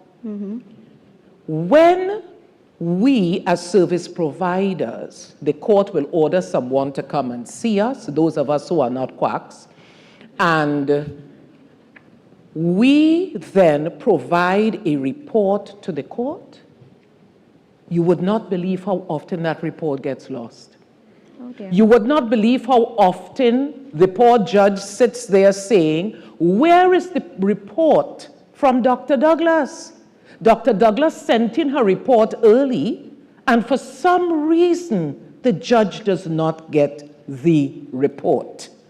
And so these things, when we talk about gaps, they need to be, tightened. The other thing is that there needs to be some kind of regulation as to who will provide the court with the service, because our profession is not yet regulated. We're working towards that. And all sorts of very interesting people come to the court and, let me clarify. The person who goes to the court for redress may go to these persons. The persons will then provide a report to the court. The court, what can the court say? The grammar bad. They are not using proper psychological terms, issues, paradigms, I'm seeing one of our senators here, psychiatrist. He's looking at me. You know what I'm talking about? Poor quality instruments. Yes, right? Poor quality instruments, etc. And they send this to the court. And the court looks at it. I'm sure the judicial officers look at it and you kind of throw up your hands. What do you do with this very poor quality document that was sent to you? But that's one part. The other part is, for those of us who work hard and we send our reports forward, why are the reports getting lost so often? And it is being told to the judicial officer that the report was never sent when we took time to send our report forward. Why is the report not getting to the judge? And how come it is getting lost in the system? AG, you might want to share your investigator with them. So, Dr. Richards, I know that Yes. our administrators are here, and I'm sure that they've taken note of that. But I wanted to just mention, we're hearing from persons about who bears responsibility to report, and I heard Valdine earlier say that neighbors are complicit, etc. But maybe I can mention it and hope that Fazana, who is up here, and the AG, when you're looking at the legislative reform, look at the provision that deals with mandatory reporting. And for the persons here, again, I'm trying to make the legislation easier. There are some persons in this room, you may be required to report, not with a discretion, but you have a mandatory duty to report. Bear in mind that if you fail to report, if under the legislation you have a mandatory duty to report, you are guilty of a criminal offense. And the penalty for you is worse than, more severe than, the penalty for somebody who breaches the domestic violence order for the third or subsequent occasion. So the maximum penalty for someone who breaches a protection order is a maximum of 1 year for the first offense. I'm not looking at the fines, I'm looking at the penalty for imprisonment. 2 years for the second offense and 5 years for a subsequent offense.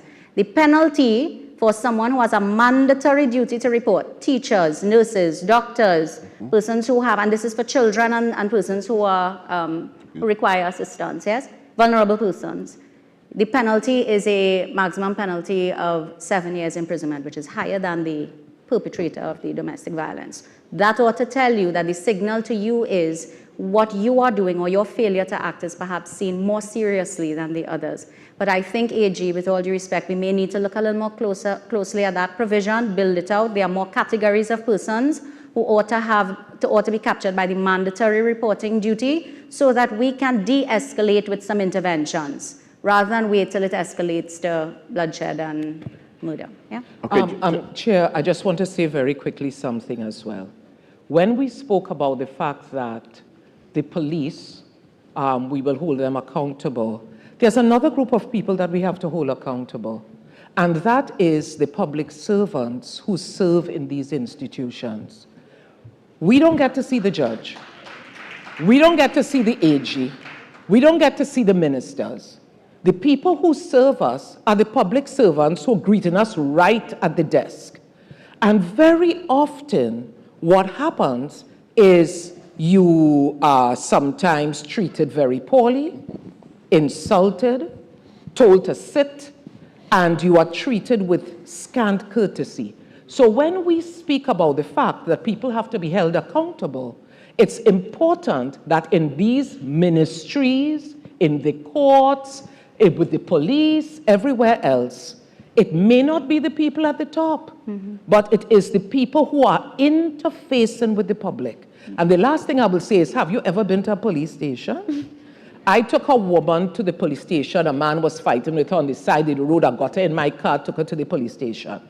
When you go to the police station, there's no private room, you know, to the front, the room in the back. And they're going to ask you, what's the problem? That's how they, what happened? Wait a minute, it's you again? And this is how you're being treated.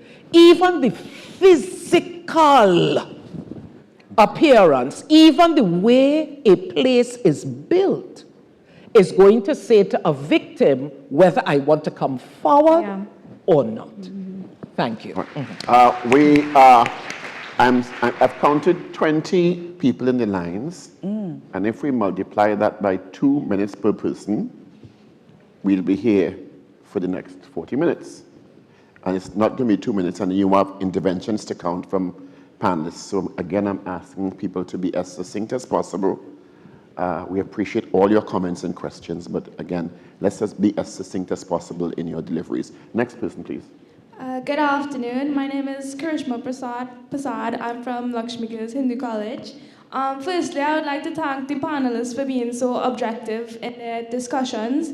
I don't think that's something we often hear, and I'd like to thank you for addressing discrepancies and not sugarcoating or pointing fingers at anyone and deflecting blame. I do think seeing such proactive women on the stage is an inspiration for people to speak up.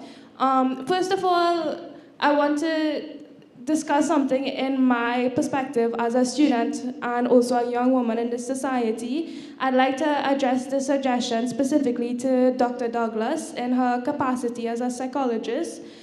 We discussed earlier how socialization and society is it plays a big role in how victims as well as abusers deal with domestic violence, and it does a big part of the cause and how they reacted.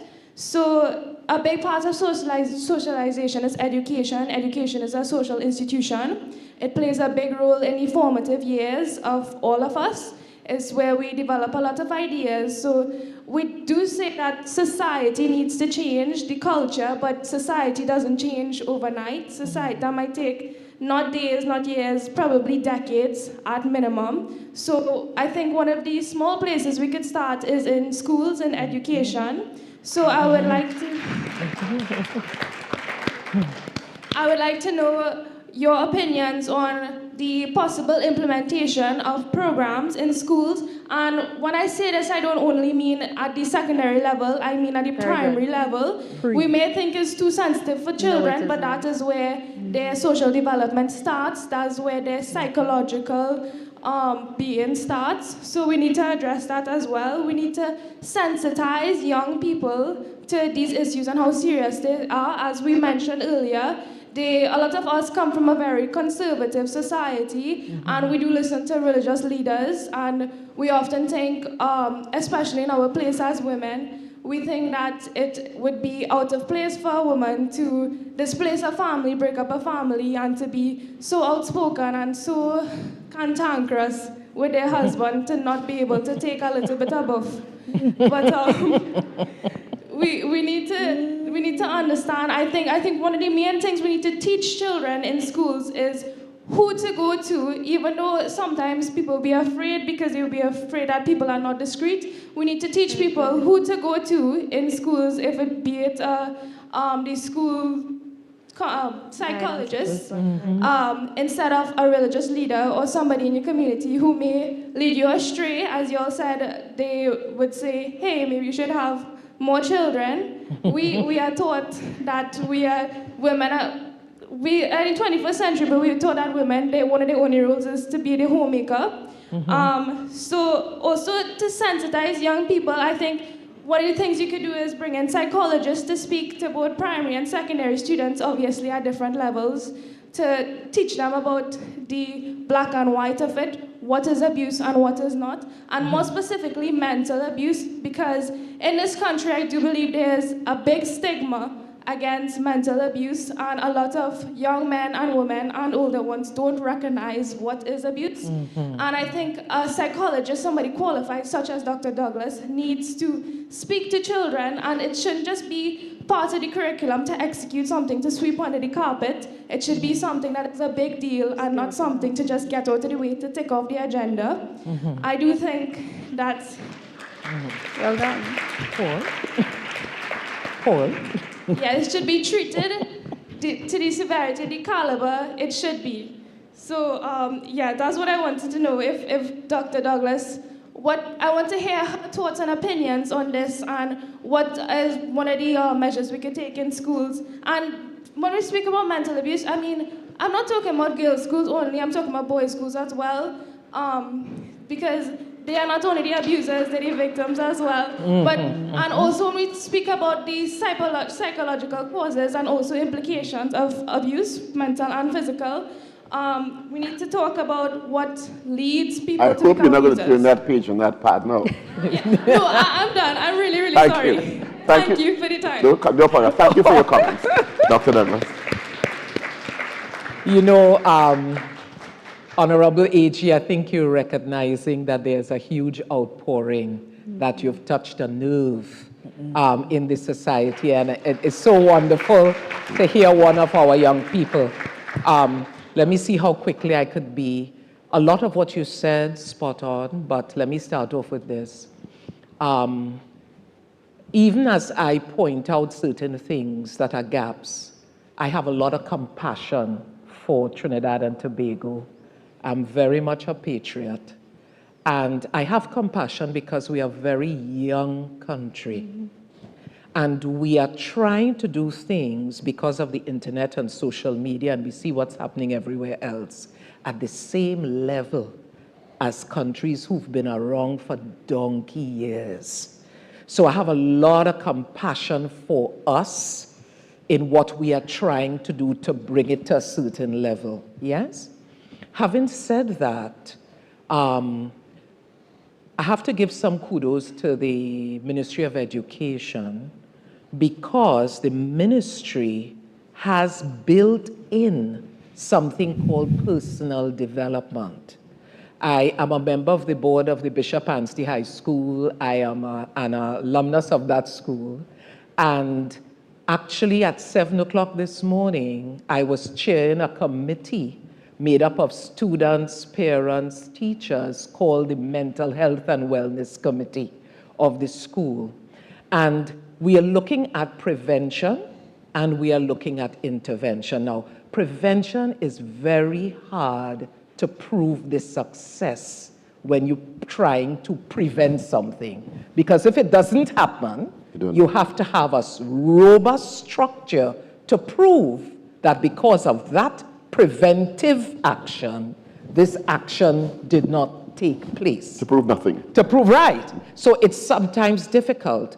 But the ministry has built in through the guidance program a personal development program for the very things that you so astutely calling us into, which is absolutely wonderful.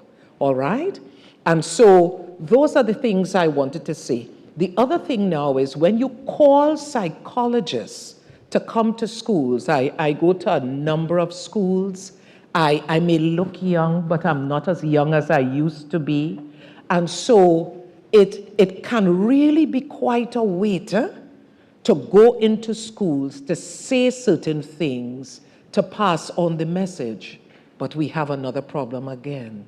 My profession is not regulated. And we have the high form of quackery going into schools, saying all manner of things. We also have the high form of quackery being used by the media. Because the media, many persons in the media, forgive me, are very lazy. They're looking for the easy song bite. And so anybody who's available to give that song bite, they push the camera in front, and that person suddenly becomes legitimized and becomes the person speaking for the state. Gerard, give me a little amen, Gerard Hutchinson. They're trying to drag Gerard in here because you're looking too peaceful on that side. This is Professor Gerard Hutchinson, you know? And so the thing is, and Professor Reddock didn't say her name, you know, they're sitting quietly in the audience and so forth. So you understand what I'm saying? It is a young country, and this young country is trying to rise up quickly to have standards and mores, etc., etc. So we're going to have some cracks along the way. We're going to have some things along the way. And I want to say something. I gave an example of religious leaders, but many, many times, religious leaders are the ones that people go to in order to find comfort, solace, direction, and so forth. And many of them are doing a very good job. My role is to show the cracks, right? But I also want us to know that there are a lot of people doing a lot of good. Next, please. Well, that was a real feeble set of clapping there just now, but tired. Thank you. Persons are tired. Hi, good afternoon, everyone. My name is Stephanie Leach, and I'm here representing Womantra. I know some people have mentioned it before, but I think it warrants repeating. I think it's a bit obscene that the public has been invited to a public consultation and is being encouraged at the very end to give statements within 2 minutes when we've been in the audience for 5 hours now listening to the experts speak. And also it's a bit concerning to me that we have expert panels and there hasn't been any representation from civil society. That's deeply concerning to me. I have many things to say. I will try to streamline my comments. And I really liked what Justice Hines talked about, the gaps, and your contributions were fire, by the way. I think that a gap analysis is overdue at this point, like for several decades now. And we need to have proper stakeholder engagements where we're having systematic, thematic discussions about those gaps. Now, there's one that I'll mention now only because of what the minister said in her speech, which was that there are plans to open yet another government-run shelter. Now, I was at one of the consultations when these shelters were just being established, and there was a call for CSOs to bid to facilitate running these facilities, which felt very concerning to me at the time and kind of like a cart for the horse, because I think that having the right people to run these facilities is as important as the facility itself. And being part of service provision for survivors, I understand how case management is virtually non-existent in a lot of our service provision, and there's so many gaps, not even starting to think and talk about how we are implementing victim-centered approaches to these types of supposed to be healing spaces for survivors. And so I just wanted to flag that as a major concern. Yeah. And how are we resourcing the training, the assessment, and the standardization of these facilities, and how we're providing care to people. I've heard a lot of comments today about having to translate laws and legalese into ways that the public understand. And I just want to say that Womandra does a lot of that work. That's central to our work, is rights education and translating complicated policy and legislation in a way that people understand. So several years ago, when the domestic violence bill was amended, we did a campaign called Beyond 16 Days, where we would have highlighted some of the amendments, describe why they were important, along with other rights that are important for people to know, like they can go to any police station, for example. They can ask for inspector if people don't want to take their reports. All of those kinds of really simple, basic guidelines that people need to know in order to navigate the system. And part of the CEDAW recommendations was that the state has a responsibility to educate the public on what the law is and what their rights are. And I understand that the government may not have the time or resources to do everything themselves, but they do have a responsibility to support and resource the organizations that are doing that work.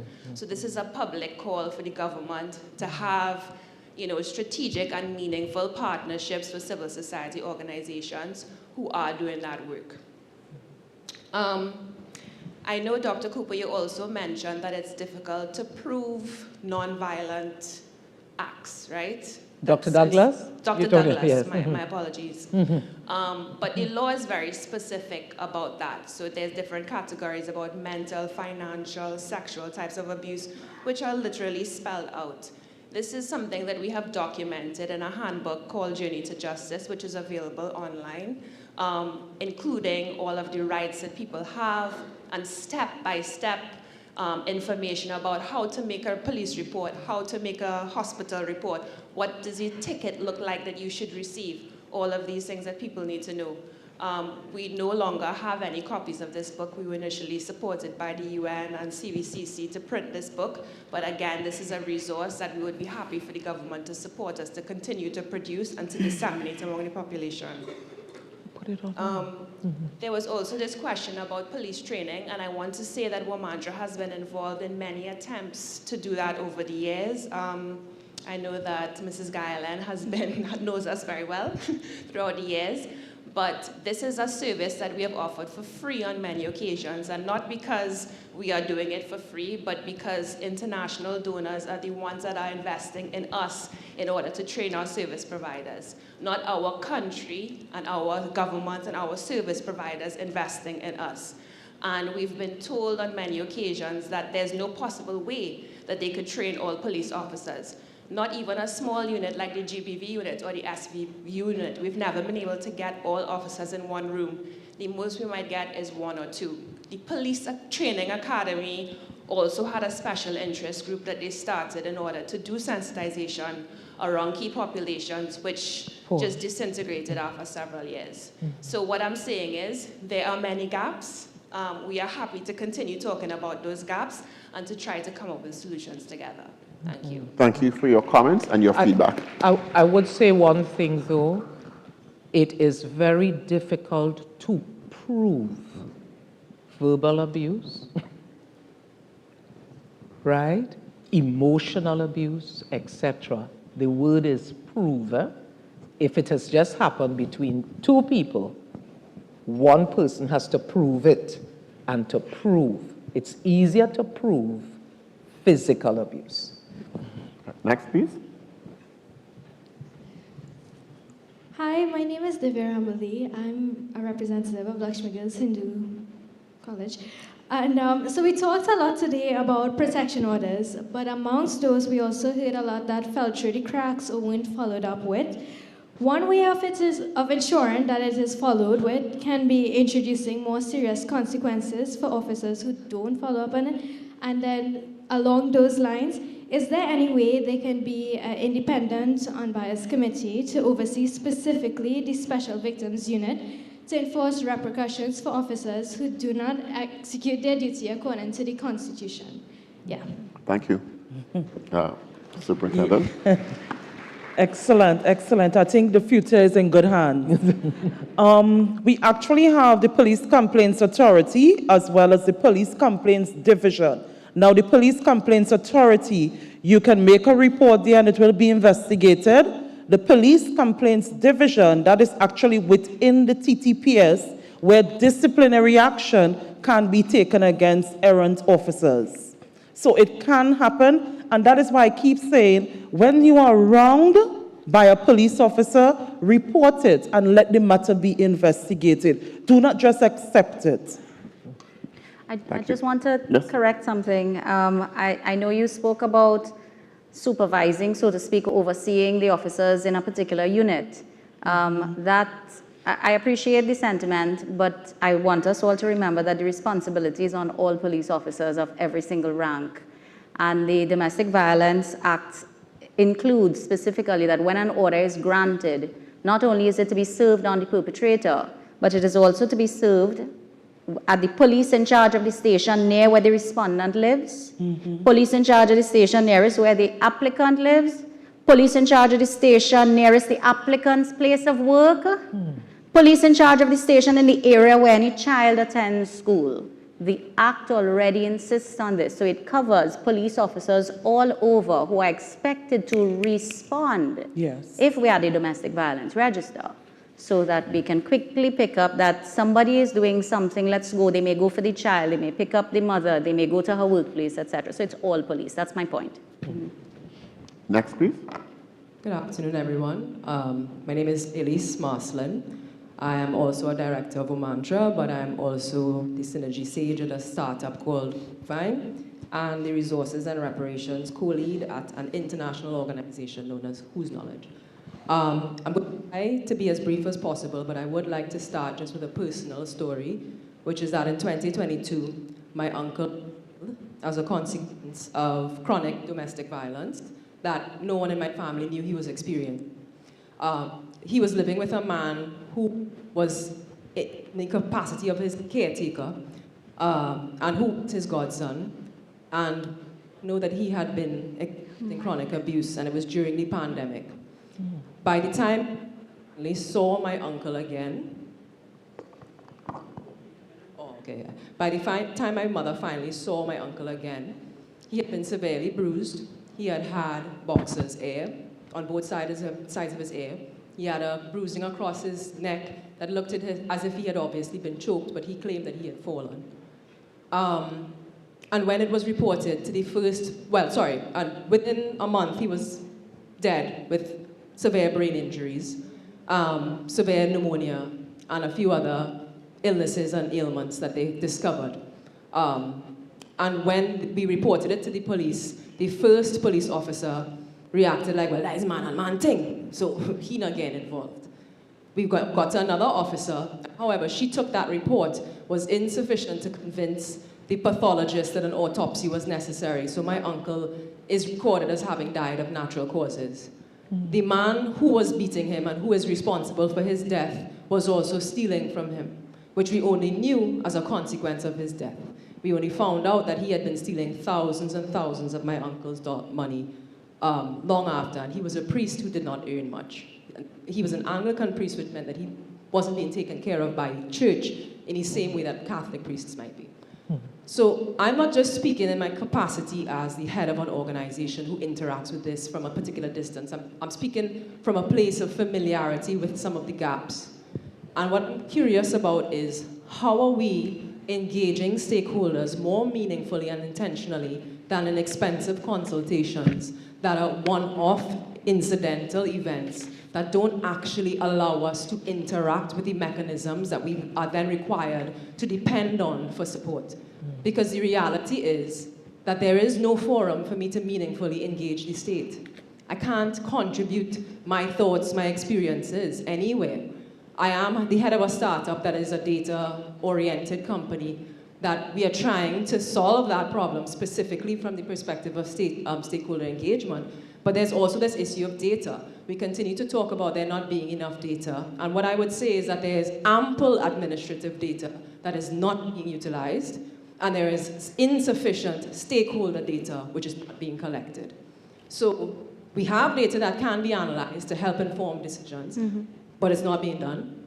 And we don't have proper data from stakeholders. So I would like to know, essentially, what are the plans to improve that, so that there can be more hand-holding, because we keep hearing today about a whole-of-society approach, but what are the enabling environments being created to support a whole-of-society approach?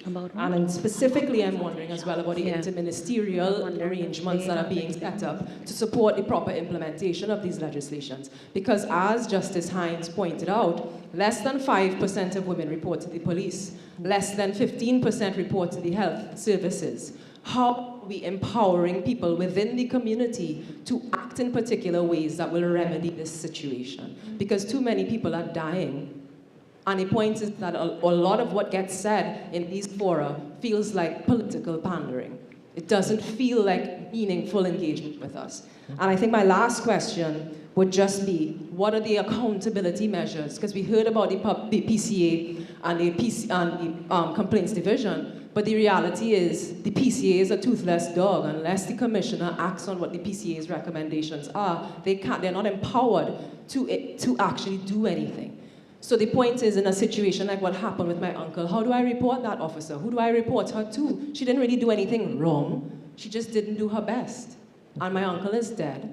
And his life has been lost in a way that has just been silenced. And too many people are being killed in these ways. And we have to start to take a more caring approach. And I guess my final question would be, where is the healing? Thank you. Thank you. First of all, condolences to you and your family on the tragic loss of your uncle in that horrific way. And thank you for sharing your story. It's very courageous. I don't know if... Sure, Dr. Richards. I'm really sorry that, the person felt the way that she did about the forum. I just want to remind that after the judgment, the AG's office felt the need, first and foremost, to have the judgment to sensitize the public. The judgment was published, but how many persons here or online actually knew about the judgment? That was the first intention, to let persons know there's this landmark judgment and what does that entail, recognizing the rights of domestic violence victims. Also, we recognize the importance of NGOs and ensured that they're in the room. We reached out to Roberta Clark, who really wanted to be here but is abroad, and really felt the need to have NGOs in the room. So I hope that persons don't feel that it's only government, because certainly the judiciary, the police, the psychologists is not government. Government is, and also we had schools involved, we have children involved. So it's the first of many discussions post-judgment that is intended to do exactly what is happening now. Hearing from you and telling you that we are taking on board your suggestions, your recommendations, coming together. Before we came to this forum, there were meetings between certain agencies, and we saw certain agencies were getting advised by other agencies on where they can address some of the challenges. So there's a lot that is also happening, not just here, but outside. A lot of work being done by Office of the Prime Minister, Gender and Child Affairs. This strategic plan, a lot of work went into this, and there are a lot of action items that are coming out of this that has to be measured, monitored, and implemented. So it really ought not to feel that this forum is a talk shop, because it certainly isn't. I feel that there was a lot of sensitization that is coming out of it, and I feel that there was a lot of information and knowledge sharing that has happened, both here in the room and for persons joining online. Thank you so much. And just so you know, you can send emails to communication@ag.gov.tt. That is questions and comments, recommendations, communications@ag.gov.tt, and someone will respond to your emails, your questions, and your comments, and they will be taken into consideration moving forward. We have very limited time left, so we're going to try to accommodate back-to-back commentary that are left, and then we will move to wrap the Q&A session. Good day. Hello, Good day. Good afternoon. Hello, my name is Jude Matthew. I'm from Matura Secondary School. My question today is, what if a child under the age of 9 was to come to a police station and report abuse? What the act of the police? What would the authorities do? Thank you. Excellent question. Great question. You want to answer it? A 9-year-old child can come to the police to make a report. We would make contact with the Children Authority as well, because if you come to the station to make a report, I'm thinking that it may be a report of some abuse at home. Is it? Or any crime at all? Any crime, right? So let us say there's a safety issue at home. We would make contact with the Children Authority in order to interview you in depth so that we would have a witness with us, or we use the Victim and Witness Support Unit. We have officers within there who is going to sit in the interview, and we are going to take your report. We are going to investigate your report, and once we have evidence, persons will be charged. Your safety and your well-being is of utmost importance to the police.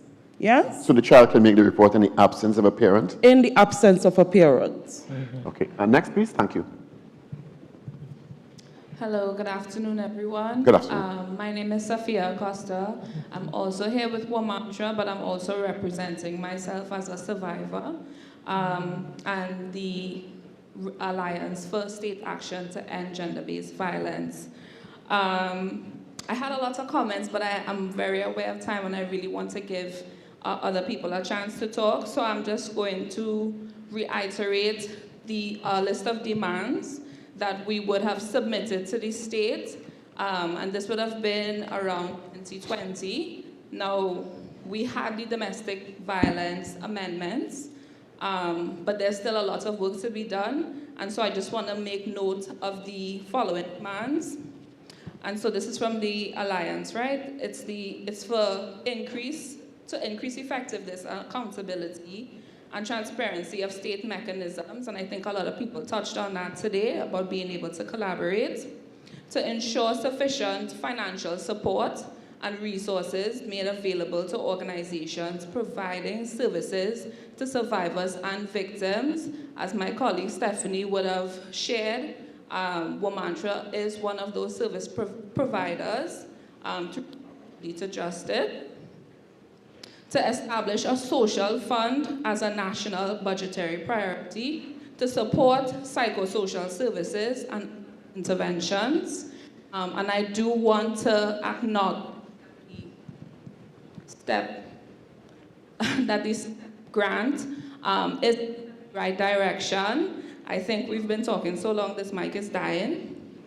Also to invest in social reformation programs to facilitate cultural change towards nonviolence. And lastly, to create a coordination mechanism that facilitates feedback from civil society, academics, and ministries all working together to end gender-based violence.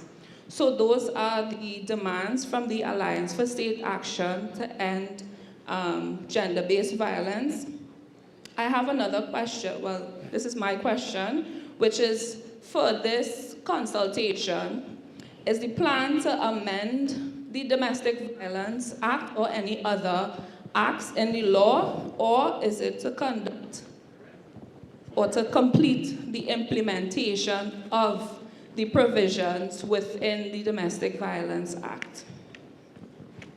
Yes, Yeah, sure. Thanks for the question. So it will definitely be both. And also in amending the Domestic Violence Act, there's room to have consequential amendments for any other piece of legislation that is necessary to be amended. Thank you. We take these final 4 students, and then we'll seek to wrap the Q&A for today. Go ahead, please, young man. Good afternoon, everybody. My name is Ezekiel Robinson, and I attend Mutura Secondary Hold the School. mic a little closer, please. Thank you. And I attend Mutura Secondary School. And in going forward, I would like to see programs implemented in schools to help young men deal with their trauma and emotion, so as to prevent and or decrease issues to domestic violence. Thank you. It's wonderful. Good afternoon. Good We afternoon. represent Ashton Girls College San Fernando, and I am Aja Miriam Kiwelsing. I believe that addressing domestic violence requires a school-based approach, focusing on early education. It's important for us as students to understand that there's no shame in talking about domestic violence, as many victims often feel embarrassed to share their experiences. We should also advocate for public awareness campaigns to clarify that domestic violence is a crime. It is unacceptable, and there are legal consequences for it. The courts consider domestic violence to be such a serious offense that a protection order is often granted in the absence of the other party. We need to highlight the immediate help is available under the Domestic Violence Act, encouraging victims to seek assistance without fear. Good afternoon once again. I will be brief. I have a suggestion, and this stems from Justice Hines. Your story really resonated with me. You speak about students coming to school, their heads are on the desk.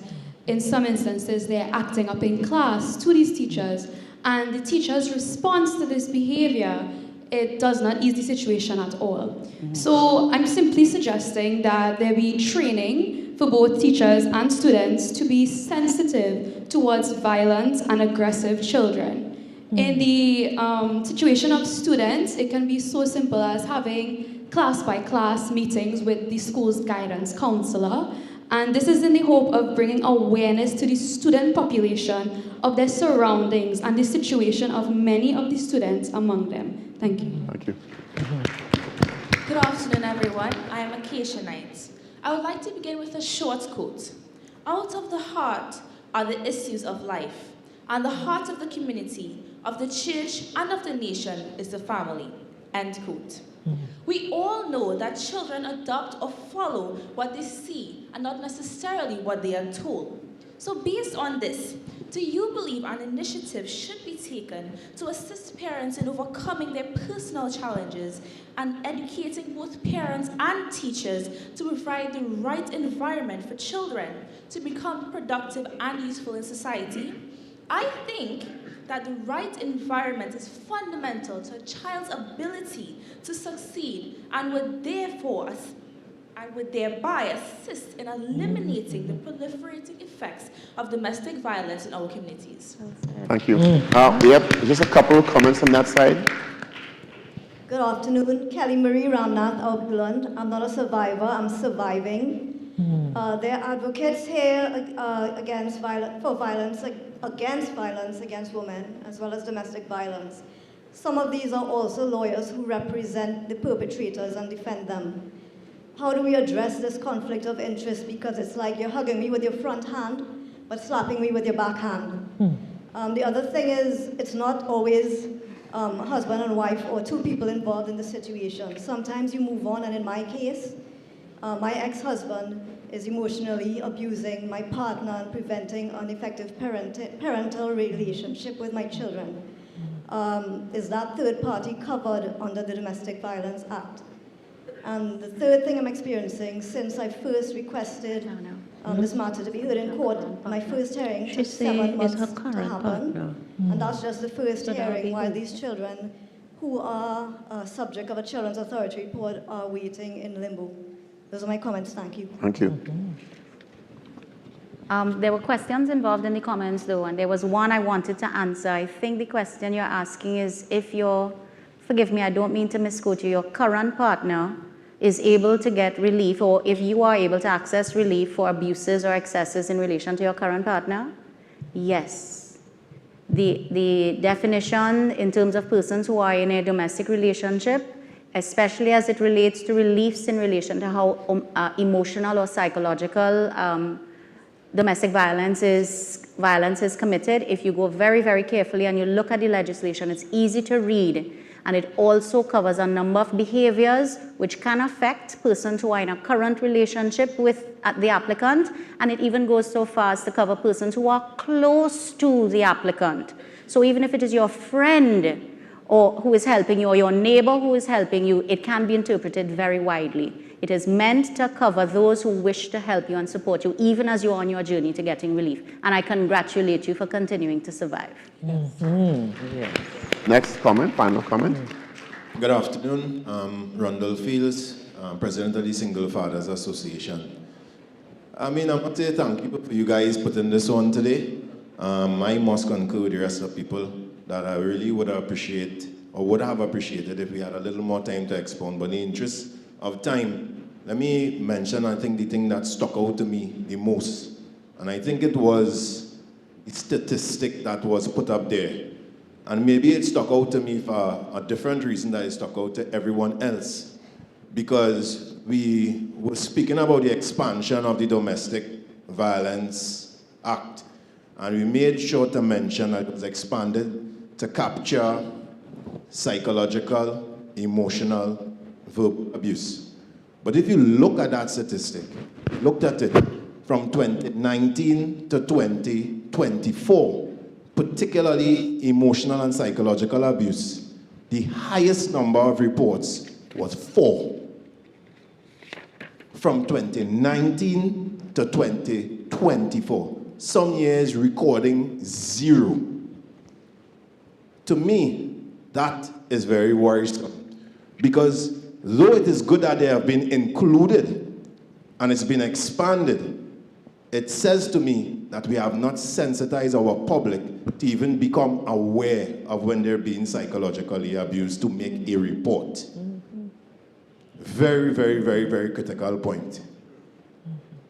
It says to me also that if we are not sensitizing them properly, this is why this bad culture is pervasive. And one thing I know for sure that diminishes good legislation, all the laws we're talking about that we want to put in and change, is bad culture. Because the laws will be right there. And sometimes even the magistrates, as I can attest to with laws that are existent when it comes to child maintenance, laws that are existent when it comes to public assistance grants, the laws were right there. And people know I primarily advocate for men. And men were not able to access some of the things that are written in the law. I'm not making it about men, but I'm saying even if we have expanded the law to capture these things and we haven't sensitized the public efficiently, that is the reason we are seeing such low reporting in that regard. As a man who advocates and have a number of men who come to me, I can tell you the number of men that report psychological abuse is out of the roof. I have plenty of men right in here that's silent, that going through it and wouldn't say anything. What are we doing to sensitize the public? What are we doing to sensitize men, to sensitize boys in this room here to know that they can be victims also? I heard a lot of examples made of women who are victims. And I appreciate it because my mother was abused as well. I am the son of an abused mother. And she taught me her very best not to be an abuser. But she didn't tell me and show me the signs of, hey son, be careful, you could be a victim as well. And that is where I feel we are missing the whole mark. There are many young boys that are inside here today, and I don't want to be the Debbie Downer in the end, that need to understand also that they can be a victim of abuse. I myself can say that in relationships that I've been in, I've been called names that I didn't like, that was abusive to me. I've been struck. I've been hit with pliers. I've been slapped in my face. I've been spat in my face as well. Many other men, I am sure, have gone through the same thing. And it's not about gender. It's about man and it's about woman, and it's about men and women understanding that together we need to fix this. Yeah. Together, that's the only way we're going to fix it. Women can't fix it without men, and men cannot fix it without women. So, just to make one final point along me, when it comes to emotional abuse, I want the AG, because I've continuously, for the last 2 years, been trying to make this point of parental alienation. And if we're looking for an example of emotional abuse, my dear doctor, if it's one place you're going to find evidence, it's parental alienation. Because imagine you have a court order, and the court order says that you can access your child. And when you put to access your child, there's a consistent and blatant breach of the court order. And then the police says it's a civil matter. They cannot do anything about it. That is emotionally frustrating, emotionally abusive, and has consistently been happening over years. Mr. Fields, I want to assure you as a service provider that we do look into parental alienation. Right. And we do report to the court when the court asks us to intervene, give us the authority to do so, the instances of parental alienation. I appreciate that. I want to say, though, that there is a difference between documenting something from a psychologist and being able to prove something when it's just two people in a room. So that's the only distinction I was making. But parental alienation is real, and there are very clear criteria that one can use to prove that parental alienation is occurring. Right, and that's the point that I'm making. I mean, once you have your police receipts showing that consistently you've been trying to access, and you're now being denied from doing so, what I am saying is this. Isn't this to be seen also as domestic violence? And I'm going to ask any one of you, if this is domestic violence, what type of order is there to stop this emotional abuse? Thank you.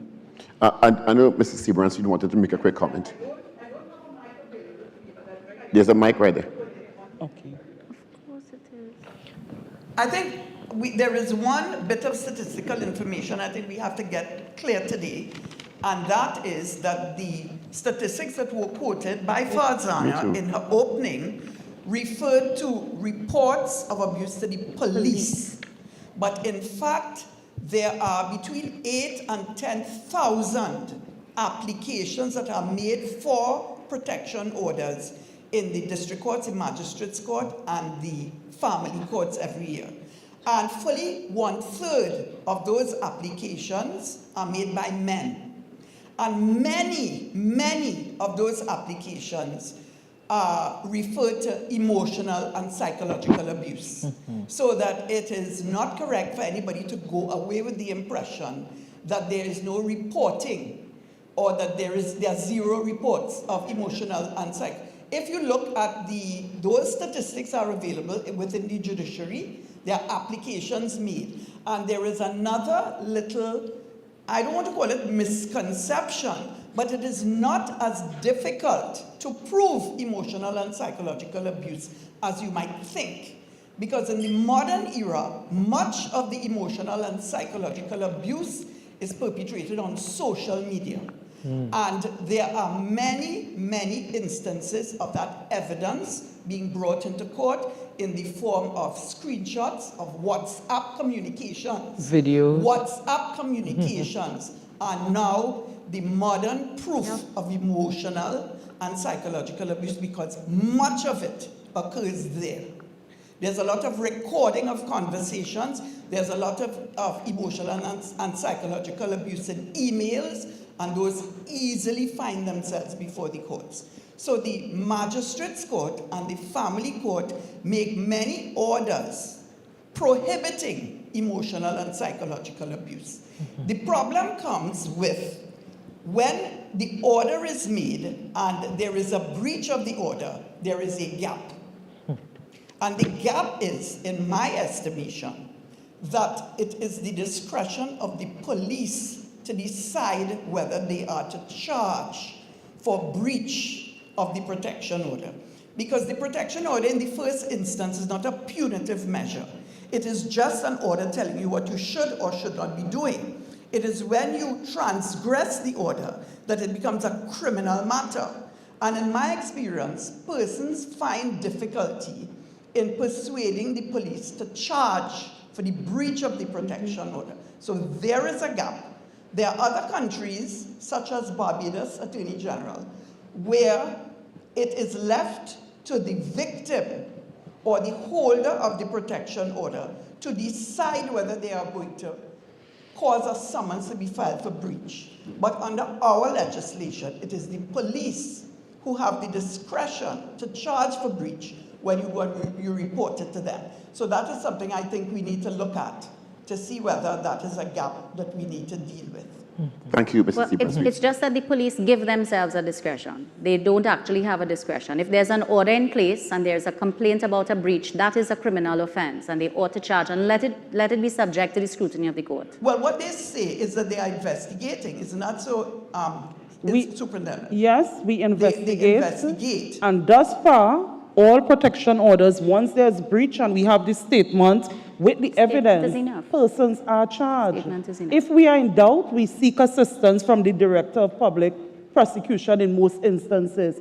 But what Mr. Fields is speaking about is that civil order with respect to child care. But I'm saying, and you asked the question, Mr. Fields, does it qualify? Could it fall under the definition of emotional violence? Yeah. Clearly it does. Yes. Look at it. It speaks to a pattern of it's intended to cause harm, it is coercive, it is disruptive, and not only to the other parent, and I'm not even going to use genders. I'm saying it is likely to cause psychological or emotional harm to the child. Yes. So clearly it is covered. And if you, as a parent, whether the father or the mother, approach the court for some sort of parental alienation and you get an order in the form of a protection order saying you must do this or you are prohibited from doing this, and there is a breach, the sanction is the same sanction for the breach of any protection order. But you have to get the police to charge. And we spoke about this before, there's no discretion. It is my experience that is the gap. A difficulty. I'm going to jump in here and end the debate. I have to, Dr. Richards, I just have to add one point because a lot was said about sensitization. And last year, through a Spotlight initiative, the AG's office did partner with UNDP to put out on a social media public sensitization campaign, breaking down the law, what is domestic violence, how to get help. What we need to appreciate is that posts such as those are competing with other posts that are funny, memes, videos, clips, and so it doesn't get the traction unless all of us, commit to liking, resharing to ensure that the circulation is consistent within our agencies, within the communications departments of all our various agencies, even within our agencies themselves. I often ask, for example, in the TTPS, what is the structure for ensuring that information is disseminated throughout the organization? Even in the AG's office, what is our structure for making sure that everyone in our own respective agencies are aware of the information? So that ad was done in 2013, that sensitization campaign, 2023, and perhaps, I can't say, but we did see an uptick in reporting for 2023. Yeah. So it could be a happy coincidence, or it could be that persons did see the clips on social media and did take the opportunity to report. But we need to ensure that we ourselves are also sharing the information when it's put out there. Thank you. I'd like to thank everyone who took time to contribute from the audience. You can send further comments or new comments to communication@ag.gov.tt. And to thank our panelists, Senior Superintendent Claire Guy Allen, Nazira, Nazir Mohammed, Justice Ramsumir Hines, and Dr. Diane Douglas. Thank you so much. I think we appreciate the time spent with you, and we will now defer to Minister Webster Roy. Thank you, Dr. Richards. I just wanted to address the issue of the annual reports as was raised by Ms. Mohammed and others. Yes, the minister is aware. We actually have draft versions for 2 years. However, we have key stakeholders in this room, I won't name and shame, that we are depending on to send information into us that we could finalize the reports and submit them to Cabinet to get them to the Parliament. So I'm giving you, I won't name and shame, until the end of next week to send the information in. If we don't get the information, we will submit the report as is to Cabinet so that we could satisfy our legal commitment and also do what is right by all persons in Trinidad and Tobago. So I just want to reassure the public that we are aware that we have the duty to submit the reports and that we have been working on them. Thanks. Thank you very much, Madam Minister. So at this time, we'd like to thank the moderator and the panelists and invite them to exit stage, save for Mrs. Nazir Mohammed as she gives our outcome statement this afternoon.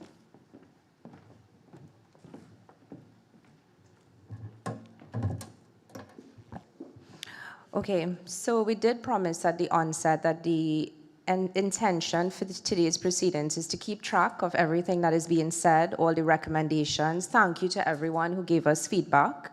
And all this information is being put into a statement that we all are going to either accept at the end or make proposals for edits. But we are hoping that we can have consensus today and all of us go away. We'll circulate it through our AGLU webpage.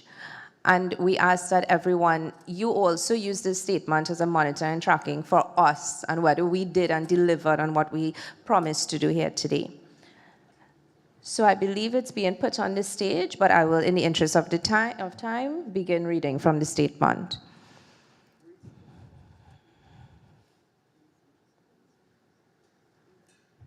Domestic Violence Consultation Declaration towards a Comprehensive Response to Domestic Violence, 25th of September 2024, Port of Spain.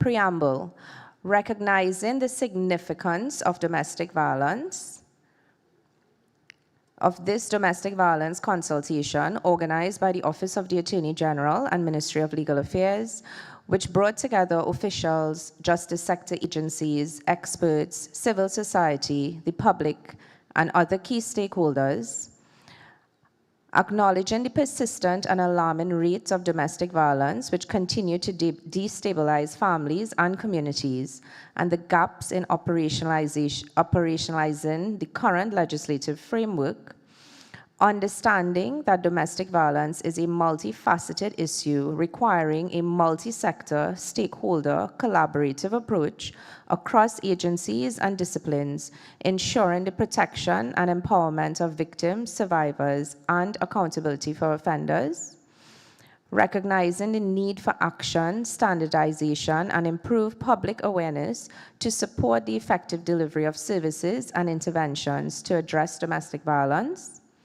We, the participants of this consultation, themed Public Consultation on Domestic Violence, the Need for Greater Protection, commit to addressing the following gaps and implementing the following solutions to achieve measurable outcomes in addressing domestic violence in Trinidad and Tobago.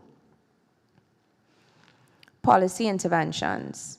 That domestic violence be recognized as a critical societal issue requiring urgent prioritization by all stakeholders with a commitment to ensuring the safety and well-being of victims. That a victim-centered approach be adopted in all domestic violence intervention, ensuring that the voices, needs, and protection of all victims are at the core of decision-making processes. that multi-sector, results-oriented collaboration continues to be embraced as an essential strategy in addressing domestic violence, promoting coordinating efforts among law enforcement, judiciary, social services to provide comprehensive support for victims and effective accountability for offenders. Thank you. Thank you. Legislative interventions. That the domestic violence legislation be subject to a comprehensive review to ensure it remains responsive to emerging challenges and gaps identified in its operationalization. That any necessary amendments be considered to enhance the clarity and effectiveness of legal definitions, processes, and protections, particularly regarding the enforcement of protection orders and the inclusion of psychological and behavioral interventions.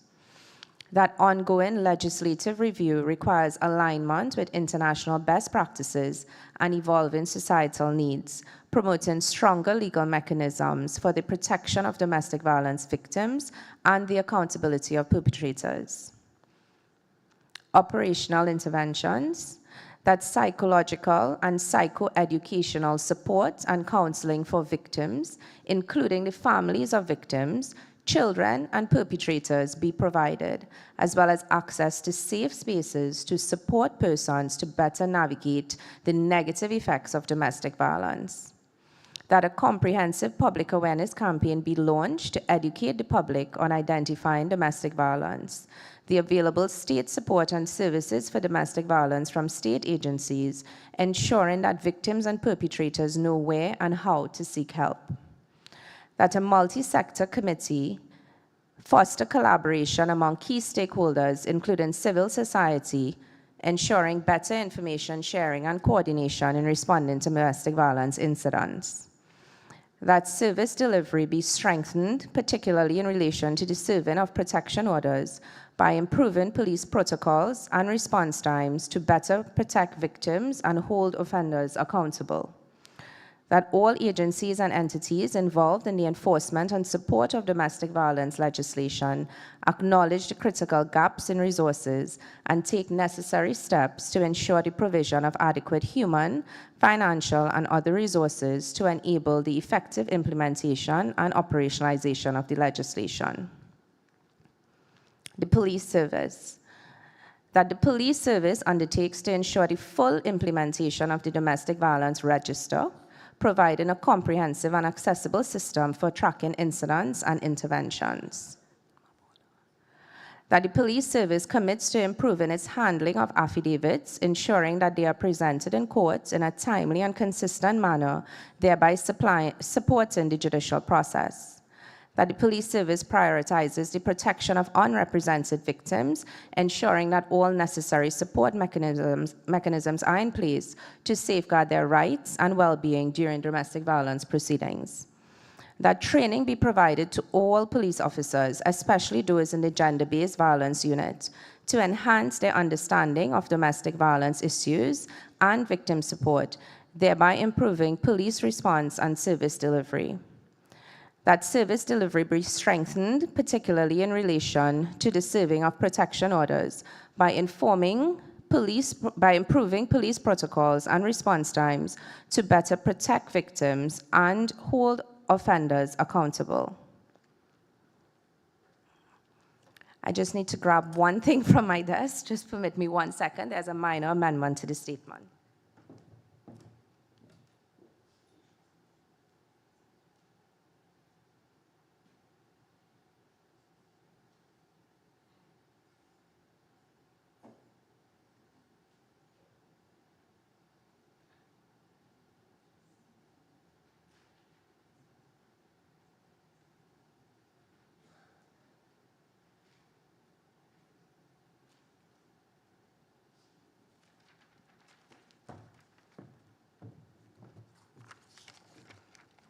Judicial and court interventions. That the judiciary commits to the development and implementation of standardized domestic violence rules to be made by the Rules Committee for all courts, ensuring consistent application of the law and equitable service delivery to all persons affected by domestic violence. that judicial officers ensure the inclusion of all relevant and necessary conditions in protection orders tailored to specific circumstances of each case to enhance the effectiveness and enforcement of the order. That the judiciary strengthens its efforts to protect unrepresented victims by court support services and timely judicial interventions in domestic violence matters. That the Domestic Violence Committee, under the Office of the Prime Minister, Gender and Child Affairs, monitor and advance the commitments outlined herein above and report to Cabinet within 6 months from the date of this statement. Adoption. Adoption by acclamation on the 25th of September at the Hyatt Regency Hotel, Port of Spain, Trinidad and Tobago, by the participants of this domestic violence consultation in pursuit of measurable outcomes to address and eradicate domestic violence in Trinidad and Tobago. So this statement will be published on the AGLA website. We encourage all of you to go download a copy. Also, the presentations that were made today will also be extracted, and a recording of this forum will also be available on the AGLA website for those who weren't able to join us today. On behalf of the Office of the Attorney General and the Attorney General himself, who has stayed with us for the entire day and prioritized this conference and worked very closely with me and my team to ensure that we had this forum, one of many, I want to thank everyone for indulging us and for your valued contributions. Thank you.